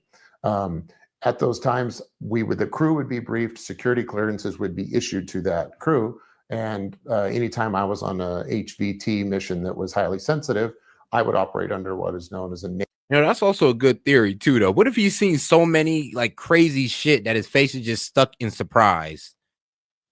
Like I'm weak, yeah, like permanently flabbergasted. Like he's just stuck in awe at all times. Now he's like, you won't believe what I seen, bro. It's some crazy shit out there. Like he's just stuck in that at all times now. NATO top secret security clearance. Something so amazing. And there are documents, a few documents that I was able to make copies of that show that. And indeed, the document that you've showed us shows very clearly that you and the pilot were the only people on board the plane that had a NATO top secret clearance. Yeah, probably the reason he was assigned is because I was there. So not to sound arrogant, but the fact that I was being deployed on that mission. Hey man, a shout out 54 Wishbone. He says $50 holla to help keep Wavy keep the lights on. Hey, I appreciate the support, and I think he means Wavy. I think he has waves. He definitely has waves. Hey, appreciate the support, brother, man. Let's keep it going. Meant that the aircraft commander also needed to be read in to a certain degree, which would require that clearance. And it's part of the reason why they keep your clearances secret in that covert role, so that they have plausible deniability if you ever did decide to speak publicly. Yeah. Here's the funny thing. Like the U.S. government can make a bunch of rules in order to create a scaffolding that keeps things intact, but they make a bunch of rules so that they can break them and hack the system and get around them. It provides great obscurity to create the rules that separate the known from the unknown. And I want to add one comment here is when we're talking about circumstances like the first time we recovered a UAP, which was the flying egg, that immediately, regardless of where you were or what. And shout out 54 Wishbone. He sent that in Canadian dollars, man. Shout out my Canadians. Level of security you're operating under at the time, when that shows up, you're instantly now in a top secret classified situation, regardless of people's clearance. So before you flew out that day to go and do the recovery of the egg, what were you told? I was told that we were going out to do our normal thing. We were going to provide range security, and we transport crew, and we're doing our normal range work. You weren't told that this was an anomalous craft that was clearly of non-human origin? No, and I genuinely believe no one else knew this was going to happen either. It was a shock to everyone. I think it was a shock to everyone. And at no stage were you ever subsequently told that the craft was of non-human origin? No. So how do you know it wasn't human? How do you know that we don't have top secret tech that is shaped like an egg? Right. Well, I'll tell you that because of the reaction of my leadership structure and because of my experience working in that capacity, everyone involved was convinced that what we were seeing and dealing with was, in fact, exotic in its origin. I will also tell you that during this process over the last couple of years, it's been confirmed to me by ranking members of the UAP task force that what we were working with that night was, in fact, NHI, and it was not a unique experience. The egg, as we're referring to, is known by, and there have been many others that have encountered this type of craft in our atmosphere, outside of our atmosphere, broad day, nighttime, all over the place. You got a good look at this object, didn't you? Yeah. Was there any visible propulsion system on it? No, not what we would know. There's no engine. There was no thermal signature. I was operating at night when I finally came in to pick it up. So I'm working under night vision goggles at the time. And it was quite clear. I flipped them up, flipped them down, and looked at it a couple of different ways. Was there a thermal signature? There was not a thermal signature. So it wasn't hot? No. No. You know, the general laws of thermodynamics, you know, if an object's been flying or driving an engine, it's going to show heat, isn't it? Yes. Yeah. So how do you think that object was being propelled? Well, that's a great question that we're looking forward to exploring with our new venture. So when you went back to base, was it the sort of job where you could go to your bosses and say, hey, listen, what was that object that I picked up, that strange looking egg thing? No, that's not quite how it works. When I go back to what you would call my base, when I go back to our facility, that's back to my normal working business. And the people that are involved there have really no idea what's going on when I'm holding myself out for work for the government. So this is how the compartmentalization system works. Yeah. It's a need to know. There was no need for the people that you were working with to know, so they weren't briefed in. Yes. And you only found out incidentally because you saw it on the range. Right. So let's keep on going. That's twigged your interest. For the first time, you've seen something that does appear genuinely anomalous. When was the next occasion when you became aware of anomalous non-human technology? Well, there's another craft that we recovered that I can talk about, and that craft was what we referred to as an 8-gon. An 8-gon is basically a disc-shaped object that, when viewed from the top, has 8 different symmetrical sections that are delineated by some form of ridge. Damn, he can name So it. it's an octagon-shaped disc. Yes. Mm-hmm. Great. What, by any chance, was there a nickname for the egg?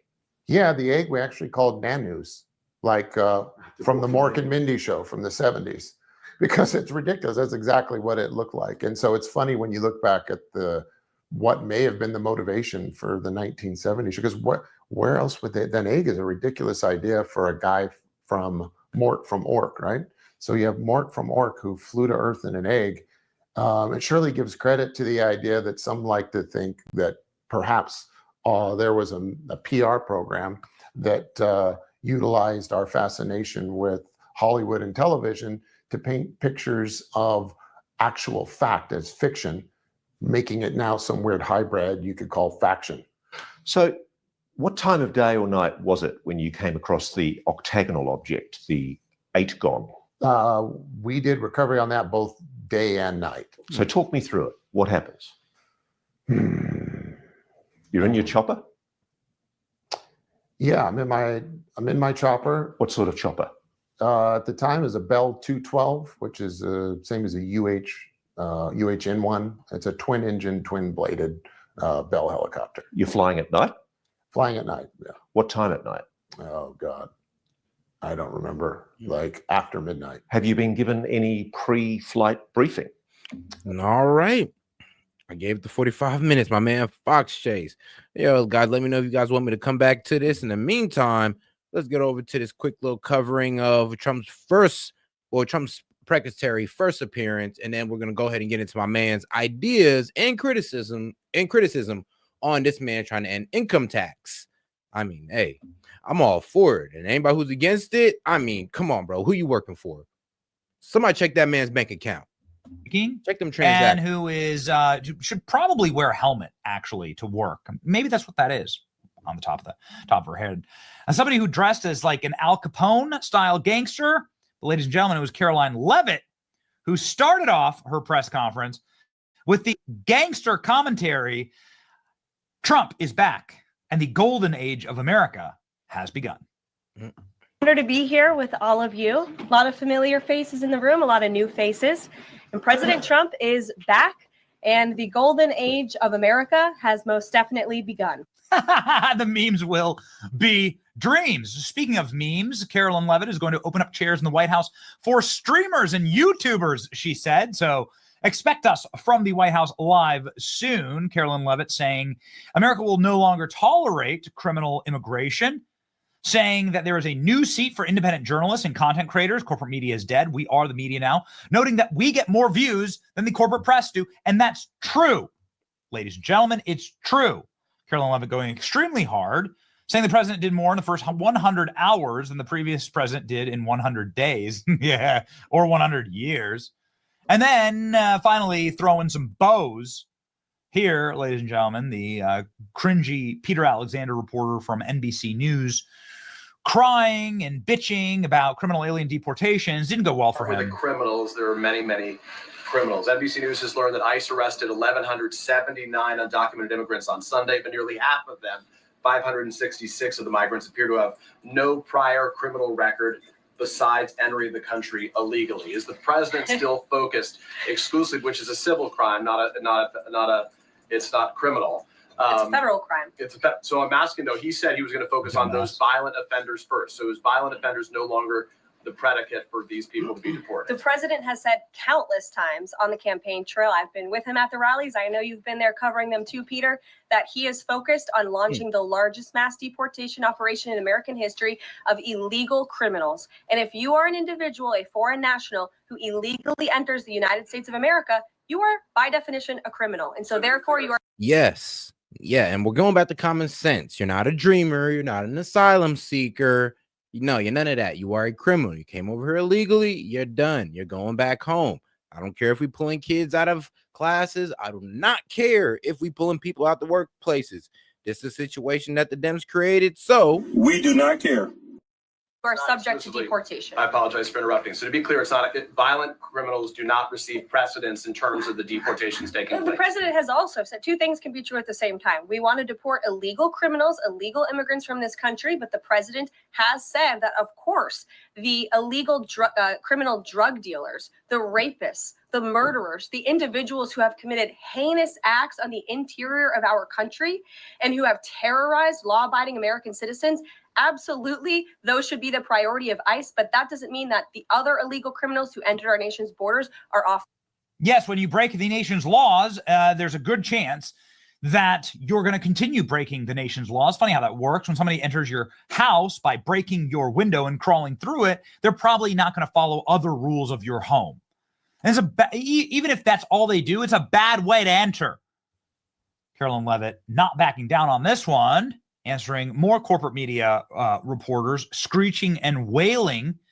None of them asking a question about Laken Riley. I mean, it's like unspeakable. None of these people asked a single question about the Americans who were slaughtered and killed and devastated over the criminal alien scourge on our country over the last 4 years. But now they're all screaming when the criminals get deported. Amazing. Carolyn Levitt asked, how many criminal aliens are actually criminals?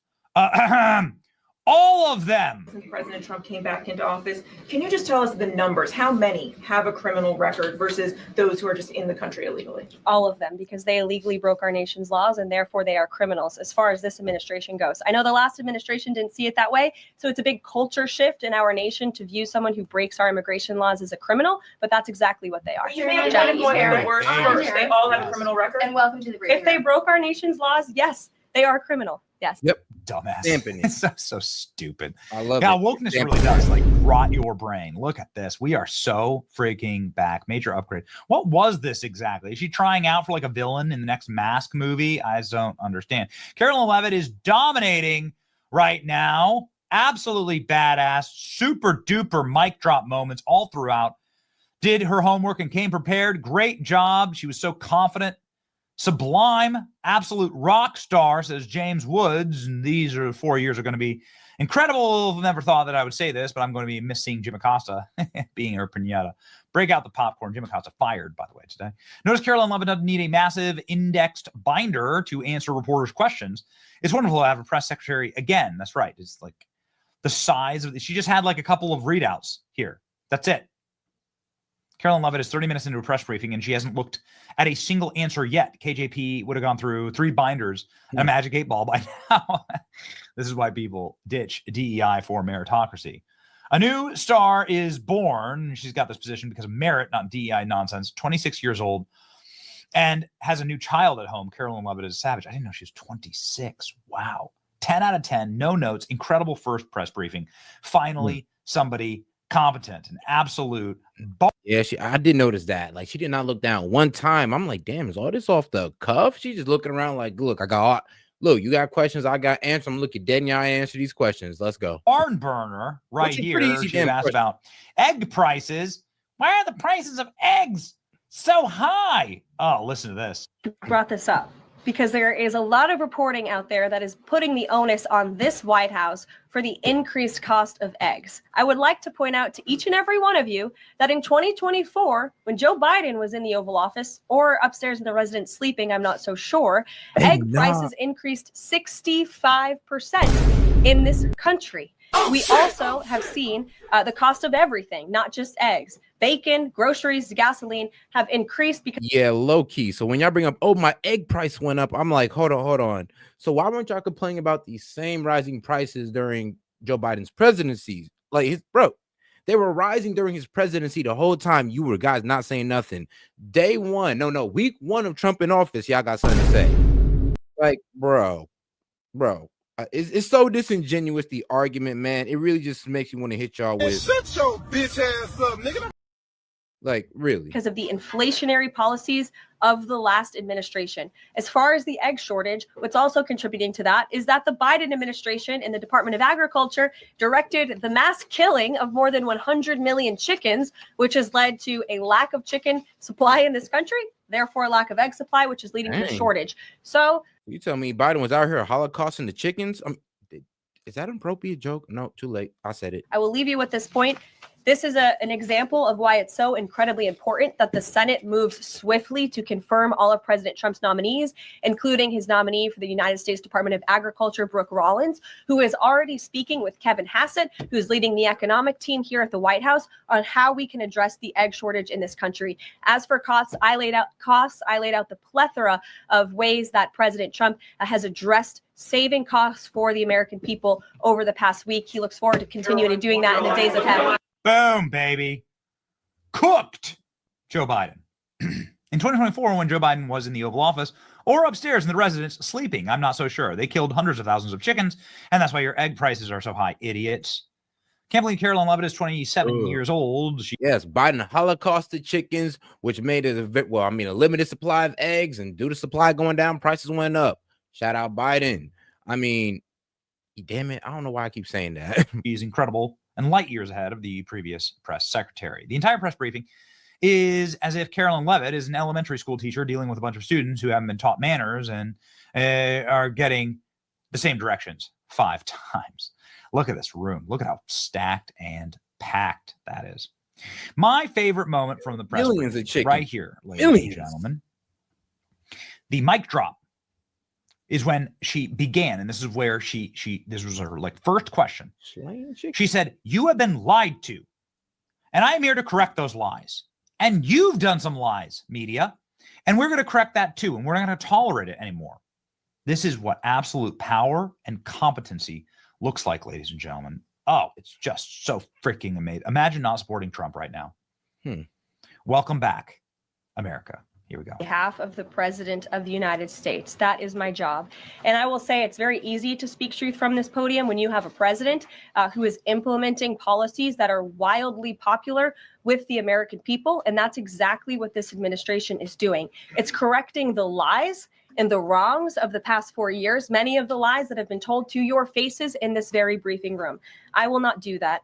But since you brought up Truth Seek, I would like to point out, while I vowed to provide the truth from this podium, we ask that all of you in this room hold yourselves to that same standard. We know for a fact there have been lies that have been pushed by many legacy media outlets in this country about this president, about his family, and we will not accept that. We will call you out when we feel that your reporting is wrong or there is misinformation about this White House. So yes, I will hold myself to the truth, and I expect everyone in this room to do the same. And Caroline, I love the message.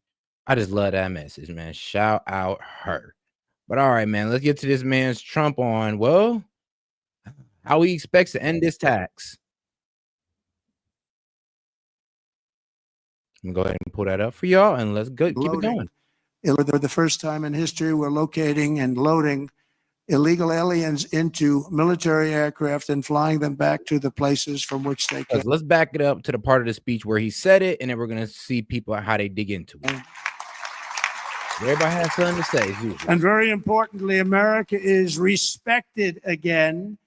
We're respected again. Isn't that nice? You know, after years of laughing at us like we're stupid people. And as you saw yesterday, we've made it clear to every country that they will be taking back our people that we're sending out, the criminals, that the illegal aliens coming from their countries. We're taking them back, and they're going to take them back fast. And if they don't, they'll pay a very high economic price, and we're going to immediately install massive tariffs. It'll be placed on them and other sanctions, but the tariffs, I told you, most beautiful word in the dictionary. And as we are fighting hard to get birthright citizenship or automatic citizenship for the children of illegal aliens, that's another way. It's automatic citizenship for children of illegal aliens. That's the other term that they use, which is actually more accurate, more understandable. And it's ridiculous. We're the only country that has it, and certainly the only country that has it to that extent. And it wasn't meant, if you look, it was really meant for children of slaves. This is when it happened. The children of slaves, it was not meant for everyone to come into our country by airplane or charging across the borders from all over the world and think they're going to become citizens. It's not meant for that. It wasn't meant for that. And hopefully at some point the courts will understand. Dang, I mean, Donald Trump recognizing like, yeah, it was for the children of slaves. It was meant for them, not these immigrants that just came over here. I mean, hey, shout out for Trump for recognizing that. Understand that without having to go through a whole big deal. This was meant for the children of slaves. And look at the timing of it, and you'll see. And I hope judges will understand that. And it has to stop, because it's really hurting our country very badly. In the coming weeks, I'm looking forward to working with Congress on a reconciliation bill that financially takes care of our plans to totally and permanently restore the sovereign borders of the United States once and for all. Down, I'm bringing the taxes down from 21 to 15%, but only if they make their product in America. So if they make their product in America, we're bringing it down. So if you think about it, we took it down from 40 to 15%. But again, you keep 21, but you go down to 15 if you make your product here. We are going to have so many business moving back into our country. And remember, again, the word tariff. We're going to protect our people and our businesses, and we're going to protect our country with tariffs. And you got a little indication of that yesterday with what happened with a very strong country. Colombia is traditionally a very, very strong-willed country. If they don't make their product in America, then very simply they should have to pay a tariff, which will bring in trillions of dollars into our treasury from countries that never paid us 10 cents. We're not going to let that happen. We're not going to let them destroy our country. In the words of President McKinley, who is the tariff king, the protective system invokes the highest law of nature, that a self-preservation, and that is self-preservation. There is every reason founded in justice why the American producer should in every way be favored against a foreign producer whose products compete with his. This is our natural market. We have made it. We have made it an enormous cost, capital, and exertion. And think of this. And we did that through exertion and brain and muscle and guts and stamina. We preserved it against foreign wars and domestic conflicts at great sacrifice of men and women. The foreign producer has contributed nothing to the growth or development of this country. So if you want to share with the citizens of the United States our home market, then you must pay for the privilege of doing it. In other words, you have to pay for the privilege of coming into our country, taking our jobs, taking our product, destroying our countries. We mentioned North Carolina, the furniture business, what they've done to these great artisans. I used to go down to North Carolina all the time to buy furniture for a hotel that I was building. And they had the most incredible artisans. That whole thing was wiped out by China mostly, but others, and just wiped out. But it's going to come back. It's going to come roaring back. It's all going to come roaring back. We're going to put tariffs on outside countries and outside people that really mean us harm. They want to, well, they mean us harm, but they basically want to make their country good. Look at what others do. China's a tremendous tariff maker, and India and Brazil and so many countries. And so we're not going to let that happen any longer, because we're going to put America first. Always put America first. That's what's going to happen. We're going to establish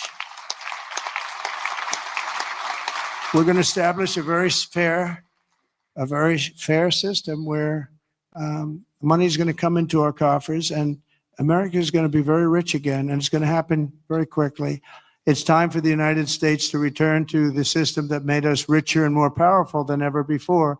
Do you know the United States in 1870 to 1913, all tariffs, and that was the richest period in the history of the United States, relatively speaking. In other words, relatively. And they set up the Great Tariff Commission of 1887. And this commission had one function: what to do with all the money that we took in. It was so enormous that they had no idea. It was a blue ribbon committee. It was set up 1887, and what to do with all of the money that we had. And again, Teddy Roosevelt was a beneficiary because when McKinley was killed, he took over this vast sum of money and he did all of those national parks and all of the other things. And I'm not knocking him, but he was given a vast amount of money. And that was all made through tariffs. As we had no income tax. The income tax came in 1913. As I said in my speech last week, instead of taxing our citizens to enrich foreign nations, we should be tariffing and taxing foreign nations to enrich our citizens. Does that make sense, right? I'm also eager to get to work with Congress on the largest package of tax cuts and reforms in American history. We got to get that done. And we don't want to get hung up on the budget process. We just want, whether it's one bill, two bills, I don't care. Let these guys, they're going to work it out. They're going to work it out one way or the other. But the bottom line, the end result is going to be the same. We want to have all of those benefits. And we want to keep people's taxes low and actually make them lower. And that's not just rich people. That's everybody. It's frankly, proportionately the. Yeah, I like this. He only likes to give tax cuts to the rich, only for the rich. It's Stupid. Like, bro, Trump's tax cuts help everybody. They helped everybody. Little do you know. So when y'all say, oh, he only helps the rich, it's like, trust me. He helped a lot of people from the top up. I mean, from the bottom up, helped almost everybody. The only person he couldn't help was poor people. Well, homeless. Lower scale, much more so than a higher scale. Not only must we permanently extend the Trump tax cuts, if we don't, you're going to have about a 60% tax increase. But I also intend to keep my promises, starting with no tax on tips, no tax on Social Security, and no tax on overtime. Let's go. We're working very hard to get them done. And Canada's taken massive amounts of, they send us millions of cars. We don't need them for that. We want to have the cars made in Detroit or South Carolina or many other locations, whether it's union or not union. But I said to him, so when is this plant going to open? He said, well, we're going to start it in a couple of months and it'll be open in about a year and a half. It's the largest plant in the world. I said, I'm not happy with that. And I said in my next speech that I am going to charge them if it takes 100% or 200%. No car is coming in from Mexico into the United States without a massive tariff. And I said it 3 or 4 times. And what happened is about 2 months later, I see that same gentleman who was in the audience, and I said, I want to see him backstage after I'm finished with the speech.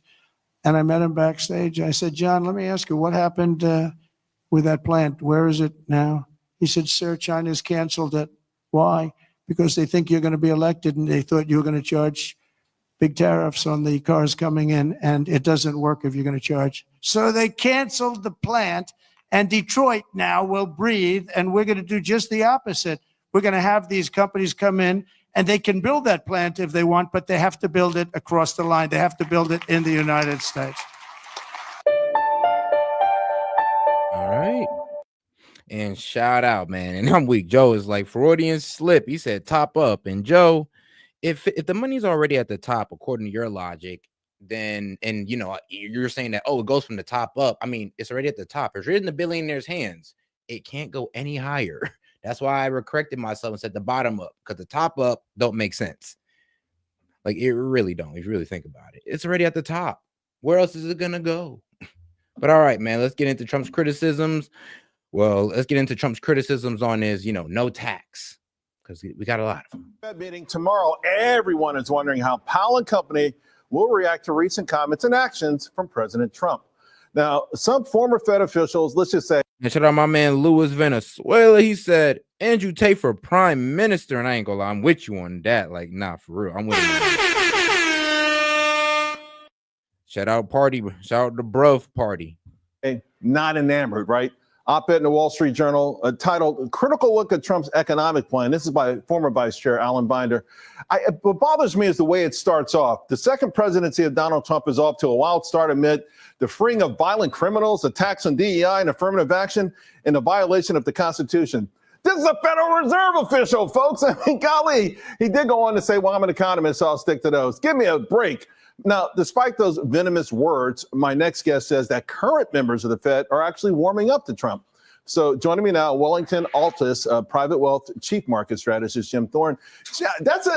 Looking at this, there's a guy over at Bloomberg, used to be on the Fed. He hates Trump. I mean, there's some Fed folks, particularly under the Biden Fed, that probably don't like President Trump, but you think they're all kind of warming up to him. Sure. Blinder is a Keynesian. Trump is a libertarian, and he loves Milton Friedman. We have got to expect these folks at the Fed that are Keynesian, are extreme progressive lefts, to freak out at Trump's policies when they're moderate. Okay, it is. So what you're getting is you're getting Waller, you're getting Williams, and you're getting Goolsbee trying to walk back. Yes. Really? And so what they're talking about is, look, a lot of the stuff that the Fed is talking about, like tariffs, are inflationary. No, they're not. Right. Increase in productivity leads to an increase in the natural rate of interest. No, it doesn't. It's a decline.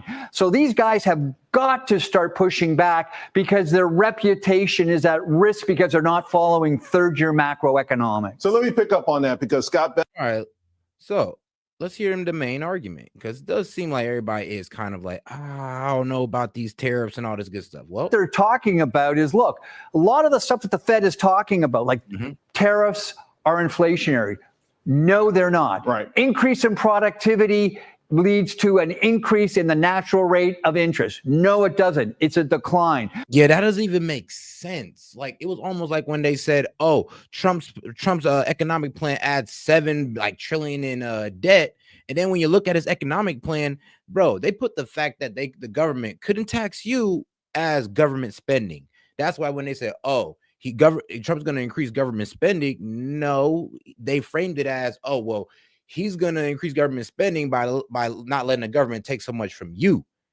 Bro, it's the most disingenuous arguments these Democrats have. And it's crazy because y'all don't go look at the numbers. I mean, it's right on the Wall Street Journal. If you actually look at the chart that they're citing, you would be amazed at how they just tell it to you right in front of you. So these guys have got to start pushing back because their reputation is at risk because they're not following third-year macroeconomics. So let me pick up on that because Scott Bessent was approved yesterday, right? He got confirmed as next Treasury Secretary. A fair amount of Dems voted for him. And from what I'm reading is that they think he'll moderate Trump on tariffs, get us in gradually on the tariff system. What do you think? He's talked about it moderate, right? So Trump and Bessent, they think it's a great revenue generator. Right. He wants it to be moderate. The thing about Bessent is he teaches economic history at Yale. He understands where we are in history. And so what I look at is if there's somebody that we need as a Secretary of Treasury, it's a guy like this. And once his testimony... By the way, he's also made a lot of money in the private sector. So he's not just someone who teaches this stuff. He understands how it works in real life. He attacked the UK pound with Soros and against the gold peg. Right. The guy knows what he's talking about. And when you listen to him, the interesting thing is it's logical. You know that boy Soros, he loves sinking currencies for $1. Like, this man will sink your whole economy just to make $1. It's thoughtful and it's centrist. And when he was going through his testimony, you know what was interesting? Yields peaked. The bond vigilantes breathed a sigh of relief. Right. The dollar started coming off the boil. Right. We have an adult in the room. Right. No more do we have Janet Yellen and the progressive left spending money hand over fist. So I'm very bullish on his issuing debt to try to tilt an election that only ended up costing American taxpayers extra money they didn't have to spend. I want to ask you about taxes, though. Ending income tax. Of course, we didn't have income tax until 1913. President Trump talks about this a lot. Is it feasible? I mean, I love it, but is it feasible? Why not getting it down to 15%? You've been on this. I've been on this. This is America 2.0. This is going back to the 1800s. Right. This is Alexander Hamilton. This is McKinley. This is using tariffs for revenue generation and protecting U.S. industries. Mr. Trump is going to follow through and do what he says he's going to do. He's a man of his word. Nobody should be surprised. Speaking of which, there was just a really, great press conference and a lot of questions about this, freezing federal loans and grants. It seems to me, Jim, that President Trump is going after the bureaucracy. You've got to be able to break that up. If indeed you're going to drain the swamp and get the government to work on behalf of the American public, right? Yes. And so why is Wall Street, why do they pin him with he's not friendly to the deficit? This guy's going to stop the unbridled, crazy spending in Washington. I mean, where is the common sense? Before I let you go, you're also an advocate for federal Bitcoin reserve. Yes, it solves the debt problem. It really does. It does. And so when you think about what it does in terms of backing, if we back Bitcoin by the US dollars and US treasuries through stable coins, we solve the problem. The Bitcoin standard replaces the petrodollar standard. And here's the interesting thing. I didn't come up with this idea. It was Paul Ryan, and he wrote about it last year. All I'm doing is basically putting myself on the shoulders of Paul Ryan's op-ed that was happening last year, the ex-Speaker of the House. And by the way, Charles, Mr. Ryan and Mr. Trump don't like each other. Right. But you know what? When it comes to solving America's problems, sometimes people get together. They do. Yeah, ain't that the truth? It's like, look, guys, we got to fix this economy. We got to fix affordability. There's more important things than our petty political beefs. And I'm glad some of these people are honestly getting to that. I'm glad some of these politicians are honestly understanding, like, yeah, it ain't worth it no more. It ain't worth it no more. Now, let's have some fun because Vivek came out of hiding today. My man did a stream 3 hours ago with Aiden Ross for some reason. Yeah, so let's see what that was about. Because anything with Vivek is going to be political. Oh, that's good. It's pretty good. What's up, guys? Hey. Oh, man. Where do we sit? Let me get you a good chair. What's up, man? I don't care about that. Yeah.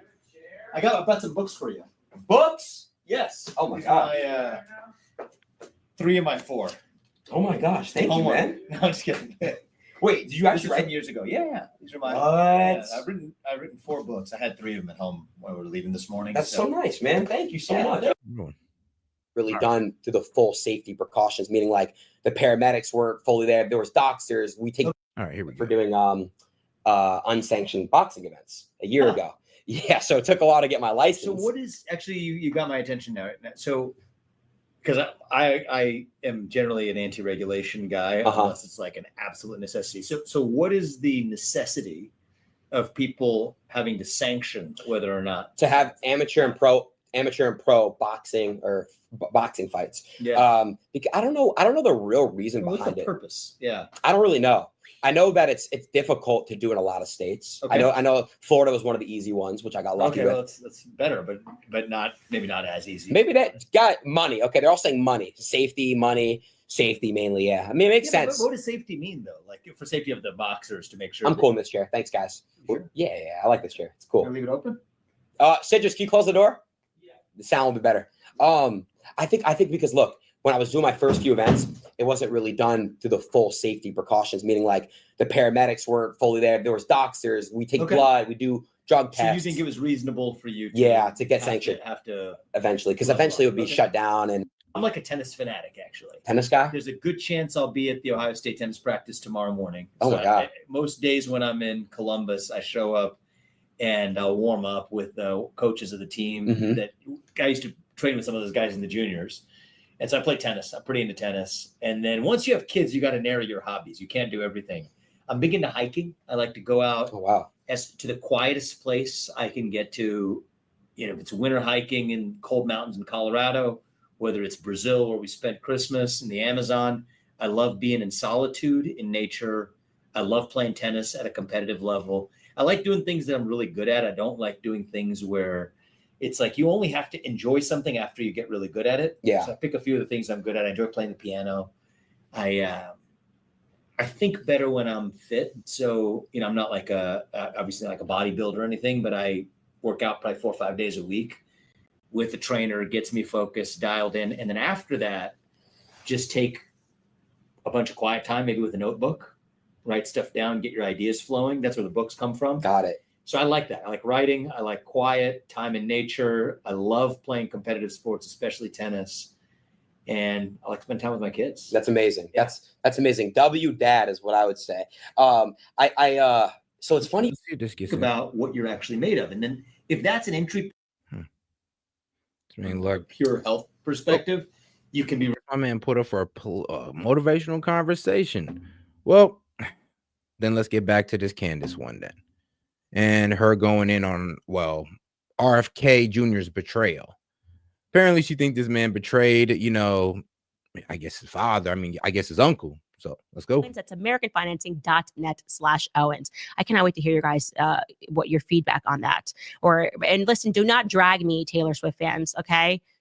What I have to tell you guys, just more broadly speaking, rich people problems, it's real. I believe in rich people problems. I have subscribed to that since I was a child.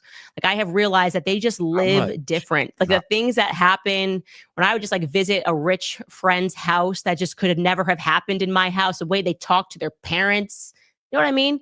If I'm in the car and they're like, "Shut up, mom." I'm like, if I said that to my mom, the speed at which a shoe would have hit me, it just is incredible to me. Okay. So when I see certain things that are happening, I'm just like, these are rich people problems. And I like to step into them and try to understand them and be sympathetic and to them, not empathetic, but sympathetic to them. And so this RFK Senate hearing is something that I have been invested in. And by the way, RFK Jr., huge reason why Trump won, obviously, because people that were more moderate, who maybe were like, I hate Donald Trump, were brought over to like the MAHA game, Make America Healthy Again. They liked RFK Jr. as a moderate candidate, not too far left. And I think that's kind of the direction that America is going in general, which is kind of refreshing. Like, we're trying to find out what it is that we have in common. And right now, one of those things is that we don't want Justin Baldoni to go down. Okay, fair. So he is now scheduled to appear before a Senate panel tomorrow. It is going to be crucial to advance his nomination. He will appear in front of the Senate Committee on Finance, and they will ultimately be the committee that. Yep, and we got whatchamacallit tomorrow. Let's see, we got RFK's tomorrow and Tulsi Gabbard's on the 30th. Man, that's gonna be 2 big days. Decides to vote on whether he will be nominated to be the next Secretary of Health and Human Services. Now, I just want to let you know that these cousins are out of pocket these days. Okay. I don't know what's going on here, but his cousin Caroline decided to release a video on X. Okay. This is President John F. Kennedy's daughter released a video on X in which she rips him and talks about all the reasons why he should not be nominated to this position. This is some family drama. You don't do this. You don't do this in front of the scenes. This is not right, okay? No ethics here. Rich people have no morals right now. I'm going to let you listen to what I felt was the most interesting part of her testimony against his nomination. Take a listen. I've known Bobby my whole life. We grew up together. It's no surprise that he keeps birds of prey as pets, because Bobby himself is a predator. Oh, wow. He's always been charismatic, able to attract others through the strength of his personality, like you hate his willingness to take risks and break the rules. I watch his younger brothers and cousins follow him down the path of drug addiction. Wow. His basement, his garage, his dorm room were always the center of the action, where drugs were available, and he enjoyed showing off how he put baby chickens and mice in a blender to feed to his hawks. I mean, he had hawks. They were baby mice. I mean, isn't that what you're supposed to do? Yo, she's really just slandering this man low-key, just on some hating. Like, oh, he was always the center of attention. He always had all the attention on him. It kind of sounds like you're a hater, sis. And you had no attention yourself as a Kennedy, and you were kind of hating on Bobby. Dorm room were always the center of the action, where drugs were available, and he enjoyed showing off how he put baby chickens and mice in a blender to feed to his hawks. It was often a perverse scene of despair and violence. So that threw me for a loop, and I know that I should be focusing more on the content of her words, but I need to focus on her saying that he is just throwing chickens and mice in a blender, because I just said to myself, wait, what blender is this? As someone who cooks, and I'm going to ask you guys, okay? If you cook like I cook, what blender is it that is just casually blending up full chickens? How is this working? Okay, how is he just throwing chickens and mice into a blender to give to his hawk? She says, again, we're now graduating to a new world of rich people. They've got pet hawks and they're feeding them stuff out of a blender. But I went, wait a second, isn't he also really old? He's also really old, and he would have been in college. As she says, that this happens in his dorm room, or his basement, his dorm room. In what, the 70s? He would have been in college. What's the year, Skylar, that RFK Jr. was born? Was he born in like 54. Okay. So we're talking about 1975-ish, even sooner, that when he would have graduated college or been in college or been in a dorm room, grinding up baby chickens and a mice for his pet hawk. Right. And so I asked them to pull up, is this like old technology? Is this like why we never went back to the moon? The technology is just lost? Because I like a blender that strong. It doesn't exist. Okay. It doesn't exist in my book. I can't even sometimes blend the amount of vegetables that I have. And yet he's out here, maybe this is like a blender for rich people, blending up chicken. So we looked it up. This is the 1975 Sunbeam blender. This was the best technology that they had for him to be grinding up chickens and grinding up mice. So I'm not saying that it's ethical to do that. I'm just questioning her narrative because she's not under oath that he did that. And if there is a blender that's strong enough to do that, if it's not lost technology, I'd like to know what it is. Okay. So she goes on, and I want to hear you guys tell me if you think that that's true. Stop the Let me look at the chat right now. And we're all wondering okay, this person says that their Vitamix F's crap up.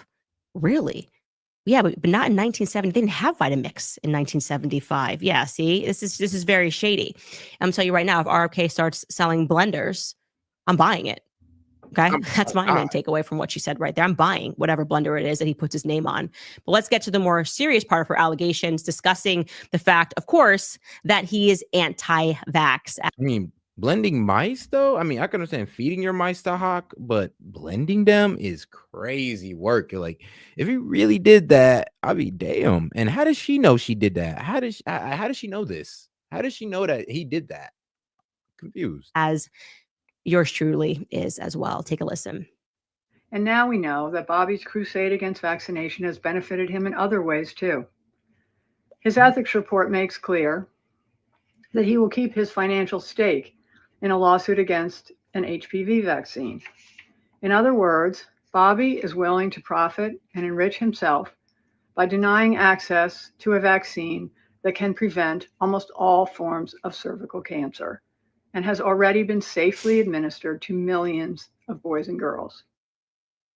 This lie bothered me so much. So you guys know my backstory of how I became anti-vax. I was actually one of the many women who were injured by the HPV vaccine, the Gardasil vaccine, had a mini seizure right in the room, and they told me not to get any more of the series because it was at least a 3-part series. And so it was the thing that woke me up. So I did extensive research on this vaccine, and this woman is just out here lying. She's lying about the success of the vaccine. She's lying about, the amount of women that you will see that speak out about what happened to them after they got that Gardasil vaccine, because we were told that it could, as she is saying, prevent HPV, which leads to cancer.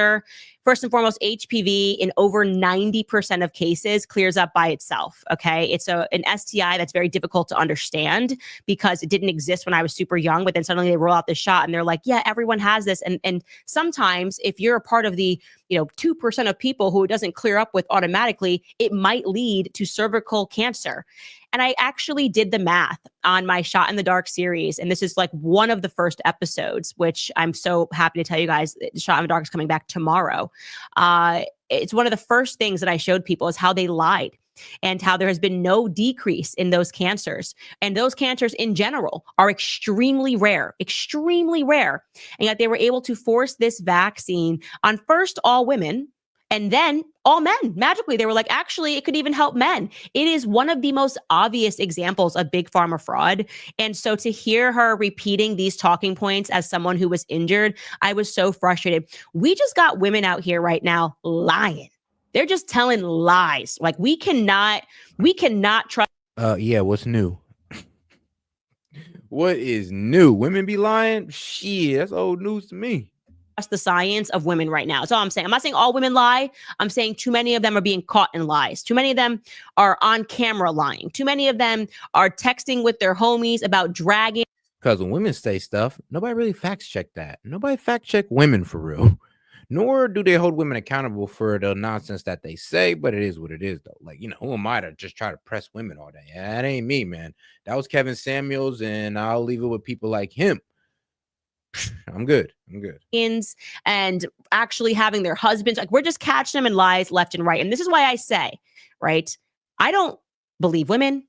I don't believe men. I believe facts, okay? And it is so important for us to tether ourselves to the reality that there are people who will stab their own cousins in the back to get ahead, okay? There are people who will take advantage of a male feminist who is way too nice, so that they can get ahead. There are people like Brandon Sklenar who will have worked with someone who was nothing but fawning over them and kind and stab them in the back if they think that it means that they can be cast in a bigger movie and a bigger project, which, by the way, Brandon Sklenar, who's also on my list, he's on my list. I'm checking it off, checking it twice. But, he's the actor that openly mocked Justin Baldoni on his own film. He did recently get cast by a director who directed Blake Lively in A Simple Favor. So I do feel that he did this as a leg up, and it absolutely sickens me. Now, I know that we are almost out of time here, so I'm going to get to some of your guys' comments about all of this, but I want to just ruin your entire life right now before we do this. Don't be upset with me. I'm going to ruin your life. That Caroline that you just heard with the mice and the hawks and the blender from the 1970s, she is the Caroline. I mean, when I say the Caroline, sweet Caroline. Oh, everybody just suddenly got transported back to a bar or a baseball game right when I did that. Sweet. Yeah, not so sweet. That's her. That is actually her, people. Yeah. Caroline Kennedy is the Caroline of the song. Neil Diamond said that he saw a picture of then 9-year-old Caroline Kennedy in a magazine while he was staying at a hotel in Memphis. He said, quote, "It was a picture of a little girl dressed to the nines in her riding gear, rich people, next to her pony, richer people. It was such an innocent, wonderful picture. I immediately felt there was a song in there." A few years later, Diamond penned the So we're supposed to hear out some spoiled girl who's mad that she wasn't the center of attention. Yeah, okay. song inspired by the photograph. Yes, everyone in the chat's going, no way, yes way. I'm so sorry I had to ruin your life. That's what I'm here for. Now, every time you hear it, you're going to think of a mice in a blender. Because for some reason, I guess hawks want the mice in blender. I thought they just scoop them up with their big old beaks, but apparently this one wanted it pureed. You're going to think of pureed chicken and mice every time. Yeah, sweet Caroline. You're like, no. Okay, I'm sorry, guys. I'm sorry. I'm getting to your comments after I tell you about. To be quite honest with you, I honestly think he can probably blender up some mice. To be honest with you, it's possible. I believe it's possible. But for him to actually be doing that, I'd have to ask her, well, what were you doing while he was doing this? Like, that's my real question. All right, so while you was watching this man throw a blender, blender mice, this man who was doing drugs and be a big partier, how do you know that? That's what I'd ask her. What were you doing around JFK to where that he was blending up mice? Like, I'm just saying, like, kind of sounds like you was in on the party. Home title lock, because did you know that American homeowners nationwide have over $32 trillion in equity, and cyber criminals are targeting it with a growing scam that the FBI calls house stealing. Scammers can transfer your title of your home out of your name using a one-page document that they have to file at the county. They can then take out loans against it, or even going crazy, say, it's not funny, I'm ruining lives here. It's like, I know, it's true. You're never going to hear that song. You're never going to feel good about it ever again. Okay, Marta writes, hey, Candace from Canada, any tips for someone who was left-leaning for 5.5 years and recently began coming to my senses about a year ago? A lot of things are drilled into my brain that I'm trying to unlearn. Also, when are you coming to Canada? Listen, you don't have to do what I did. All right, guys, I guess we're going to go ahead and call it a night on this one. Man, it's been fun, guys, and I do appreciate the support, but man, we heading out on this. So you know what? Let's go ahead and start it. Okay. And it's been fun, guys. We're gonna go ahead and close it down for the night. We appreciate everybody that pulled up. Don't worry, we'll be back tomorrow, man. Tomorrow we'll be covering RFK's confirmation hearing. After that, we do it every day now. We do it every day. After that, Sophie Gabbard's confirmation hearing. It's gonna be a blast. And let's just say we're saying, and I'll see y'all tomorrow. Have a good night and be safe.